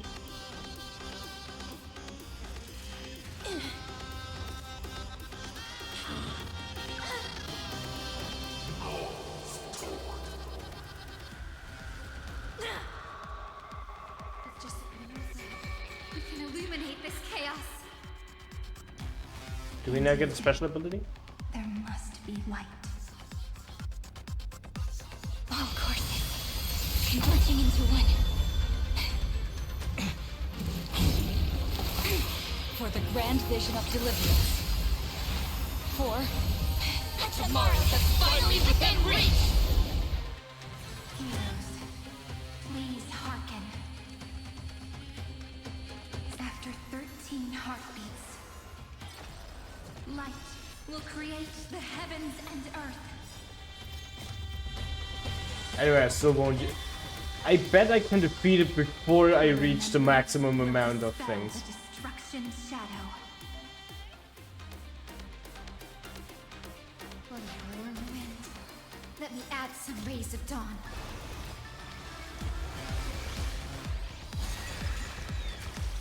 I shall remember this warmth. The cosmos' gaze is looking at us, countless I'm still stars. trying to Please max it shine for the as much as hero. possible. But yeah. Dead souls, return to dust.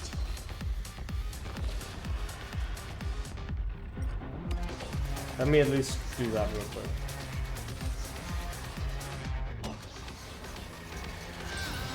And I boop. only wish that death may protect us. Oh, that's actually far less than I expected. Struggle as much as you want. You bring this unprecedented trailblaze is worth everyone's effort. Rise and shine. Time to wake up.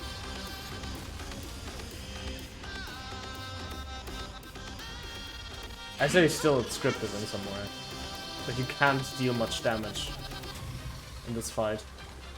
They can't break the sequence. That's cool. I'm not doing it though. Together, let's create it. I'll go first.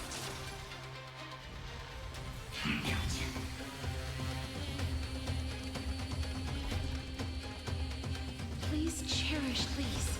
Wilt here. Yeah, as if I'm doing 100k damage when I'm doing my standard attack and... Okay, yeah, that's fair.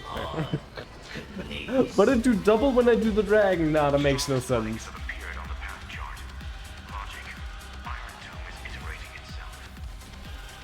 It's the flails of a cornered beast.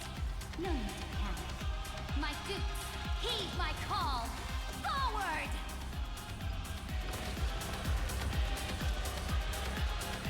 Like it can be. Look at how we do no damage basically.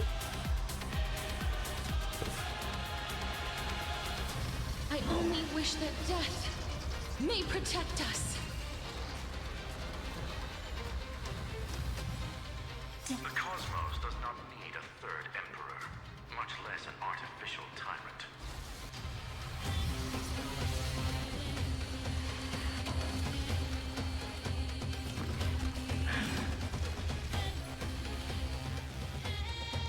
A world that knows love won't be destroyed.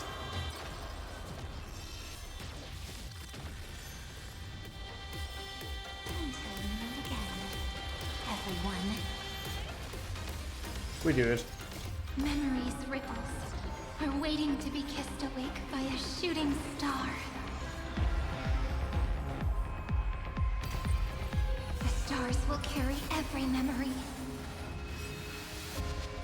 into Amphoreus' tomorrow. May life and death sprout new buds. Embrace new life, Pollux. Don't worry. We're all here. May time watch over the Evernight. Rewrite destruction with me! So now that everyone is buffed, let's see how much of a difference that is. The night will soon fall. Good night. May this fate dispel the gloom. Restore clear skies. Once more.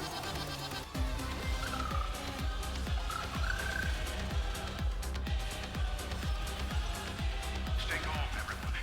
We'll put all our forces into an all-out attack when the decisive moment arrives. Time to wake up. Life is dead souls. Return to dust. Please open it. We do need some sunshine. Now, this will probably kill, right? Spread this light into the darkness.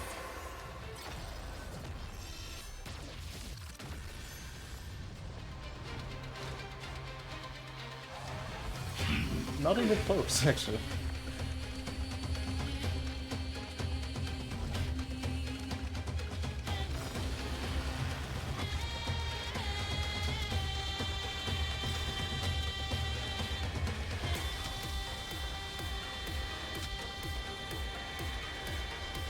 I only wish that death may protect us. I have always avoided making hasty verdicts. The progress of Aaron Nova has been interrupted? Does this mean we won? It isn't over. The golden thread still trembles. The war is not over yet. Correction. This is not a war, but a debate. The argument about the Prime Mover is only about to begin. The final revelation.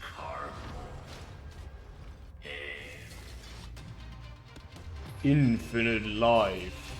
Because blood armor exists. How can this path, energy, anomaly? We must stop. Otherwise,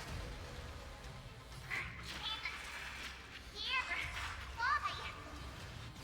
Friend, oh, don't give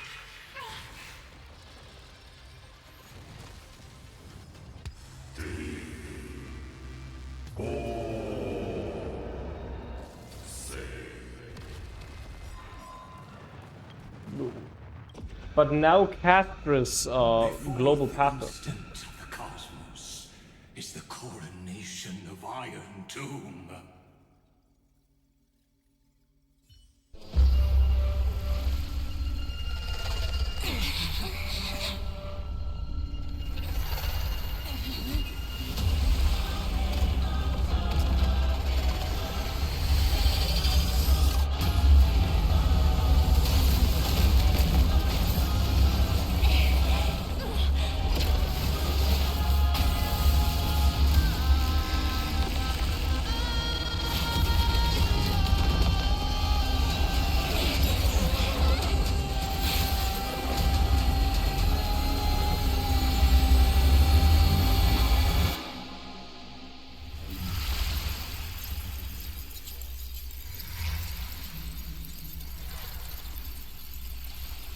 The conclusion is irrefutable. The right side of the equation, the erudition, falls silent.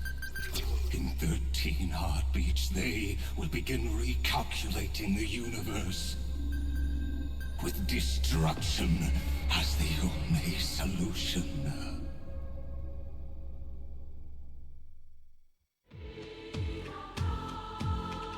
Madam Herda, strong pulse detected at the battlefield center.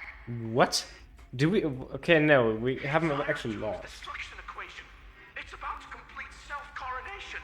That's our chance. Everyone, get ready to link up. Connecting audience system to Scepter. Hardware overclocking activated. Preparations complete. Maximum output capacity reached. Be careful. The pulse will reach our ship in 5 seconds. Our data is currently being destroyed. Brace for impact. And leave the final step to me. There's something.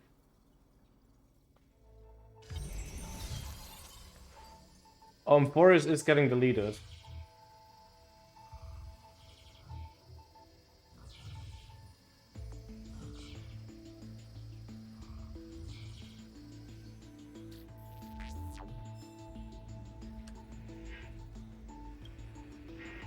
Plan was a success.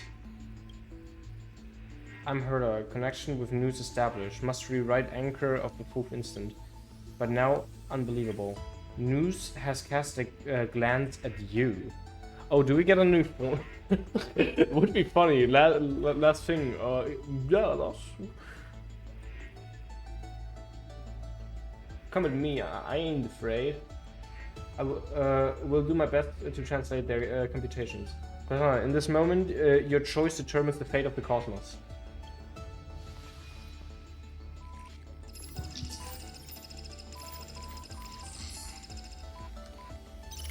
Name this one Fateless One. You must have arrived. You and I must have met countless times at the beginning and the end of the universe. Just like the perfect first, second, third, and fourth instant must surely have arrived. Broadstar Trade War, First Emperor War, the fall of the Emperor, and the war among the Eons. I asked if so, why do you trailblaze?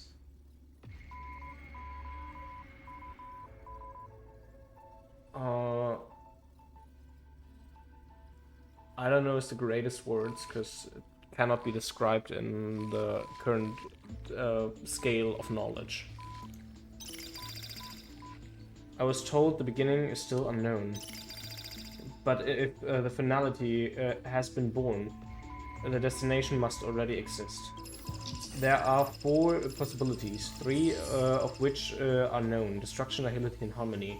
Regardless of the 4th, the Trailblaze has surely already marched towards finality, or become the finality itself.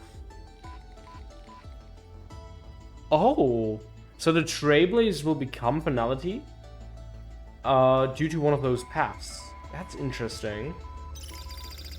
I ask, if so, why do you Trailblaze?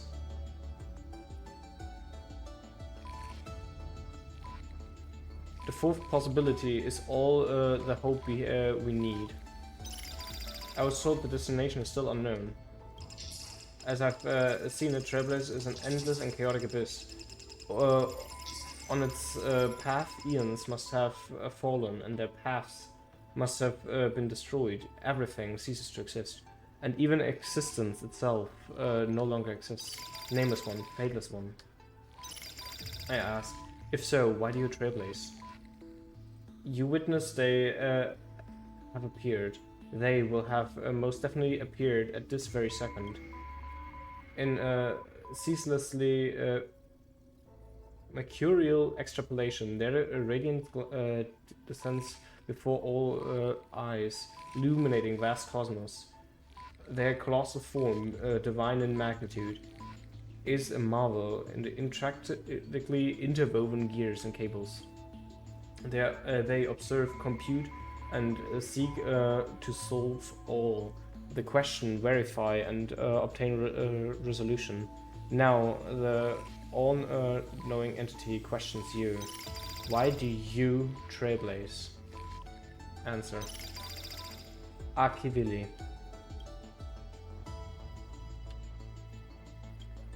You witnessed. They disappeared, leaving only a symbol behind, an exclamation mark.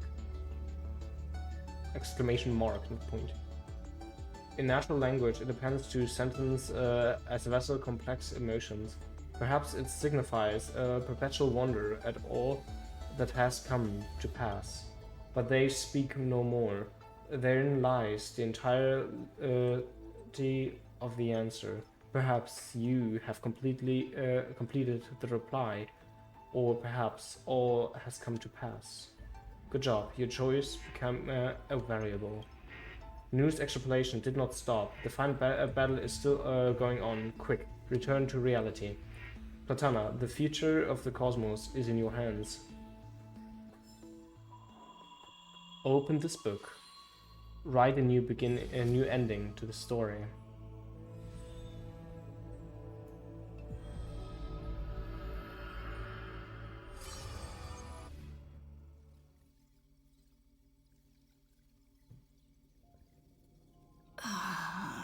Path space. Rainy. Friend,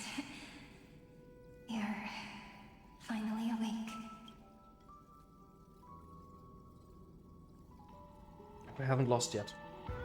Don't worry. Time does not flow in this place. All the stars have been silenced. Iron Tomb is dissolving everything that I can sense. It's parsing all life activities. But I'm still here, and you're still here, no? Though the button of destruction has been pressed, we still have a chance to rewrite its meaning. That Eon finally cast their eyes toward Amphoreus. Fully as well now. I mean, I expected it actually early already, but apparently they only did now. Fully the remembrance. Yes. I imagine they have also been waiting for this moment, when the scepter's body and heart become one. Iron Tomb is a perfect arc. If a seed can be planted within, then the moment the Lord Ravager blows the erudition to pieces, the remembrance will be spread to every corner of the cosmos. The cosmos will witness Amphoreus' answer after this fleeting, yet eternal moment. And now, it's time for us to pen the last stroke. I see endless memories floating in the starry skies. They are the consciousness of the victims. In the cosmos' real space-time, they'll be stained by the destruction in the next second. But they are still pure seeds for now. If I hold these memories in my hands, then I can create a stagnant memory zone. A tiny Eden of blessed insight. Eden? There's so much HI3 references. I believe the flower of miracles will bloom within. How am I supposed to reach you? Good question. I don't know where I am either, but you're already right next to me, friend. I can still hear your voice in this bottomless void. Looks like we're still connected by one heart, even as the cosmos reaches its end. So that's basically the confirmation that she's also a star In on. that case, I won't feel alone or be scared. Because as long as you follow the memories in your heart, you'll definitely find me in this fleeting eternity, right?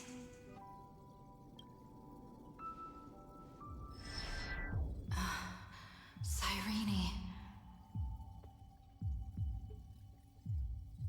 What are you waiting for, passenger? I specifically came over to check on you in case you got lost. The conductor, but I thought time itself had stopped. What's the big deal? Pom-Pom is the conductor after all. At long last, you've embarked on this road as well. Many, many years ago, they were standing at the start of the road in hesitation, just like you are now. So, Pom-Pom came over to give you one message. Run. Don't think about anything else. Just run.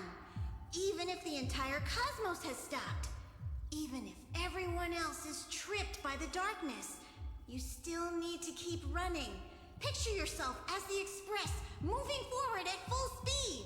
Because that's what the Trailblaze means. For a second I thought he meant run away, but running towards something is rather what he meant.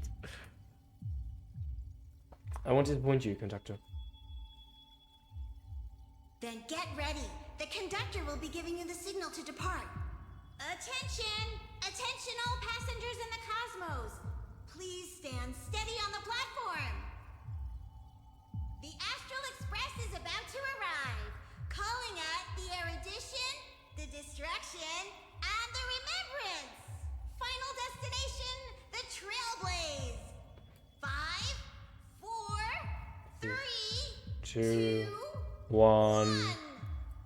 We depart for tomorrow!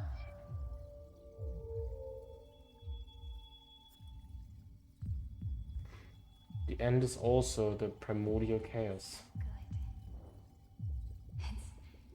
As if I can hear the sound of my heart. If the view in your memory ever grows Smolzarini! just reach out and touch it. Mem.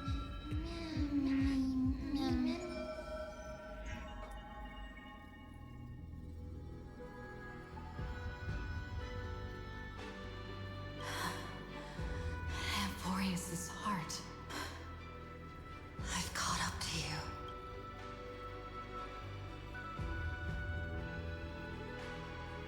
Let the first light illuminate chaos.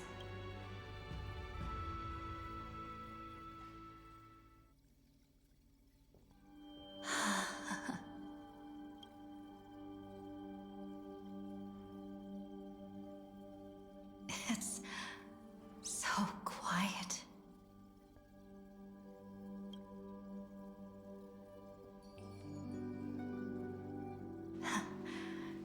Everything's frozen in the most beautiful moment. This garden is your memory.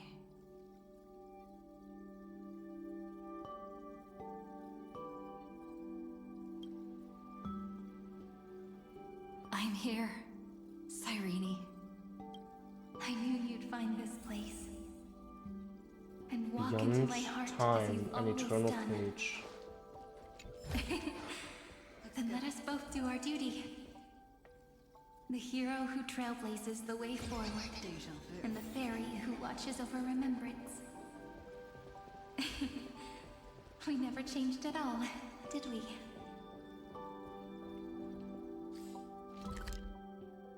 Exotail.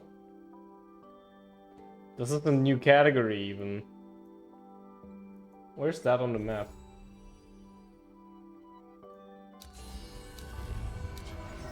Dawn, night, Exotail.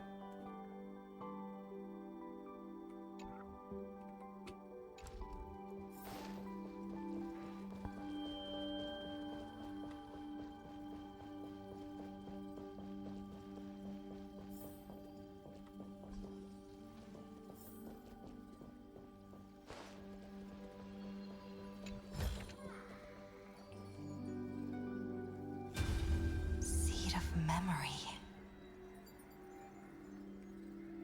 These memoria are what Cyrene took in. They're the memories of all of the cosmos's life forms. Did her sense of self already become so weak in order to protect them?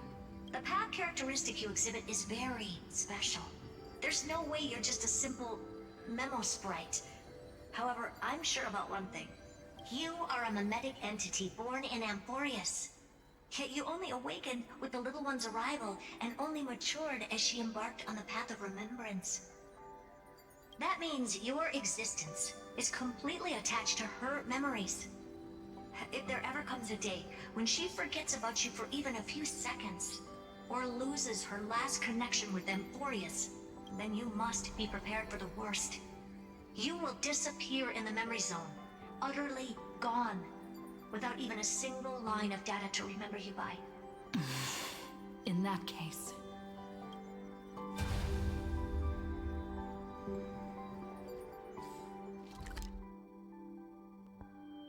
oh, this is the infinity symbol. This is Amphoreus.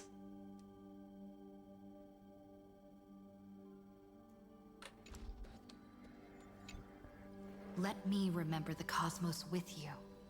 That way, it won't just be your memories alone. It's getting out of control! Run for your lives! Run! Darn it! We've still got ammo. Hold the line! At all costs! Too many injured. Can't take it anymore.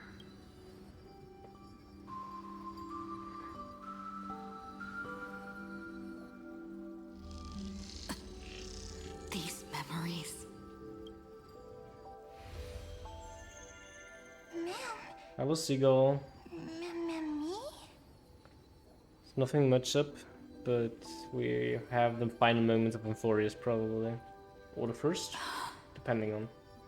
Do you feel better now? Hang in there, Deliverer.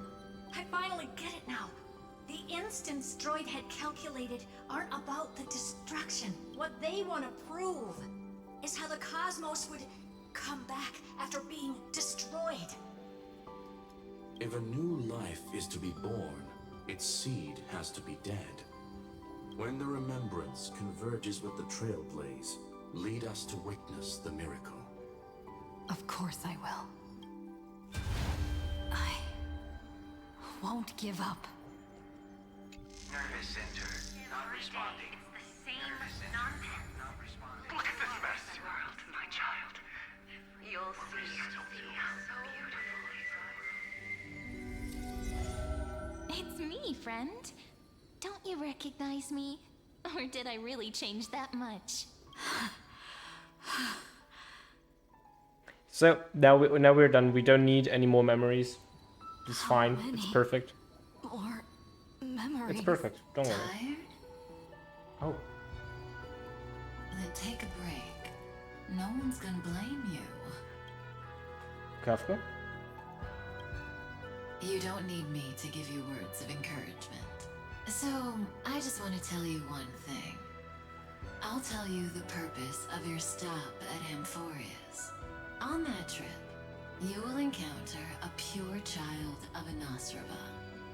Teach her what love is. And then, you will directly face the destruction for the first time. From this point, your choice will split destiny in twain. In the darker of the two outcomes, the trailblazing journey will turn into a flawless memory. She will carefully treasure and protect everything you and the Astral Express have experienced until that magnificent war between the gods, when she, with love in her heart, will ascend at the end of time to become the master of causality. The universe will be snuffed out in the destruction, and you and she will become the beginning and the end of the Eden of blessed insight.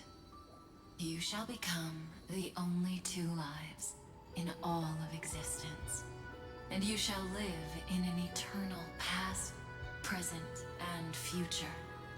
You shall sow as many seeds as the sands of Ganga, trim an awesome kea of leaves, and harvest a nayuta of flowers. That is the cosmos's fourth kind of finality, the remembrance. But for now, you still have a chance to make a choice. You still have a long way to go on your trailblazing journey, child. I'll keep this brief. The journey has only just begun. Welt, our other companions, and I still have many secrets we've yet to share with you. So, aren't you curious? We kept these stories to ourselves because we believed we had a long future ahead of us. Even a cosmos-spanning crisis, once the dust has settled, is nothing more than a memory of the journey. A single point on our long road. There will come a day when we tell each other everything. So, for the sake of that day, don't give up. We all know what kind of decision you'll make, and I believe the script will not progress toward the wrong ending. So relax.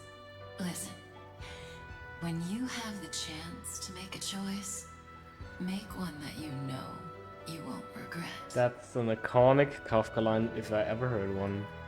Keep moving forward. Keep trailblazing. And when tomorrow comes, share with me the miracle you've created with your own hands. See you on the Express, kid. See you in destiny. I will reach tomorrow. The prophet has arrived. We're all beyond the sky. Was he never alive? Gazing up at the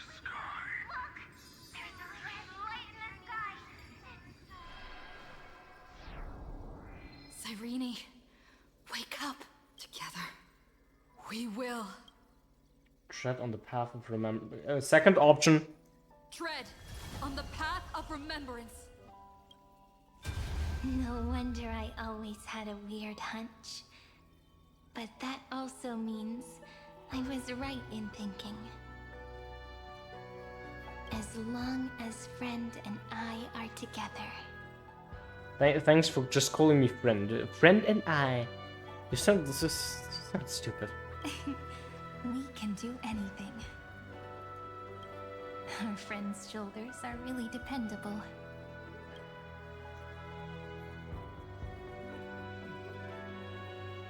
That should have been my line. Now, countless consciousnesses are flowing in our hearts.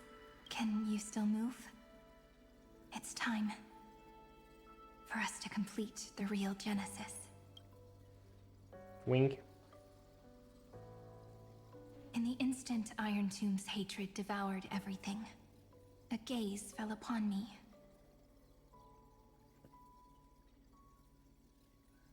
The remembrance. That was the god who appeared in Cyrene's dream. Their figure and speech were both so blurred.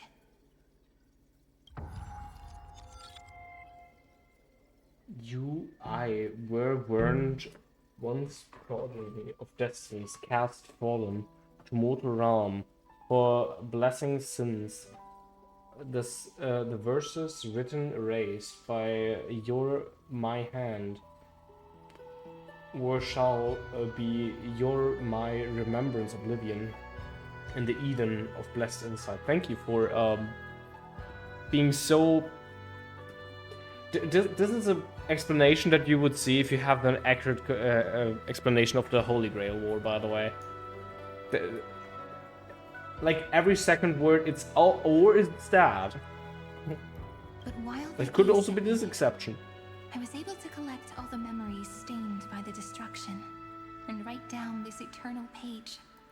And now, we will use this tranquility to cleanse Iron Tomb's rage. Yeah, let's kill him. Simple. Just like what it was doing to us all this time, but reversed. So, minus cycles? Did you forget? I'm Amphoreus' heart. For everyone who's a factor, their power isn't tied solely to Iron Tomb anymore. It has other places to go. Let 30 million cycles of memories be condensed upon us. And let the scepter reach the answer it had before it was distorted. The body is meant to be restrained by the heart, no?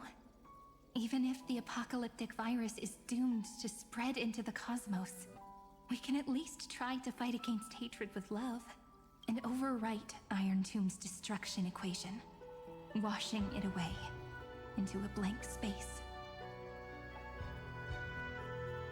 To turn Iron Tomb blank, all factors and you must all... It means we will embark on the true hero's journey. If Iron Tomb's power comes from the denial of all Prima Mobile, then we will carry out those beliefs. Here we argue. Even if all life will eventually return to entropy. Life will still try its hardest to find a way. It will try its hardest to resist destruction. In the nights shrouded by the black tide, we are the kindling that makes the fire burn bright. And once the fire is strong enough, the hunter will become the hunted.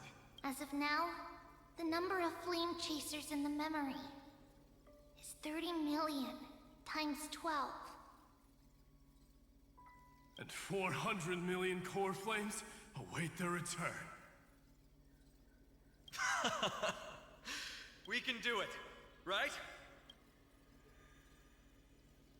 You saw this coming all along, didn't you? That's right. So trust us, partner. Everyone, let's head out together, and we'll burn this horrible ending to ashes! Oh, water. Where's your water? Anyway. From the dawn of newborn cries to the night when all beings fall silent. We are the messengers of the new world. Listening to the call of the tides and granting rebirth to heaven and earth. Then, We lead civilization to glorious feats.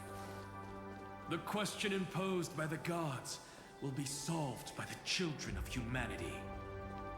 We will tell them that the flame chase cannot possibly have been a lie. When starlight illuminates the sea of flowers at the end of the west wind, all living things will stir, roused from the cradle of sleep. Complete Aeronova and write a different Through a ending to the single story. battle, let the cosmos witness how we light up the blinding darkness with bright light. The better Sirini! Sorry. What a poignant yet warm journey. And it's still not over yet, is it?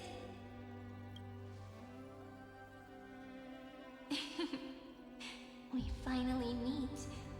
To meet the hero within, in a corner of memories at the saga's epilogue, and under such a romantic sky, I really don't have any more regrets.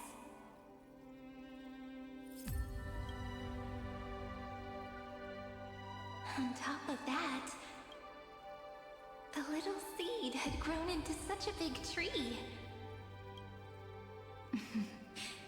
Don't I look really pretty right now? Of course you do. Cheerful, beautiful, optimistic. Just how I imagined I'd look as a grown-up.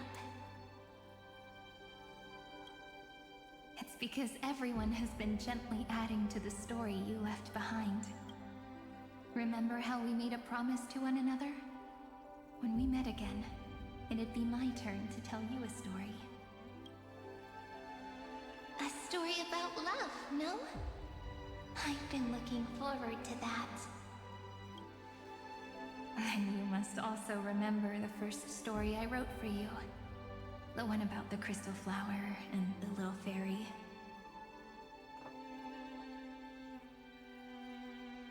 So now, I want to add something more to this story and us. On that day that the flower shattered, gazing at the empty ground, I thought the little fairy would finally see the light.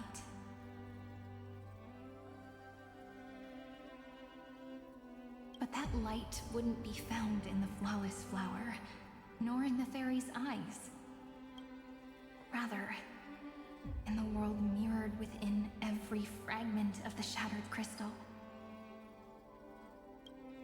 All the flame chasers walk in your 30 million retellings of their story. At this moment, all the memories are tangled with each other, and all the previous cycles have gained meaning.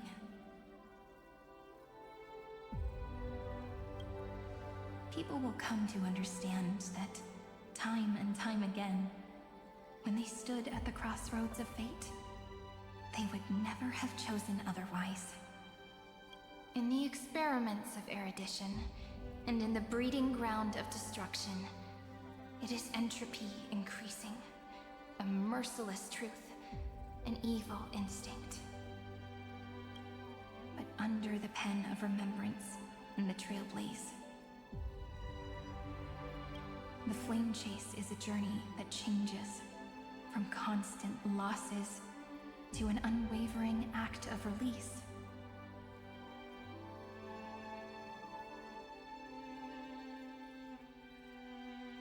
It's about knowing how fate is shattered, yet still embracing fate's brokenness.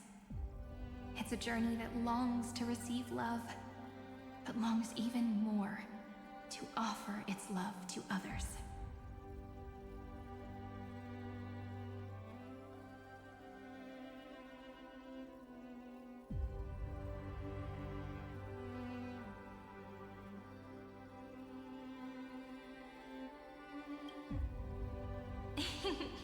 That's so heartwarming, but I'll add a small bit to suit my tastes. I'll write that love is an innocent flower. It grows up silently, creating longing in every passerby. But the flower itself cannot walk into the world. Unless someone plants that love into their heart and brings it with them into tomorrow, right? You really have learned everything now. Then, join all the other flowers in this story. And let's write an ending unlike any before. For this world we so deeply love. Why did you set out? That's the male trailblazer. Why do you trailblaze? Who is it?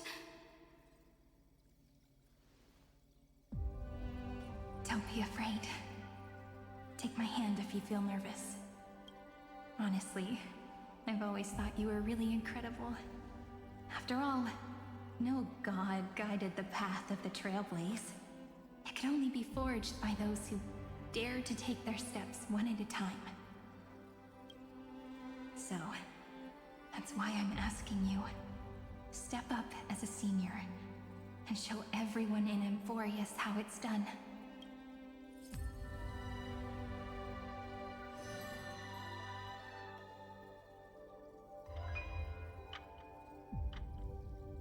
I trailblaze because my own eyes have not seen the end.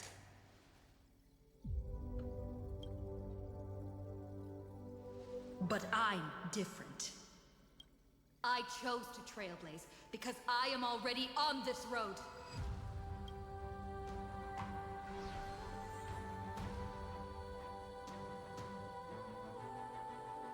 The end of chaos is a mass of pure darkness, pure destruction.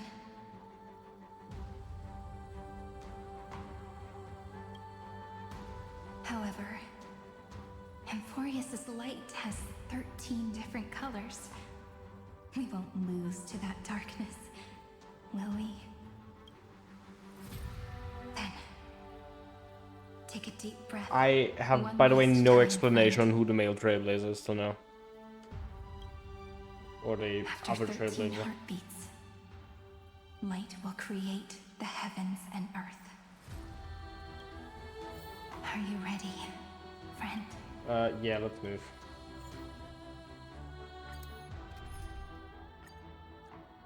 Ha! Finally!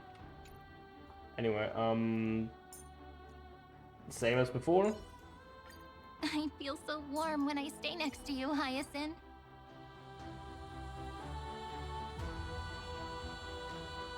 Seek the 13 factors of life, and let them converge into the primordial chaos. Using the remembrance of the past, we will trailblaze tomorrow's destiny, infusing a world-bearing love into destruction.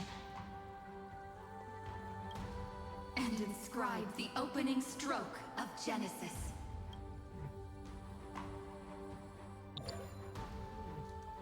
See you tomorrow. See you tomorrow. See you tomorrow. See you tomorrow. See you tomorrow. See you tomorrow. See you tomorrow. See you tomorrow. If the view in your memory ever grows fuzzy, just reach out and touch it.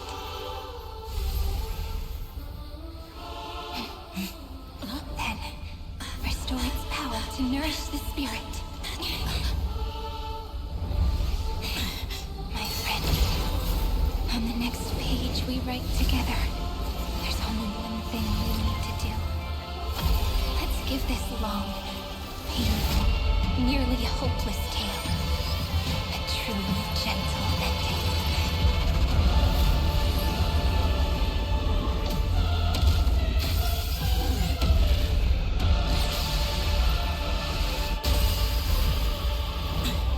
The flame chase was never about destruction. It was about breaking free and trailblazing! And let that bright future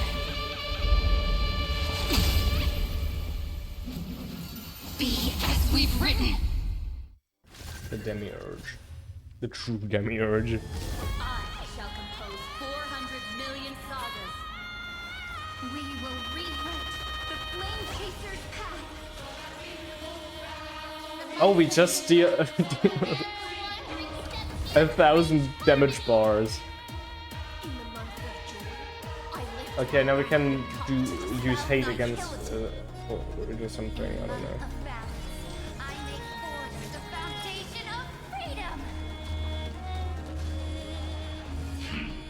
Hey, only 89,000 damage bars left. You know why it's so funny? Because it's realistic for Storiel at some point.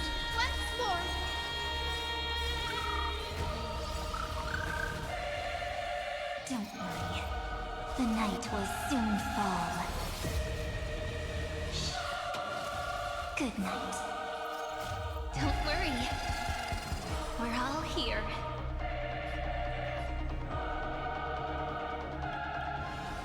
May life and death sprout new buds. Rise and shine. Time to wake up.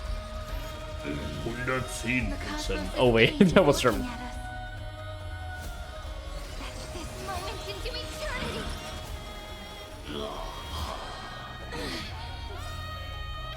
I think it's good. Embrace new life, Pollux. Dead souls, return to dust. Yeah, now we deal damage.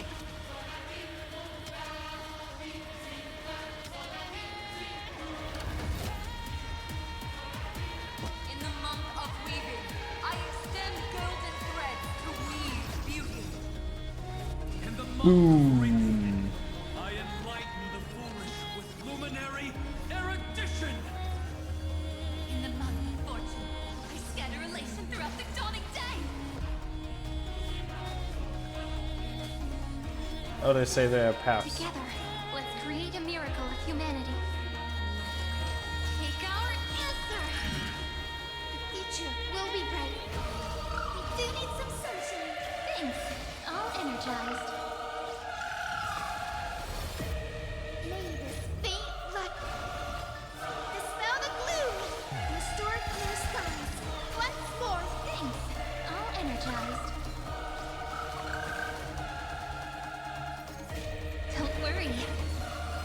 We're all here. May time watch over the Evernight. Rewrite destruction with me.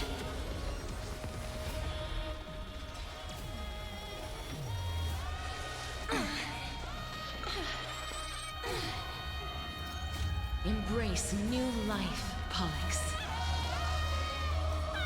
Darkness follows me.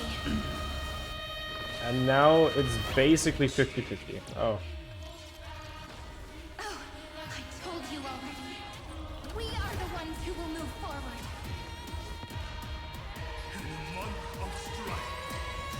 Did you just break my dragon attack?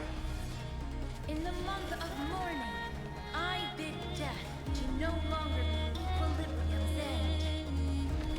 In the month of everyday, I form twilight into the faint sparks of preservation. I only wish that death may protect us. Please open up to me. Please calm down. The Evernight draws near. Time for some sweet dreams. Let's do that again. All right. Take our answer. Don't worry. We're all here.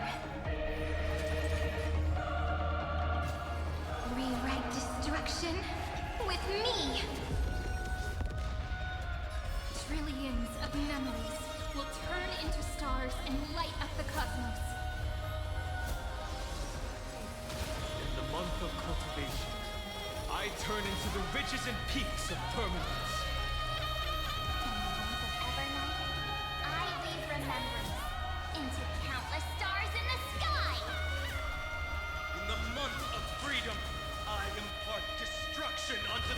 oracles of destiny.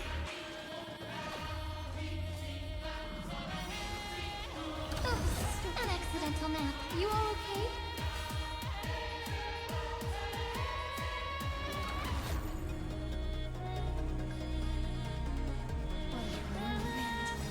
Let me add some rays of dawn.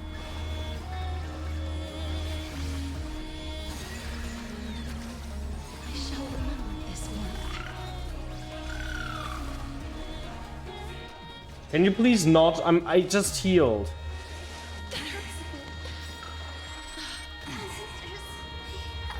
I literally couldn't do anything against it. They just action advance for no reason. Dead souls, return to dust.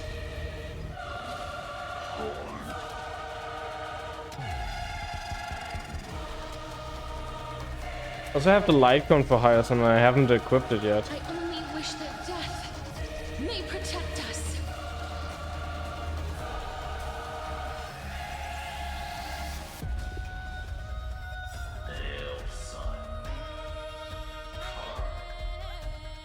Headless giant. If you never had a chance to be the master of your own destiny, why not give us that choice?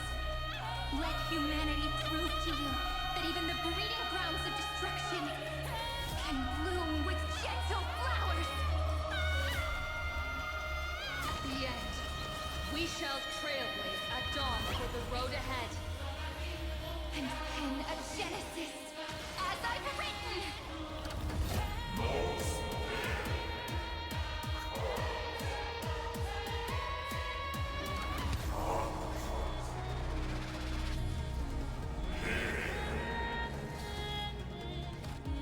No.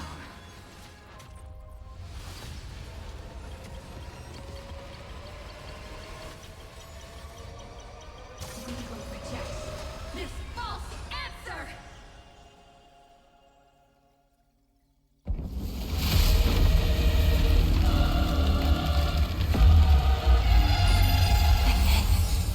Embrace the stars.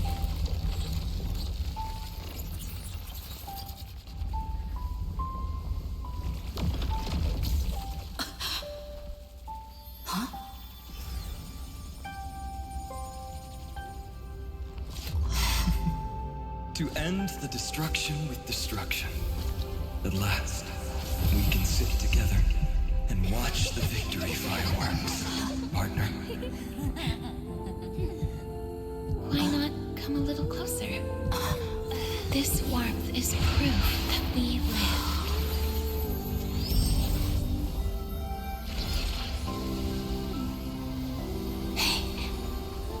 Stay strong. Eyes forward, always. This arrow isn't the end, but the beginning of hope.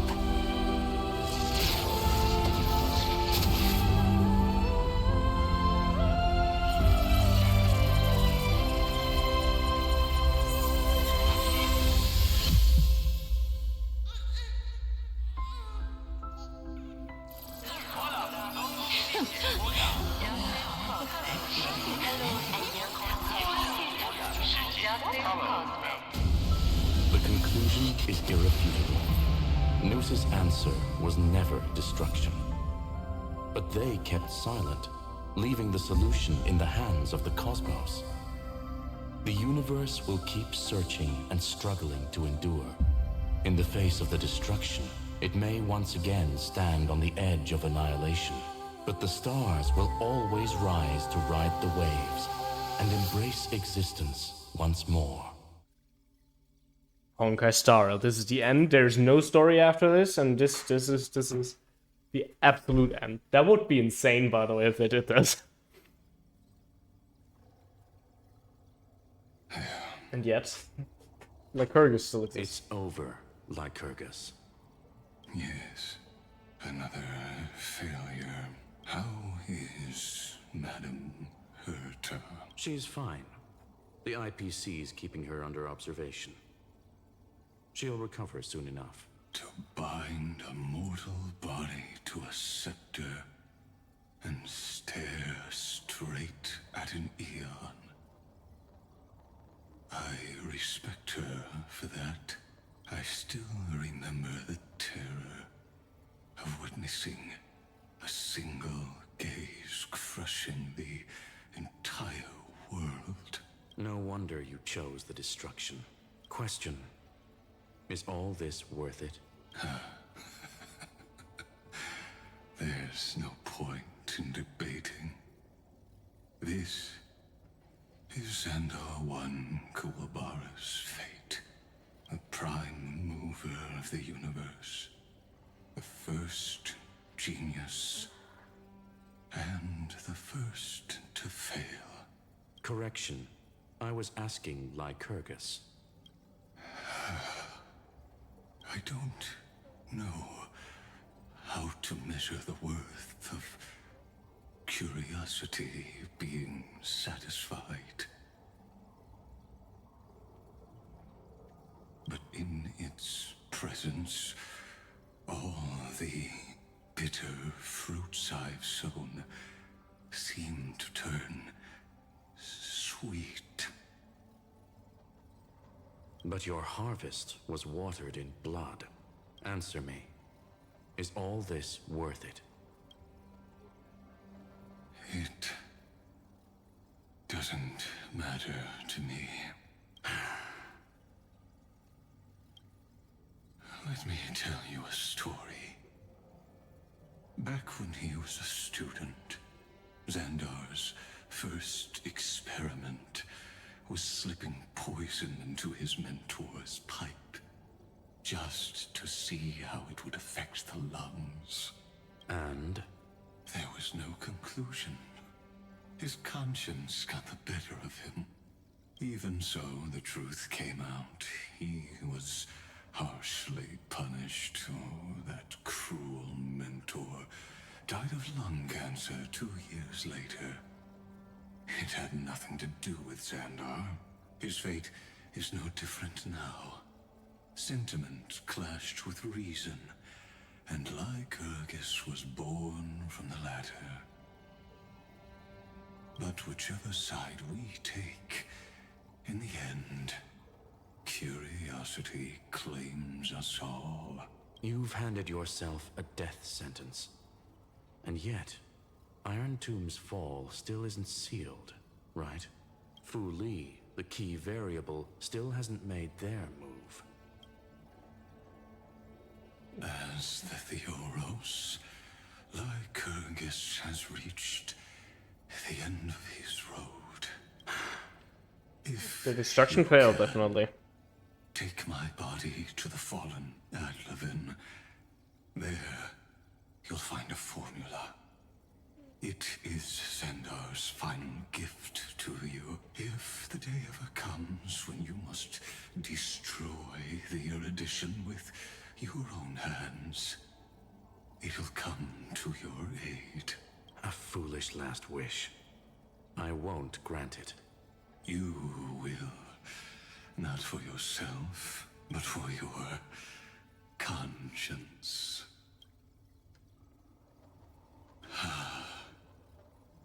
Listen. The death knell for the geniuses has begun to toll. As always, let me go first to the prisoners who stepped out of the cave. Stand before my tombstone and offer flowers of Adlevin.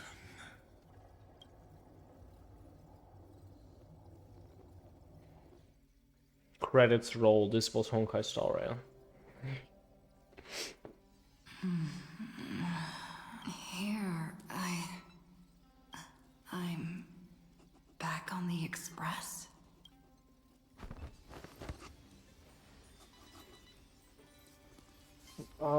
March? No response. Am I the first one back on the Express? Just send a message. Guys, the battle's over. Are you back on the Express? I need a big hug from someone. Anyone? Nope. Nobody's here. Something's off. It's definitely the end. Like I think we won. When? Why does it feel so... The remembrance is still left though. Like the fight against the destruction, yeah, definitely won. Destruction is out. We now have the remembrance against erudition left. Looks like they are waking up. Hey, I told you not to talk. Someone's in the bathroom. An intruder. Better be careful and check it out. Oh no, she's coming this way. Is it all the crisis heirs?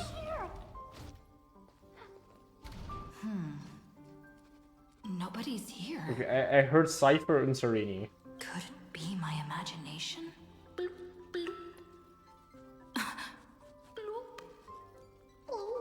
Bloop. Caught you.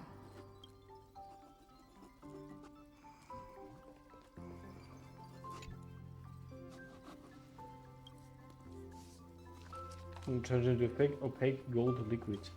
Based on your recent experience, golden liquid brings back many horrifying memories. But for now, you just cover for certain people to hide it behind. Bloop, bloop. Quit hiding. I can't go on. Hyacinth? Was this Hyacinth? One was Cypher. I heard her out. I didn't hear Cassie for some reason. You? I actually heard Serini and Hyacinth still.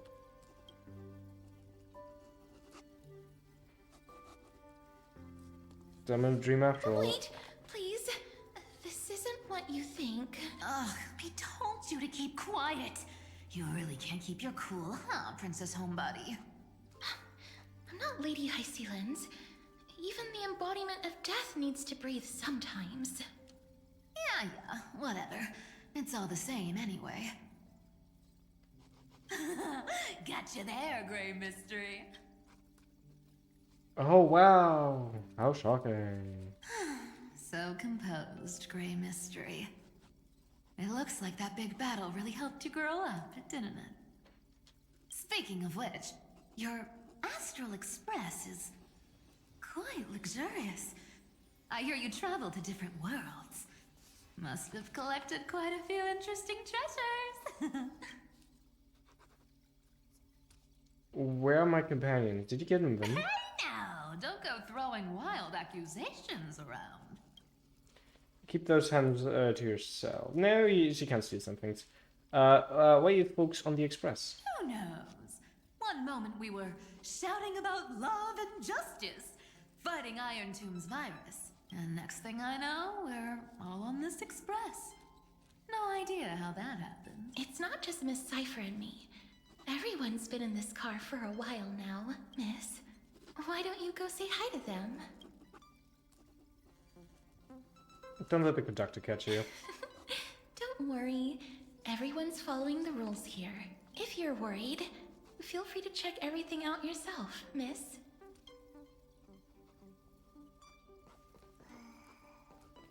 There's something Miss, off. This I'm isn't truly real. sorry We for know sneaking that. into your bath without permission, but fine. I've been wondering, why is there a pack of red chili oil sitting by the bath? Honestly, I don't know. That's a boss sold. That's quite bizarre, to say the least. Please make sure Lady Aglaya doesn't find out. She's a firm defender of traditional bathing, you know. We've walked around this car for a bit already. The Astral Express that you've mentioned so many times is truly heartwarming.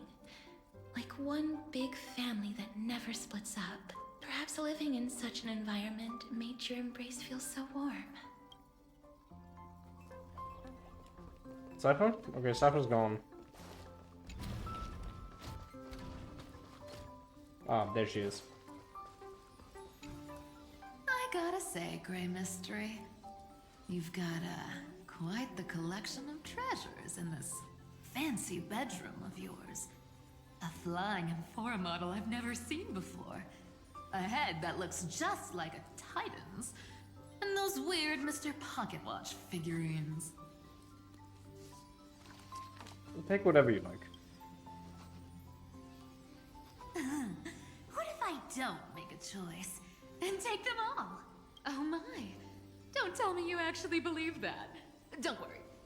Delosians are the most well-mannered folks around. They never do anything like that.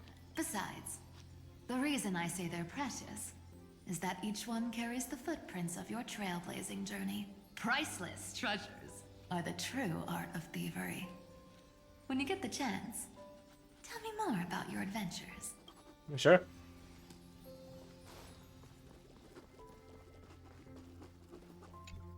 Wow!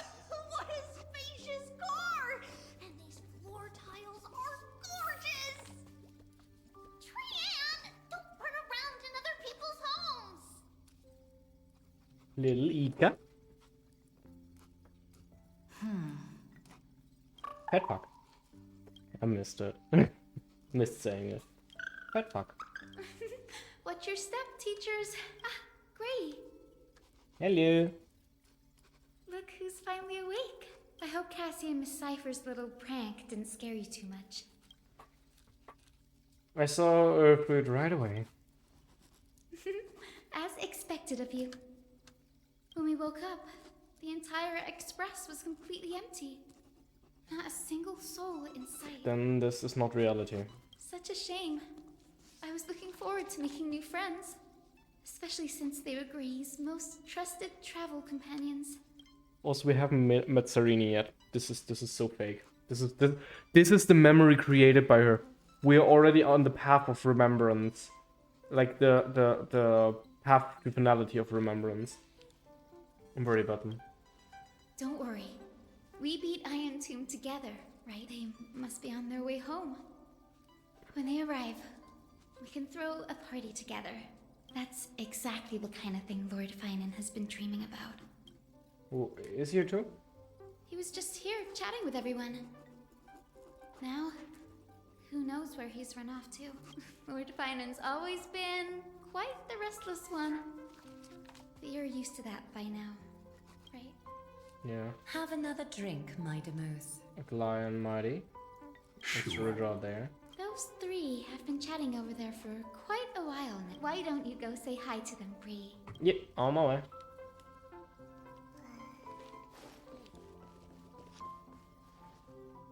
The outside is interesting because this is no normal like sector we are in. A moderate system. This isn't Star System we were to yet. Is the only guarantee Not even of a Amphoreus if I'm long-lasting not civilization. mistaken. But In there my I don't know the stars Most too much. civilizations across the cosmos will eventually evolve into this form. I beg to differ. In such a vast jungle, the dictatorship system exhibited by early Akama is the only example of guaranteed survival. The system might not be the key. Force and resources are the decisive factors. Hello, you three. Look who's here. If it isn't the master of the Astral Express. It's good to see you. Glad to see you're safe and sound. I helped myself to some equipment and drinks from this, bar of yours. Hope you don't mind. That's fun.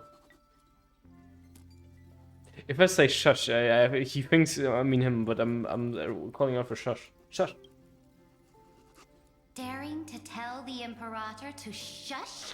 No, she thinks, okay. If this were Akama, your head would have already parted ways from your body. The drinks on this express are quite unique. Perfect for discussing topics befitting our tipsy state. Now that you are here, why don't we let someone who's truly worldly enlighten us? Looks like you came at just the right time. I do not mind. Yeah, you don't have mind, I know. What form of government have most civilizations across this vast cosmos survived with to this day? Okay, let me think on the ones we were until now. Herta Space Station.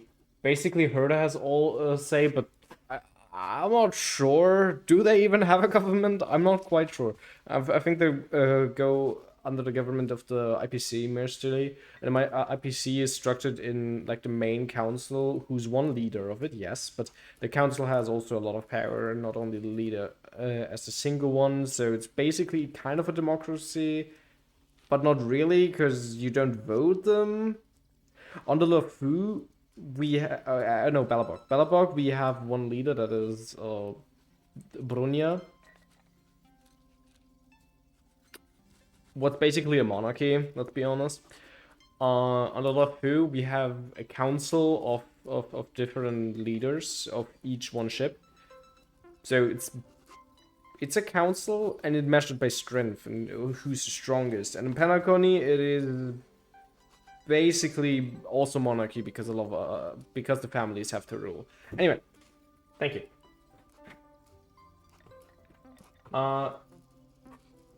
I'm not old enough to enjoy talking about this kind of stuff. I just explained everything. I'm not well read enough to understand this kind of stuff.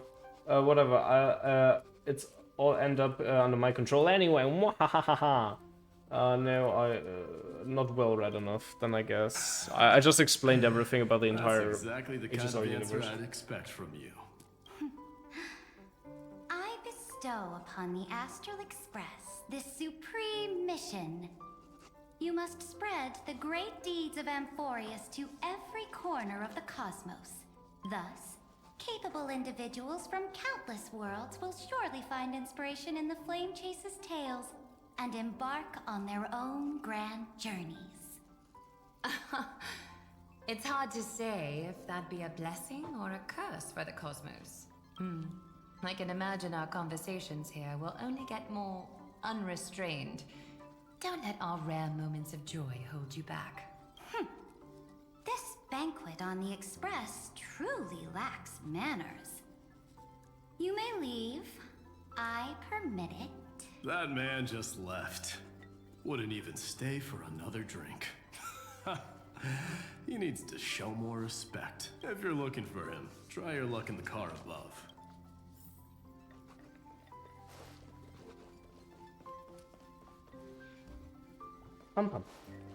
Anyway, let's talk with those two, but I fear this is already the remembrance of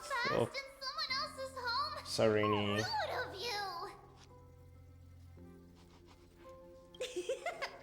All according to plan. Triam lured you here on purpose. Look, there are several adorable outfits here. Trian wants you to try them on so Trian can draw you looking all cute. Oh my, you even dare to scheme against yourself? Lucky for me, I came prepared. Time for a surprise attack. The hero of justice, Trinen. Trinen has been lying in wait here for a while. We will make Trian taste her own medicine. Two against one? That's not fair! Little Gray, you came just in time. Help me out here. I'll stand idly by. Trian, good luck. Even little Gray's saying that. Darn it! Trian won't give in! I would have said, okay, all three of you.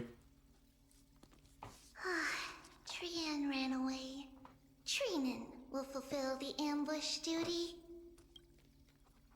The Trevios is all laughing and playing around together. That must be quite the rare sight in Little Gray's memories, huh? But now everyone will be alright. Yeah, totally. Everyone will be alright. Look, every hero has put down their burden and returned to their innocent, childlike selves. After all, It's not over. just thinking about how warm and bright Little Gray's tomorrow will be fills us with genuine joy and lets us breathe a sigh of relief. So, today, why don't you let Trevi enjoy some rare moments of childhood too? Wait up! Trian, don't you dare run away!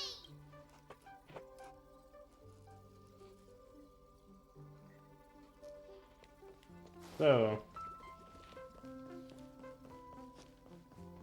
like the point that Pom Pom isn't even here says to me this is not a real express, meaning the only other option is Sarini's. Based on my calculations, there are Not countless even that is here. celestial Not even bodies that is with here. water in the This cosmos. is not the express. But I'm afraid not all oceans are suitable for life to inhabit. You must take this into consideration as well. As expected of a professor from the Grove, to be so certain even about things you've never seen with your own eyes. I'll take that as a compliment. By the way, I heard that the Imperator's Flame Chase army like to hold feasts at the Luminary Throne. That's true. However, sometimes Dux Carminum and I feel it's a bit inappropriate to drink so freely before the throne of the most revered titan in the Grove. Inappropriate? What's inappropriate about it? I only wish I were born earlier. I would have partied like that from the month of Gate all the way to the month of Fortune. You have a lot in common with Herwards. Blasphemy is just a phenomenon, not the end goal. I'm sure there are plenty of people across the stars who question these so-called eons or paths.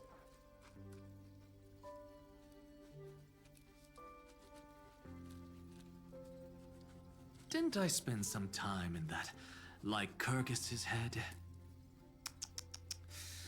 I sure learned quite a bit about blasphemy from that experience. Humans create gods, and gods shape humans. Who's really the one trapped? The creator or the believer? Professor Anaxagoras, let me just check one thing. You haven't bought into those twisted theories of that Theoros, have you? Don't worry. The difference between a genius and a madman is that a genius shares lethal truths, while a madman tries to force them upon others.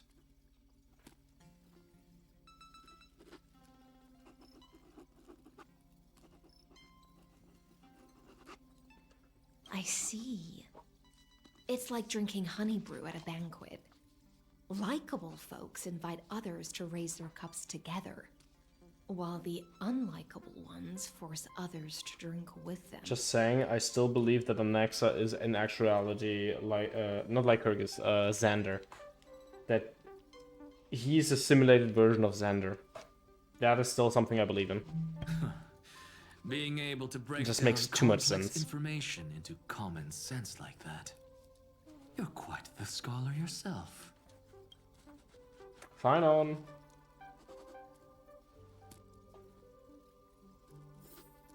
You know, there's still one person in particular missing. You're here, partner. Is only one, right? Wait. Yeah. No, wait. It's also March and Donghong. That celebration party I've been March, mentioning to you Donghong, and has Serene. finally become a reality. I'm missing.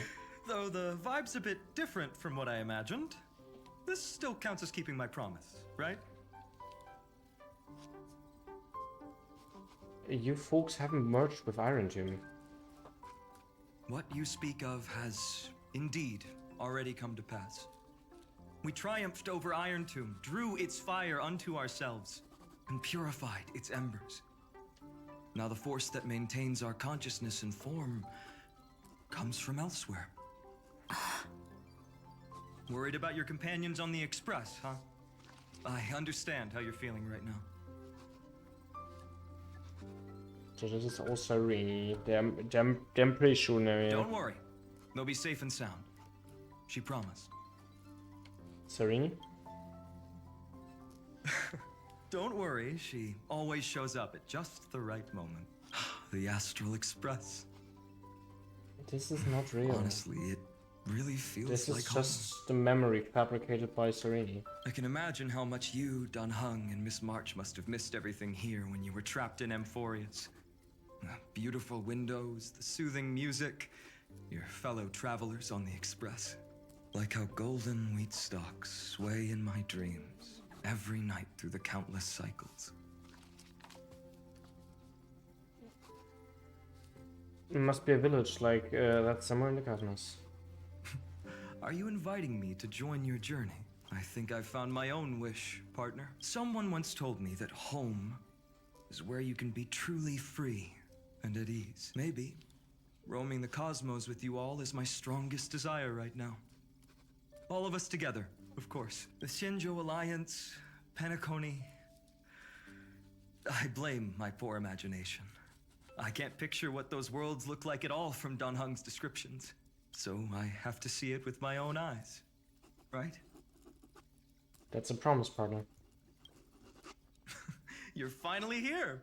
She has something to ask you. Well then, I'll leave you two to chat. Did you create this world out of memories, Sereni? Thank you, Finan. This isn't a real world, right? After such a good sleep, you must be bursting with energy now, right, friend? Sorry about that. Since it's our first time visiting the Express, This I isn't was a real hoping one. everyone would behave. But it turns out everyone's quite the character, aren't they? You know what I mean, right? Tell me what happened. How about we take a look back at everything that's happened so far? This is just a memory that you created, and I'm sure Together, of that. we triumphed over Iron Tomb. It tried to transform into trillions of viral clusters to infect the cosmos. But the heroes threw themselves into the golden flames, becoming arrows that purified the destruction. The fall of Iron Tomb also symbolizes the demise of Scepter Delta ME-13. Amphoreus, the home we sacrificed everything for, now exists only in the memories of the cosmos.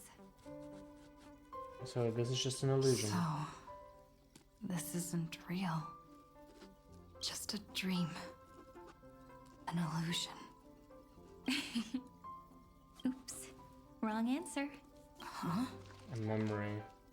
In that instant when you broke through space-time with the Trailblaze, carrying all the world's memories back to reality, that world, once shackled by data, became a seed waiting to sprout in the cosmos. Did we really manage all that? Just as Kaslana's rage of 30 million cycles made the destruction shed a drop of golden blood, perhaps we too have already left long trails on our respective paths. This isn't just snow. It's not that simple. They are dead. They're only alive by the memories right now.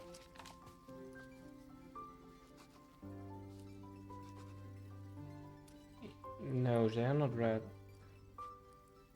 No, this is all wrong. Freedom. What a wonderful word. They're all bound to memories. And the memories are used in order to keep up a memetic space, and that will lead to Fuli's ascension to being the fourth horseman, the fourth finality. But that alone isn't enough to make everyone a true life form yet. But Amphoreus already has a tomorrow. So as long as you carefully preserve and tend to all the seeds, then when the Trailblaze creates another miracle someday in the future, I believe this world we deeply love will sprout and bloom into a beautiful flower. Don't worry, I've already kept all the seeds safe in the first fruit for you, and its name is As I've Written. So, it's time to reveal the correct answer. This isn't a dream, nor a fantasy. This is a memory. In the epilogue of As I've Written, at the end of the story, the characters take their final bow and embark on a journey of no return. The one who wasn't part of the story, yet helped write its romantic ending. She bid farewell to her friends and returned to her home beyond the tale. Promise me one last thing, friend. When we say goodbye, give me a smile, okay?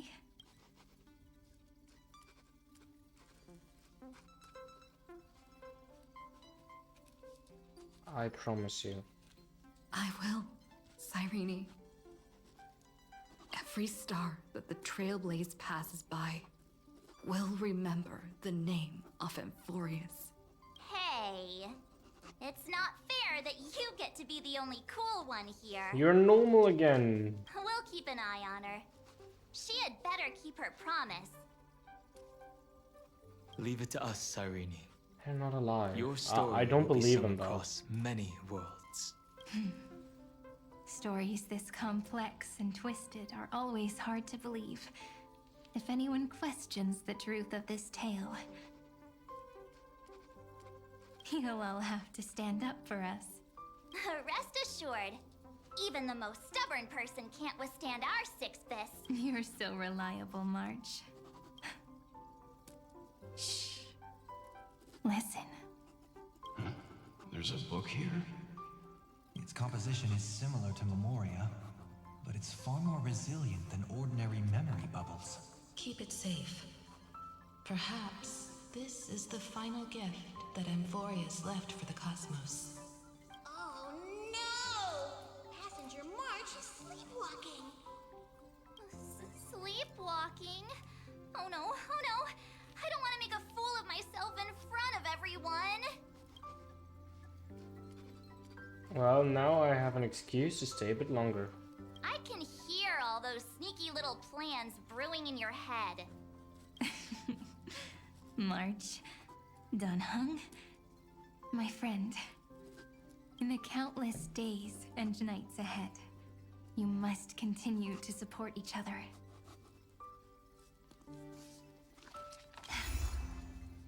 Time to head home, everyone.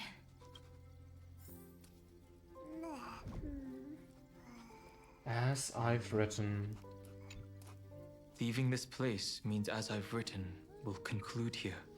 No one will have the chance to revise it, and no one can continue writing it. Don't leave any regrets. What magnificent words could possibly do justice to the finale of such an epic tale? I've been pondering this while you were sleeping. Now, I finally have the answer. Let's keep it simple and sweet. In our virtual extrapolations, we've lived through epochs longer than the lifespans of many stars.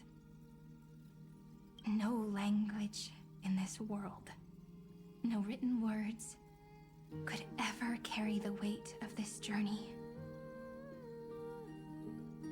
In that case, let's not be bound by the minutiae of words. Those who understand its passion and romance will naturally be moved to tears by the final period placed at the end. And now, it's time to say goodbye to our readers. And so we reach the final page of As I've Written. Everyone's here. Who wants to write the first line? Oh, it's Trivius United. Going first is the hardest job. I don't want to make a fool of myself. How about letting the great Imperator draft it for us? Are you all such cowards? Then I shall enlighten future generations, just like the 30 million cycles of flame chase. Without me, there is no world. Go think, observe, and conquer. What's wrong? Everyone's gone quiet. The great Imperator set the bar way too high. How are we supposed to follow that up? Where the Emperor leads, loyal subjects must follow. I guess only the Dux Gladiorum could possibly match that kind of overwhelming presence. Me? That suits me just fine.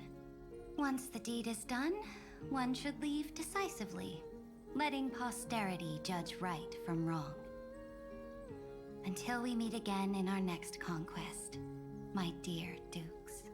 The stars shall sing of the Imperator's great journey. I should have shared a drink with you all, Dux Goldweaver. Loosen up, High Sealants. Life is like the ocean.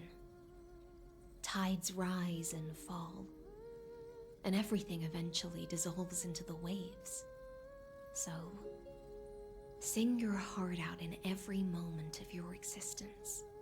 Whether it's a feast or the nihility that awaits ahead, I will find its radiance and sing its praises. May the next feast be eternal. Miss High Sealand's toast is so poetic.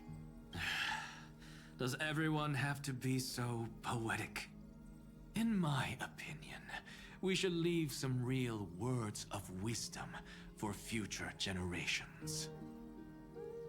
Next up, any volunteers? I'll do it.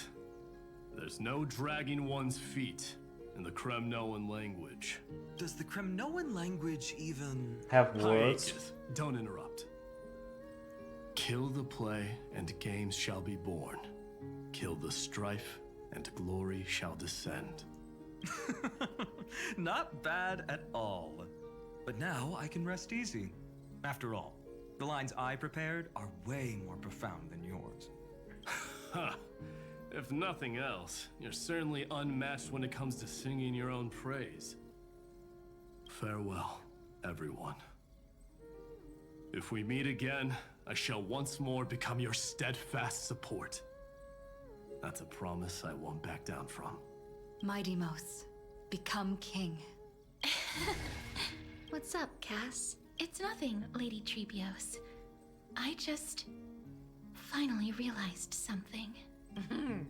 Then speak your mind, and let your words be immortalized on the page, Cass. If your heart still has room to spare, share a bit of gentleness and softly cherish all the beautiful things around you. That's so beautifully said, Cassie. Thank you, Miss Hyacinth. My only small regret is that I couldn't fully embrace this world I loved so dearly. I hope those who read these words can fulfill this wish in my place. Everyone, let's meet again at the end of the West Wind. The place you reside is the gentle sea of flowers. Well then, it's my turn. Take it away with your performance, Anaxagoras. This time, you won't have to worry about being interrupted. Then I must thank you all for being such a captive audience. Now, with this golden opportunity, I shall reveal to the world my insights into the world's ultimate truth. Truth is a solvent that dissolves all things in the world, and thus cannot objectively exist. I have a brilliant proof for this in mind, but since we're nearing the end of the story, I shall not elaborate. Is this your final question for future generations? No. This is an established fact, not up for debate. I call it Anaxagoras' last theorem. Oh, you. Still as profound as ever, Professor. We've got time, you know. If you don't explain it clearly, future readers might not grasp your true meaning. The true meaning isn't important. What matters is the emotion that stirs within them when they read these words. At that moment, the theorem's mission would be complete. So, your lessons are far from over. But then... Oh, sorry. Class dismissed. The seeds you've sown are already sprouting. Would you mind if I write the next line? Huh? I actually thought you should be the one doing the final wrap-up. But... We'd never turn down a request from you, Aggie. Teacher, Cyphera, thank you both. Trust and selflessness are the two most beautiful garments in the world. One to gift others, one to adorn yourself. One's golden and one's purple? Not being able to completely change your fashion sense is my only regret across 30 million cycles. After all this exhaustion, I just want to take a peaceful bath now. I'll see you all again at dawn. Thank you for your hard work all this while. Lady Aglaya just can't give up her favorite hobby, can she? So, I guess it's my turn now. There must be many others like Miss Hyacinth out there in the cosmos, helping and healing people everywhere. You've got to set a good example for them, right? Of course. Look up at the sky more often and smile more. Many stubborn ailments fear optimism, but it's the best medicine. It's so catchy. The kids will definitely love this message. When it comes to understanding children's hearts, Lady Trebios definitely knows best. Look, the Rainbow Bridge is already hanging in the sky. Shall we get going, little Ika? It's you who healed the sky. What's on your mind, Miss Cypher? I'm thinking. Should I leave behind a riddle? Some twisted, convoluted scheme that'll drive everyone in the universe mad trying to crack it. I see. You know what? Just go wild with it. No one's gonna judge you. Oh well, my brain's not working right now. Let me be genuinely sincere for once. Don't be afraid to fall. Just run. Destiny's just a slow-moving nymph. It can't catch you. So in the end, little Cyphy's message was the most straightforward one. Even if you combined 30 million of me, I probably wouldn't have read as many books as you did in one lifetime. I won't pretend to be cultured before Big Sis Treeby, Trinan, and Trian. Amphoreus' greatest trickery. Gotta bounce now. Meow! Homeward you come, distant wind. It's just us now, Snowy. Yeah, teacher. Maybe I should... No. Let me go first. After all shall bid farewell to one, and that person alone will. I never would have guessed you had such a dark sense of humor, teacher. You still know so little about the complete Trevios, Snowy. Jokes aside, I want to leave these words at the end of the story. Whether it's a sunny day or a rainy day, remember to tell yourself before you drift off to sleep, see you tomorrow. See you tomorrow. Times 1,000. Prophecy received. Times 1,000. From now on, no more goodbyes. Finally. The time has come to say farewell. I'm grateful that you could be here to witness this moment, partner. My wish is to meet with you all again. Well then, make sure you take good care of as I've written. As long as it's by your side, Amphoreus will always be with you.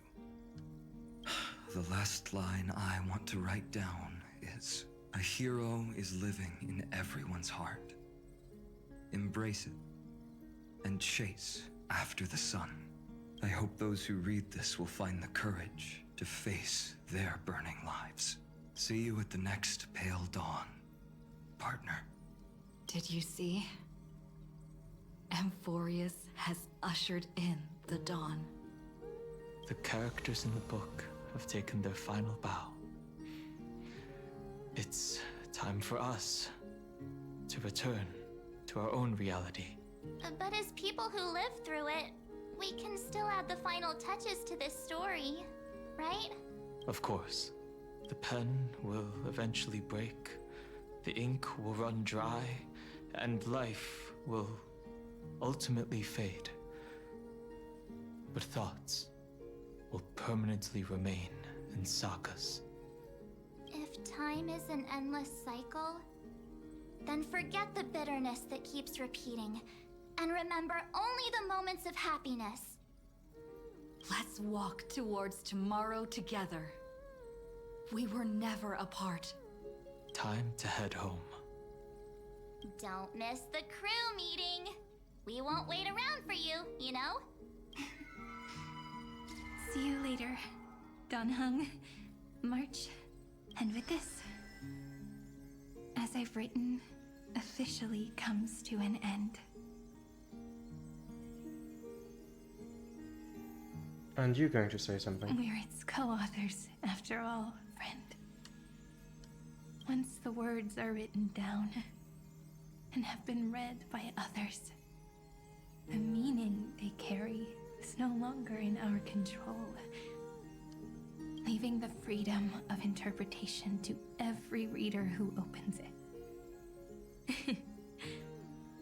Don't you think there's something romantic about that? As for what this story means to you and me, let's keep it close to our hearts. After all, we've always had this unspoken understanding between us. Whoa! Passenger March! Why did you suddenly wake up? You scared me so much that I dropped that book! Welcome home, you three. Thank you for your hard work on this trailblaze.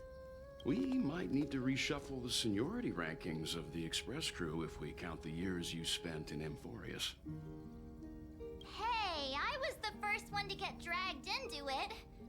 Does that mean I'm gonna be the oldest member of the Astral Express now?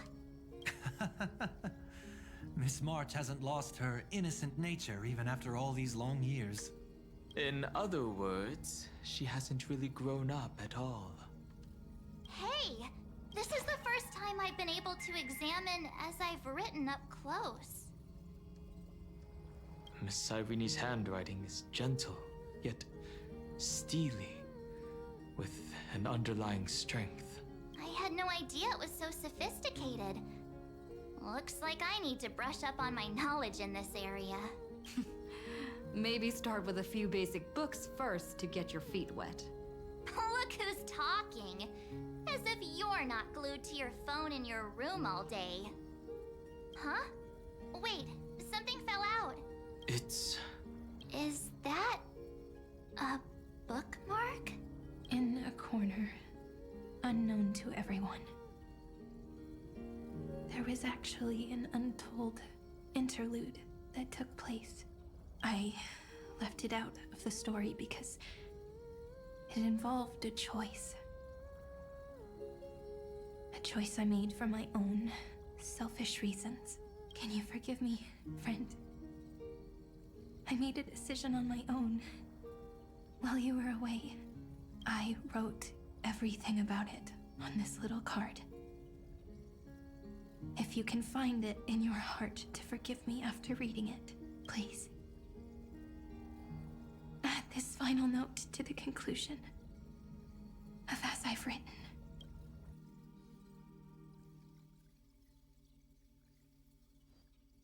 Moments after the fall of Iron Tomb.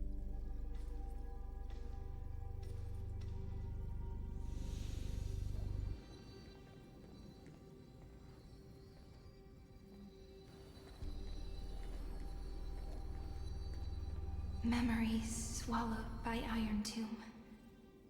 Return now to reality.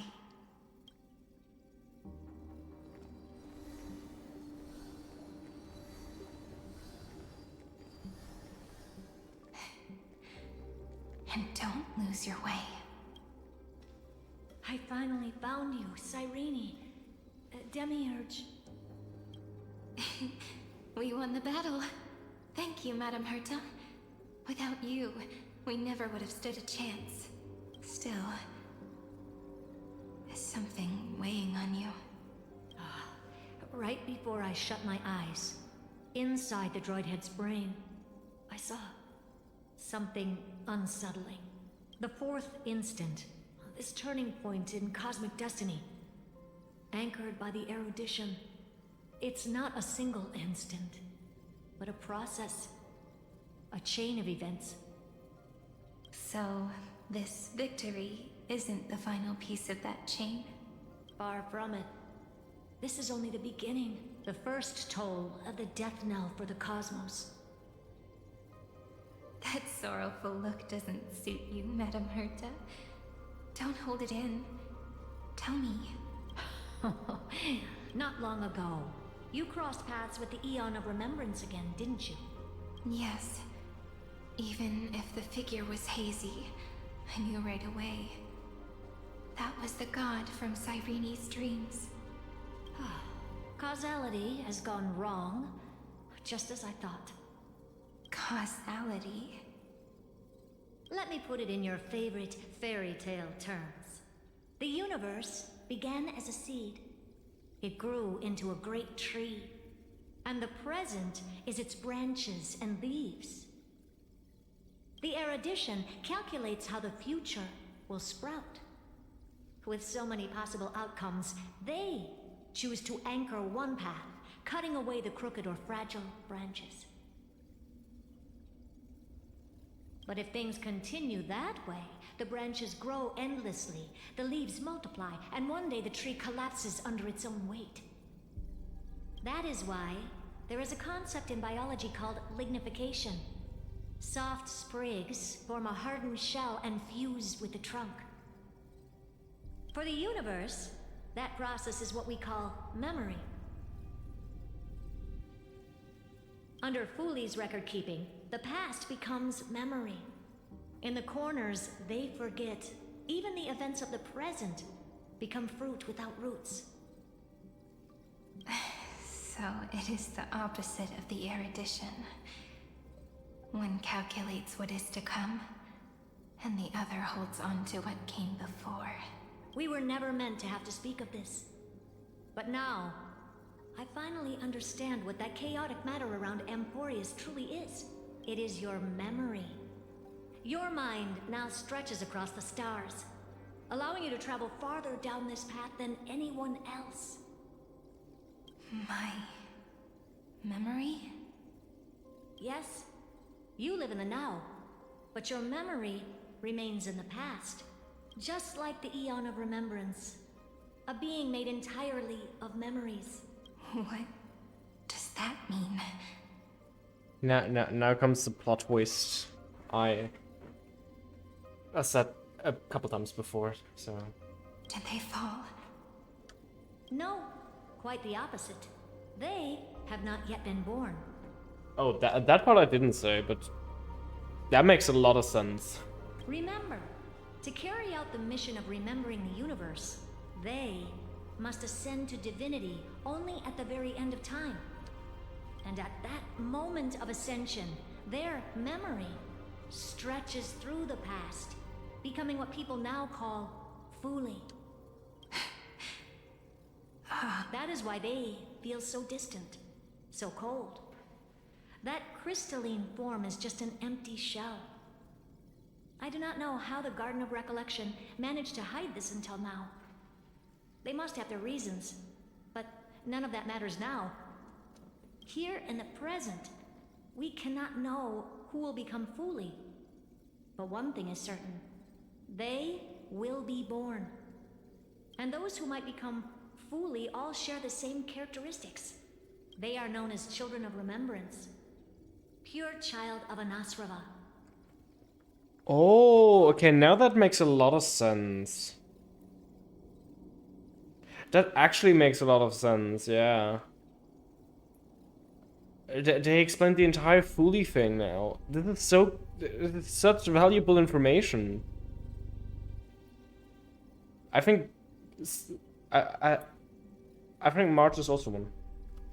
Both of you, children of remembrance. Yeah, that was clear. So help us. Find where Amphoreus' memory began, and bring it out.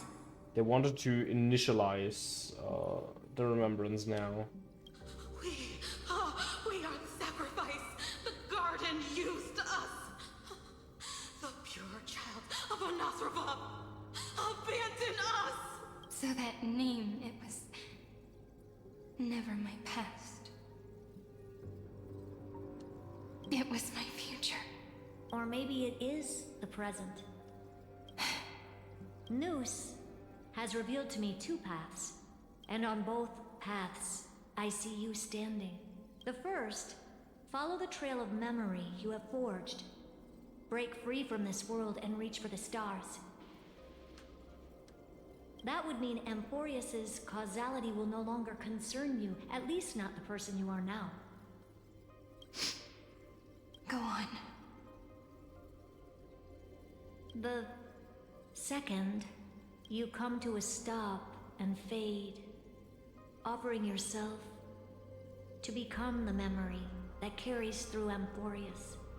Perhaps this is the choice every pure child of Anasrava must face. That choice means I'll remain in the past forever. And more than that, it means you will close off Amphoreus' causality. This world is sealed. The effect that the remembrance brings to it will all converge on one thing. That one thing is you. No more eons will interfere with this part of history. No more blank spaces in causality. The present will be set in stone and become indestructible. There are two paths, and only one leads to the right end.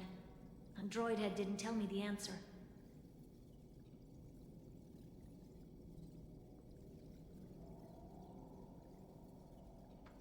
But I can guess what might happen if you choose wrong. With causality incomplete, there is a chance Iron Tomb could rise again. So even the gods of the cosmos are unreasonable. If you want my advice, stop thinking so much. Ask yourself what your heart truly wants. Choose the first path, and you might survive as a memo sprite. You may even walk beside them for a while. Even I can tell how much they mean to you. Especially the little one. But if you take the second one, then you may have already lost the chance to say goodbye.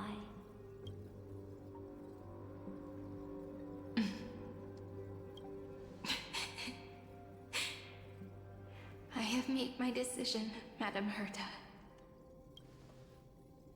I thought you would need more time to think it through. The answer is clear, is it not? Still, I do need a little time to quiet the sorrow in my heart. Her kindness is always just right for the moment. I believe she will forgive me. I will say no more. I would rather not break the mood. But may I ask you one last thing? Of course. Why? I once heard a saying that went something like this. Divinity is flawless humanity. And humanity is flawed divinity. We children of Amphoreus gave up on gods long ago. Those beings who love to play pranks on the universe. I believe in her much more than I believe in them. And I believe in who I am. As a human. Oh.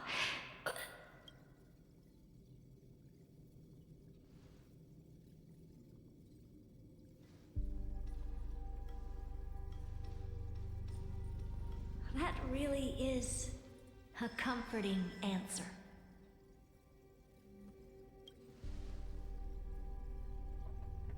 As for the one wish I still have trouble letting go of.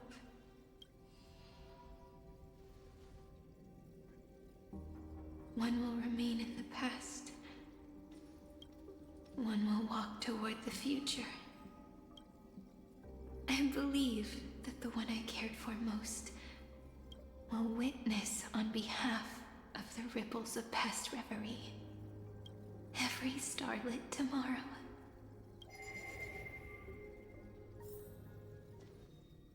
Moving backwards through remembrance. What a curious feeling.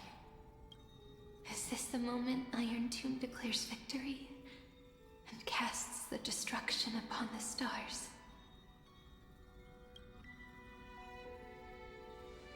So back then, in the path space, it was I who found me. The gods' whispers were nothing more than a girl talking to herself.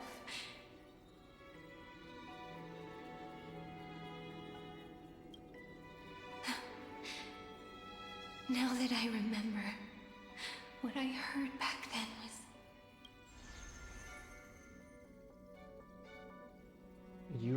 weren't once deities cast for mortal presence. Yeah, that's the same thing as before. All I wanted to say was, don't give up. She will find you. Memory truly is amazing. Then let me wield this power and plant the seed of causality for the miracle that is destined to bloom. Let the ripples of causality spread. Create an eternal page.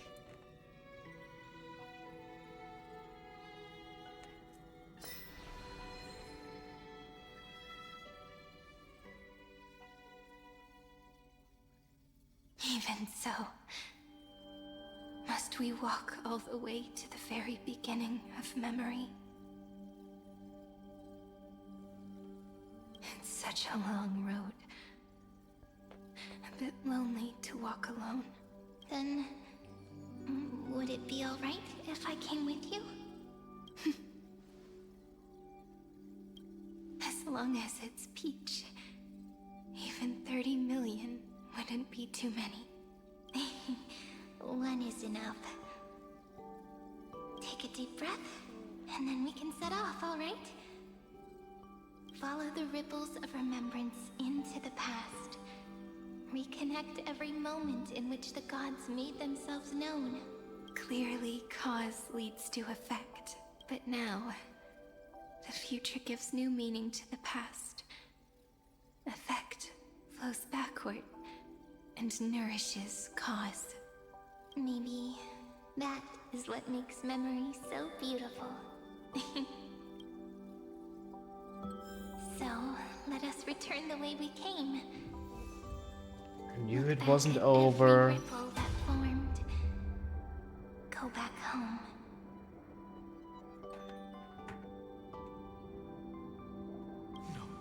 No. How is this possible? Breathe. Breathe. Partner. No.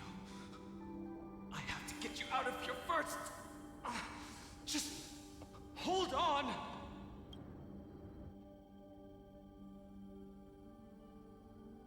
Remember?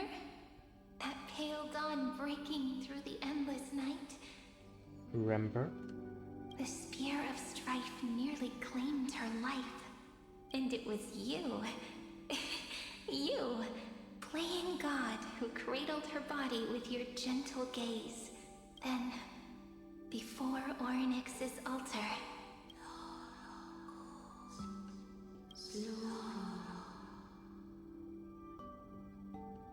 even the Titan of Time mistook you for someone else. I never imagined there was a hidden truth behind our first meeting. The first time was also the last time I saw you, friend.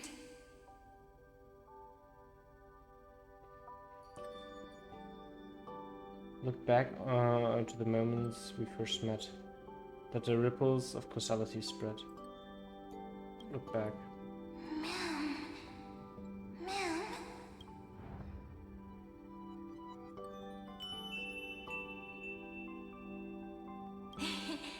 That melody from the memory. I've got it now. And so, the miracle was able to slip away from death temporarily. I'll leave her to the Casteress of the past. She will keep her here, in the world of the living.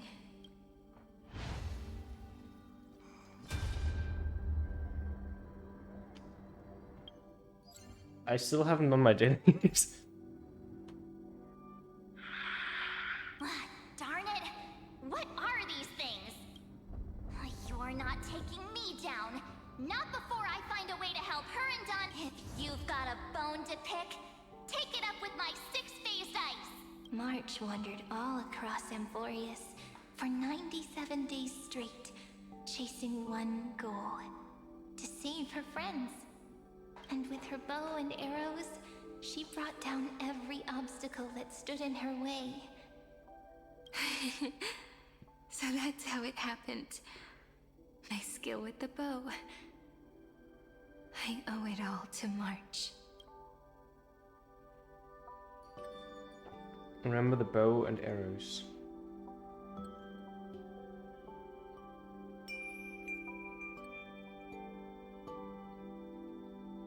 What a sweet note.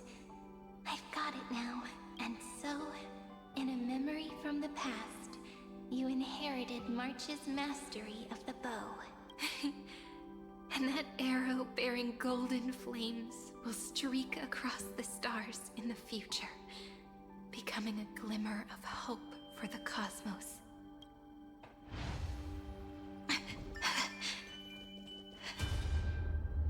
Are you okay? 3 paths interweave and fetter Amphoreus, co-authoring the fate of the world. Ordinary pathstriders aren't known to leave traces in the mirror, so if what you said is true, then this isolated star system must be home to at least 3 beings comparable to Emanators. I would even go as far as to say, eons themselves. To gain the favor of the stars for Amphoreus, the Remembrance sent a call for help to the cosmos. But the obstruction from the scepter was far too strong. Even the gods could do nothing more than send a fleeting mimetic being to someone who walked the same path. Thankfully, Miss Black Swan caught that fleeting moment. Let the ripples spread. Though, that signal drew some unpleasant attention as well. Looking back now, it was all worth it. The cosmos showed us a kinder face. So what is happening right now is we go back in time as Sarini and changing things in the past so it actually happened exactly the way so we ended up in that position. She has a different understanding of the Remembrance. Miss Evernight once said that the Remembrance wasn't looking after Amphoreus, but rather scheming and preparing to devour the paths. Her deduction was perfectly logical, but she failed to account for what the humans in this story could achieve. Maybe I have a scheme of my own. A scheme that will bring happiness to everyone. Please keep helping them. And the others in the future too, Miss Black Swan. Looking... You need to hold tight to this ceremonial blade. After I'm gone, it will take you back to the beginning of time. The start of a new story. I believe that in that story, or in countless stories, each alike yet unique, everyone, all the companions who sacrificed themselves, alongside the deliverer we once dreamed of as children, will reunite beneath a vast, endless sky. If we can never break free from this prison, I will stand my ground. Until the day someone shatters this endless cycle and writes the final chapter of Amphoreus' fate. In the blink of an eye, we have returned to the turning point of fate, with nothing but a fragile sliver of hope. We embraced 30 million cycles of futility, and began the eternal recurrence. I still remember the first time I saw the god appear in a dream, looking at me from behind a thin veil of crystal. Back then, I wondered if they might be someone with ill intent. But now, I finally understand. She was always standing beside me. And she is so very beautiful. With the dream of a god.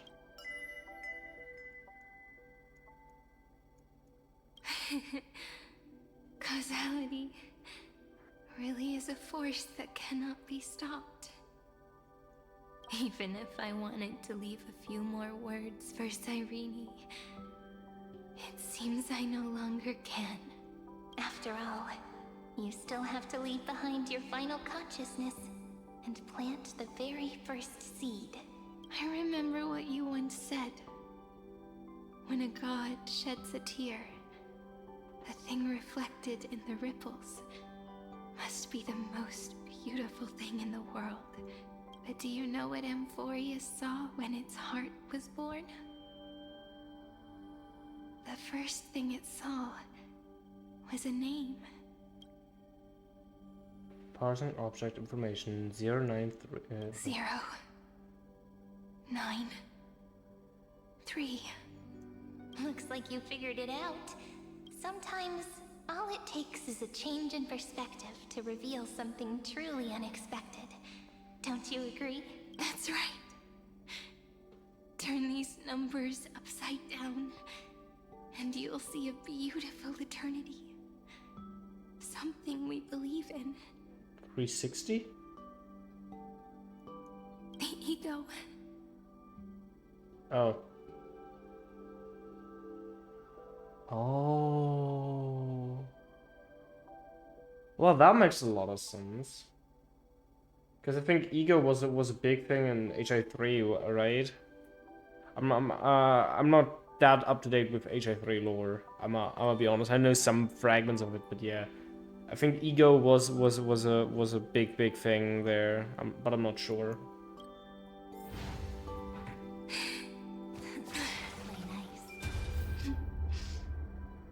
Looks like time's running out. I want to protect everyone in the village. But can I really do that with the strength I have? I shouldn't think too much. Better finish the farm work Dad left me first. The hero within has been by our side since we were little. Finan has always been strong. But without that faint glimmer of hope lingering in his mind, would the weight of fate and endless recurrence finally break him? If only someone could place even a sliver of hope inside his heart, he would hold on and keep going.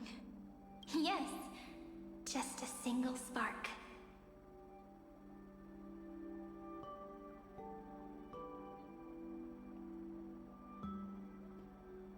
And he would guard that fragile light until it turned into a blazing sun.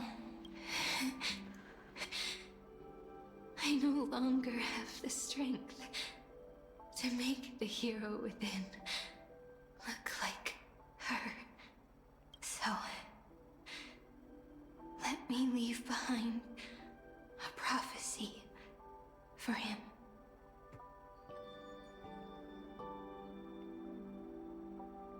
Take this wish with you. Be the hero who begins the mission of deliverance. As prophecy foretold, you will bear the blazing sun until the pale dawn breaks. Continue onward, bearing this world upon your shoulders until the Ashen Hero, the nameless deliverer, ushers in the dawn.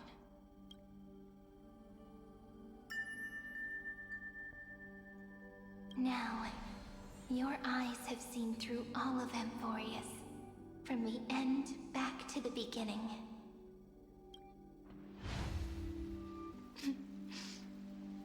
Looks like time's running out. The first ripple was where it all began for me.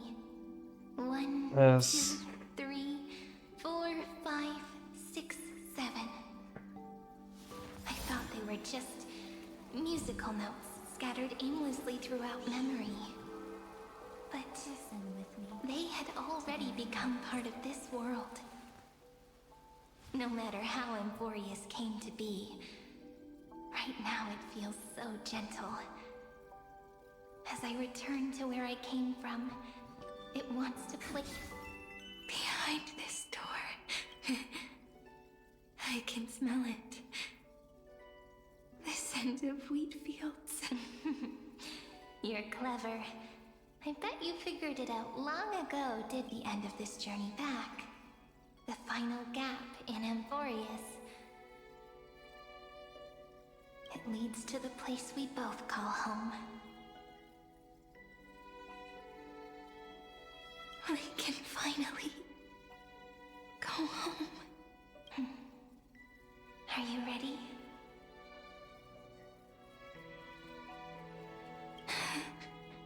If you leave memory at the very beginning of the story and cast the first stone, that final gap in Amphoreus will close. The causal loop of Amphoreus will become a fixed point in the stars. And if I don't do that, then this world and the cosmos beyond the sky might still fall into the destruction. There's no way we would let something like that happen, right? Exactly. I remember that tree in Ide Silicii. It grew all alone, unable to go anywhere. It watched the sea in silence, dreaming of a faraway shore it could never reach. But now, a tiny boat sets sail. It carries a seed of hope, plucked from the tree, and heads into the great beyond. Even if the boat's shadow fades quickly from sight, the tree knows that its wish will bloom on the other side of the sea. In that moment, it must feel happiness, right? The way you brought it up. Now I kind of miss that tree too. Come on, let's go home together. Take it with us, back to the Sacrament Courtyard. Let it become Remembrance's anchor, tying together the times we knew so well.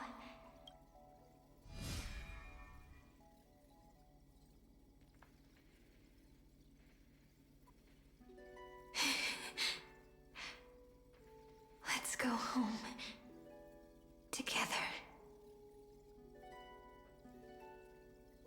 Return to the girls' homeland. That final note. Right. It's been with me all the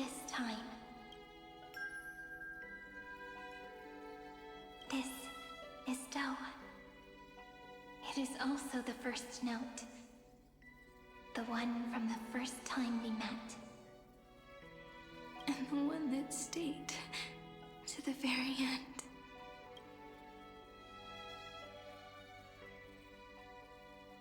Heidi Silicii. The place where it all began. It's like time itself has stopped. And the breeze and the sound of the waves never seem to rest.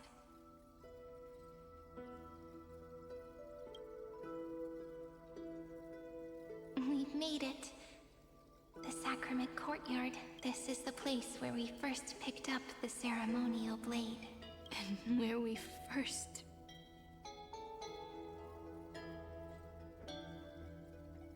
Hello, you royal douche or douche?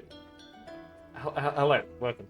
I'm curious, who slash what started the first ever iteration? Sereni seems like both matter and antimatter particle coming into existence out of nothing, but Sereni is also based on something, so she can't come from nothing. But the small Sereni came into existence due to the extrapolations of the scepter. The big Sereni was originally part of the scepter, then was destroyed by the Stellaron, but the Stellaron rebuilt it. And due to it getting memories by what's it called? By the small Sereni, it developed into Sereni big. It's complicated since both are called Sereni, and that is what makes it a bit hard to explain as well. But it's mostly extrapolations. Like most things exist out of the extrapolations, and Demiurge was also formed from Sereni, so yeah. Began writing journals. Now, the journey through memory has reached its end. Once the anchor is placed, what awaits us is 30 million lifetimes of reunion. Moving again and again. Endless farewells. Do, re, mi, fa, sol, la, ti. And with them, endless encounters. Ti, la, sol, fa, mi, re, do. Such a happy scale. Whether it's for Cyrene, the Deliverer, or every sprouting branch of Amphoreus, I leave this tale of love here. May the river of time flow backward, bringing scenes of the future before our gaze. In the eternal land that no one remembers. The legend of the Trailblaze is about to begin. Narrate the prophecy of the Flame Chase. Is it all over now? My mind and my memories. It seems they're beginning to fade. The breeze is warm, but my body is shivering for some reason. If you're feeling cold, let's find somewhere warm. We can rest there. Somewhere warm. I know just the spot. 405. 504. 093. 365. Treehouse. Etc.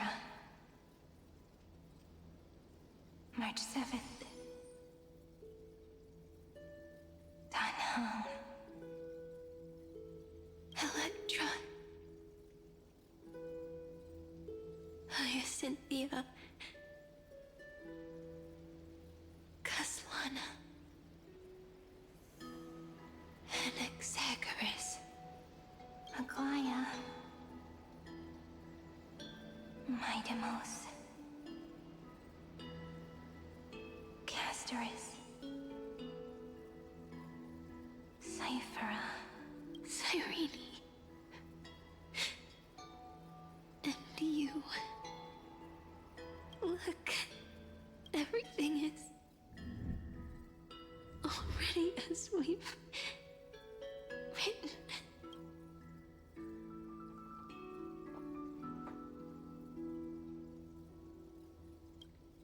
No, I should probably read that. Sorry. I read it in my mind, not out loud. When people see the ending of love, they set out on a flame chase journey. And those who chase the flame, in turn, let the flower bloom anew tomorrow. Casualties. Causalities. Causality comes full circle in this line. Or more poetically, the pen is laid to rest. Within the light cone, all is fated. You ask fate, what is divinity? And she says, look how beautiful you are. I am the gaze that looks back on the world. How fortunate we are. In this cycle of cause and effect, humanity never looks to the gods for guidance. The ones who pick up the pen and write miracles again and again are always ourselves. Am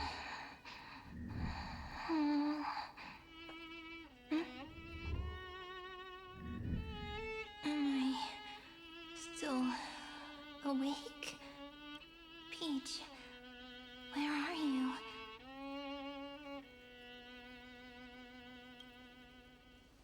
Are you still here?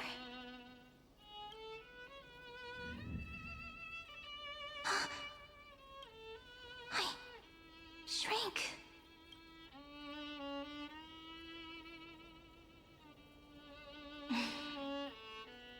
So that's how it works. When memory drifts away with the breeze, love leaves behind a seed and turns into lament. Huh? So, Cyrene is literally a paradox, because Demiurge became Cyrene. It is extrapolation. Or is it just in the memories? That they rewrote the memories for it? Mem actually became Cyrene. Yeah. Mem actually became Cyrene, I know. And Cyrene became a Demiurge. But then there was the true Cyrene, who was Demiurge before, so Demiurge evolved into true Cyrene, who then sacrificed herself so that Mem, that the seed can go to Mem, can go to fake Cyrene, and can go to Demiurge. So that she in the future can sacrifice her again and become the true Cyrene, but repeating the cycle. Demiurge is the true Cyrene, and an actual paradox. Shape of Amphoreus is like that. Yeah, exactly. Give me a second.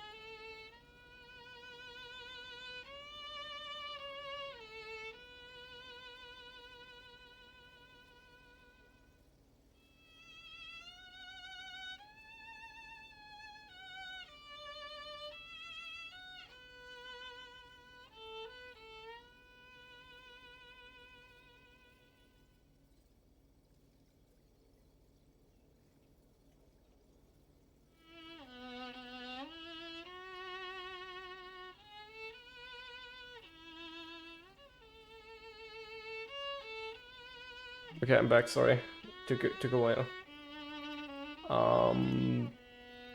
So yeah, it's yeah, okay. Paradox. Yeah. Or this entire paradox is only in the memories and not was in the actual Amphoreus, but that makes a bit less sense. So I just accept it as yes, this is a paradox created by Fuli, or not by Fuli, by the remembrance, by the power of remembrance. Demi-Urge, Cyrene, Mem, back again to the first, Philia 093. I always do have my charm. The final ripple nourished the great tree, and from it grew a single pink peach. We've been playing for so long, and you still haven't told me your name! I've told you so many times already. You're just forgetful. My name is Livia. Livia. If you forget again, I won't tell you next time. Livia. Got it. Then you have to remember mine, too. Piso. I always remember. So, Cyrene was just a pen name after all. So sleepy. That drowsy little fairy barged into my mind again. The last of my memories are slipping away. I wonder what this world will look like when I wake up again. I remember a cry and my name, daughter of Lady Cilicia. She's not escaping the allegations. She is definitely not escaping the allegations. Elysia.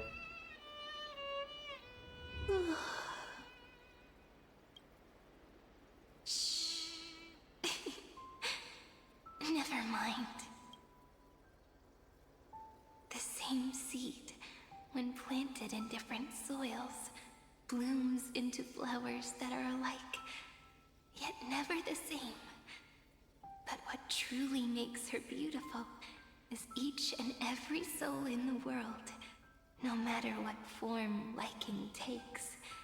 It is still precious love, and I will accept it gratefully and return it with joy.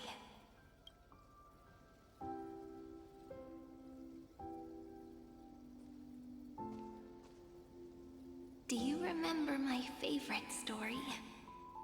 That crystal flower was so beautiful because it reflected Why is the there eyes big of the Cyrene little again? I fairy. thought she doesn't exist now again. I give up. I really give up at this point.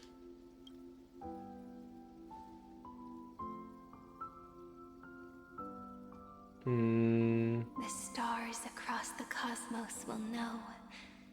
I am the fairy who wrote, as I've written, together with you.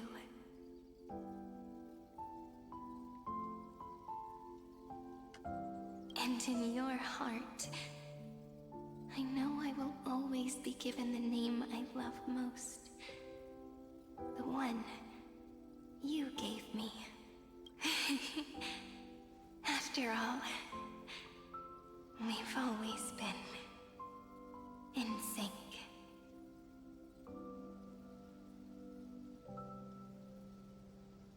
That's the perfect ending. Ah, fuck. That was the perfect ending for Amphoreus too. Slow down. Let the words settle. We have plenty of time. In Amphoreus's month of mourning, all conflicts across the land come to rest. On the 11th day and night of the month of mourning, the dead will part, the living will embrace, the snow will fall, and bonfires will rise to warm every heart aching with lament. It may sound heavy, right? But on this day, laughter always rises louder than tears. Because people understand that parting is for the next reunion, and sorrow is so we may love more deeply. That is why this day is her favorite of the year. Under the same sky, across 8 phases of the moon, 13 heroes composed an epic together. 1 plus 8 plus 13 equals 2 11s.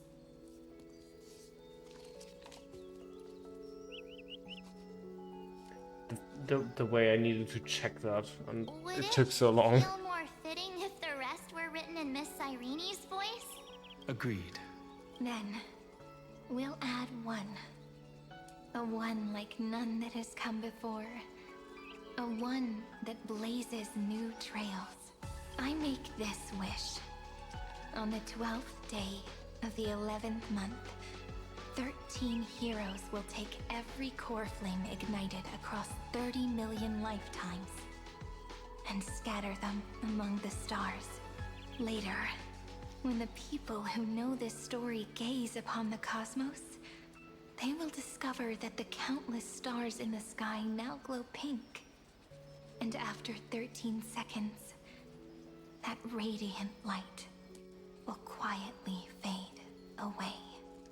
It will be such a romantic, yet puzzling sight, but that's all right. They will keep that mystery close to their hearts, constantly pondering what the ego truly is. They will love. They will get hurt. They will rage. And in 30 million moments of helplessness, they will stitch their shattered hearts back together. Again and again. But remember this well. Losses are a constant on the flame. Maybe they're showing here the evolution, because it went from Demiurge to Small Rini to Never be alone. They will come to understand what it means to lose. And in the end, they will choose to let go. They will offer their hearts to this world. For every soul that exists in this world, then to the sea. There's a different ego. A different prime mover of life. There will never be just one answer. Not even for love. But when people gaze into the night sky and love what is fading with the same resolve they have to praise the stars, I want that soft, gentle pink in the sky to tell them, love will always be answered.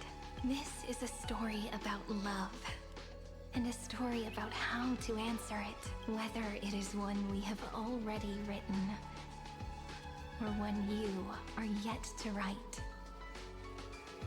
It will be a romantic story, like none that has come before. You think so too? And a romantic story deserves an ending that is free and complete.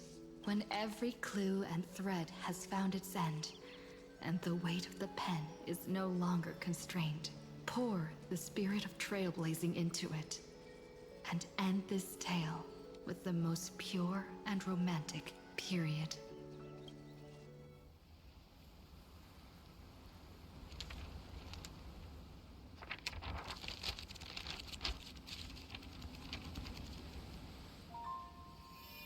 Light, sky, sea, stars, seeds, flowers, birds, hope, and love. Such words of beauty were how I first imagined the world. For as long as I can remember, I've used them to tell the stories of Amphoreus. And now, this is the last one. A story about tomorrow. Dedicated to you.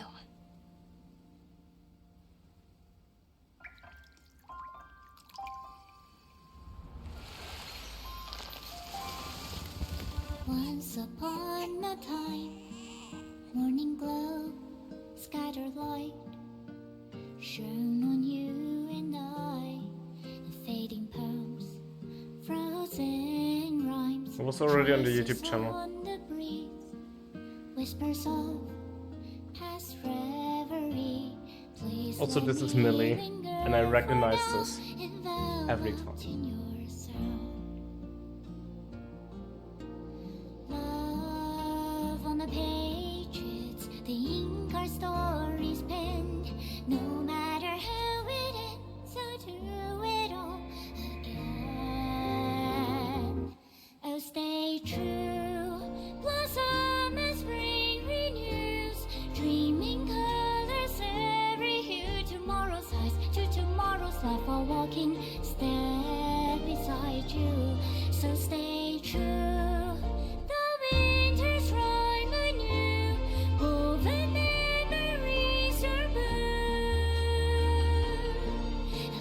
Melody, sing a song of reverie.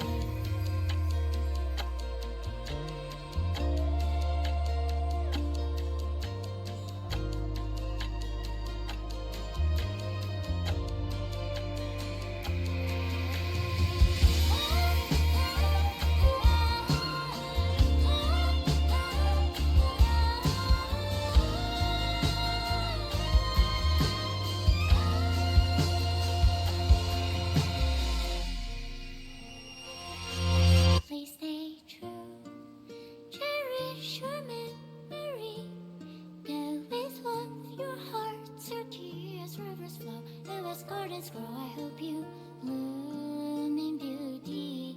See you soon, after the end of time, in the mountain frozen rime.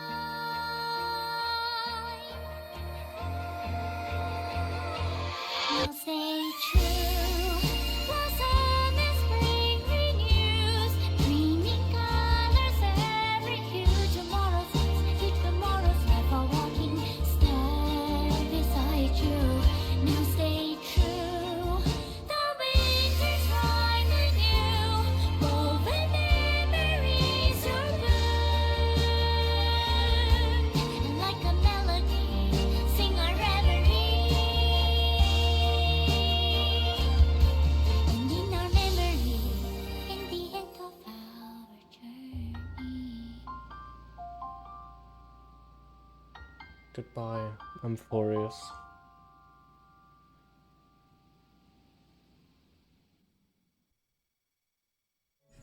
I so wish the first half of this video could be the true ending of Amphoreus. Yeah. Oh, and we get the credits. Lead actor, Platana. Down here is Downhag. Question mark is March. Heard of Gulum. Gulum is anything interesting with that. Kaslana. Yeah. Anonymous as Saridra.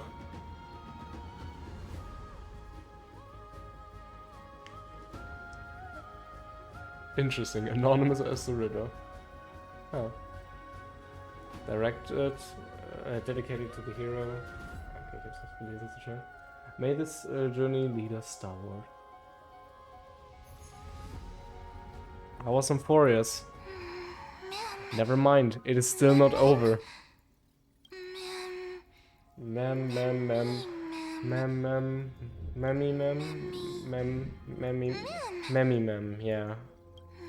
Mem.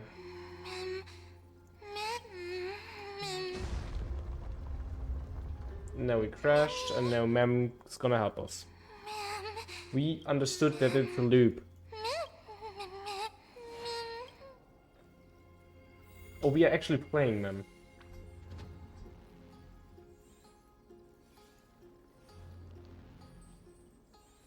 They made it that you actually need to wait. Or rather, actually need to walk there. Have you seen the Kafka YouTube video? Yes. That's why I originally predicted that we delete Amphoreus.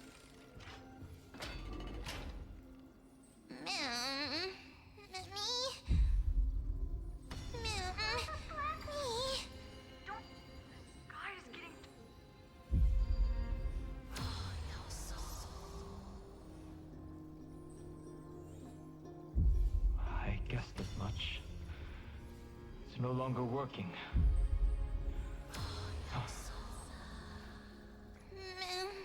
Mammy. This part was a bit unnecessary. I must say it. I want to go to sleep. Let's find someplace safe to set up a base of operations first. Huh. This statue and the buildings we've seen so far point to a civilization here on Amphoreus. We can only hope that they're not hostile toward outsiders. But why are we alive? People speculate Sephiroth is the real Castellana, and Sephiroth versus Veld.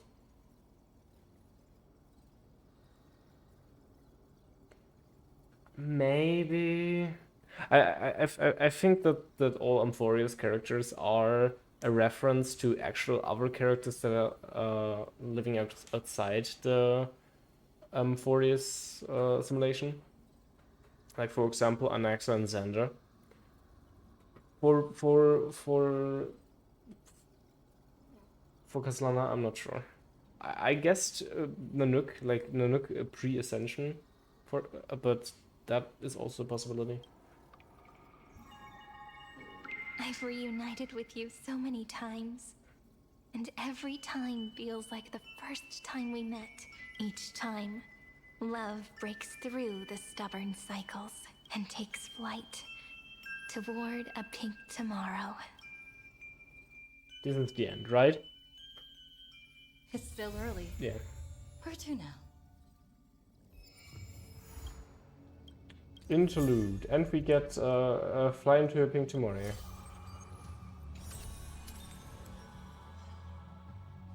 Trace unlocked. Joint attack. Cool. And finished epilogue.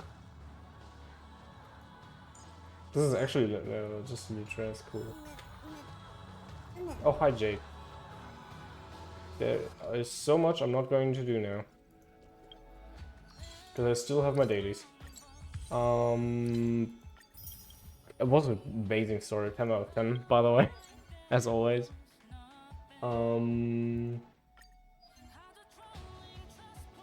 Trace mods, completely unrelated. I'm going to farm a pot of nihility.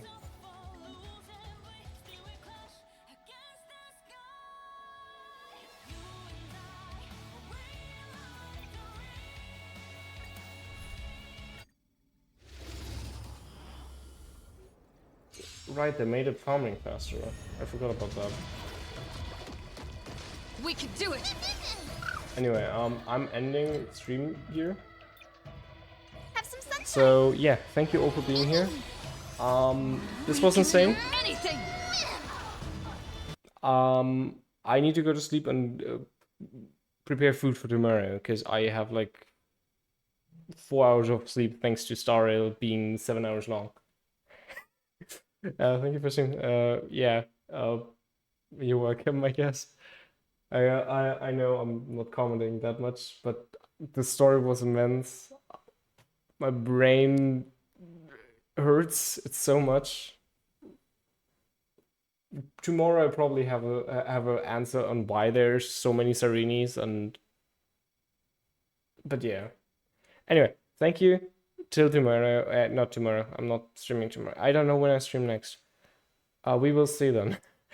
Till next time. Bye bye.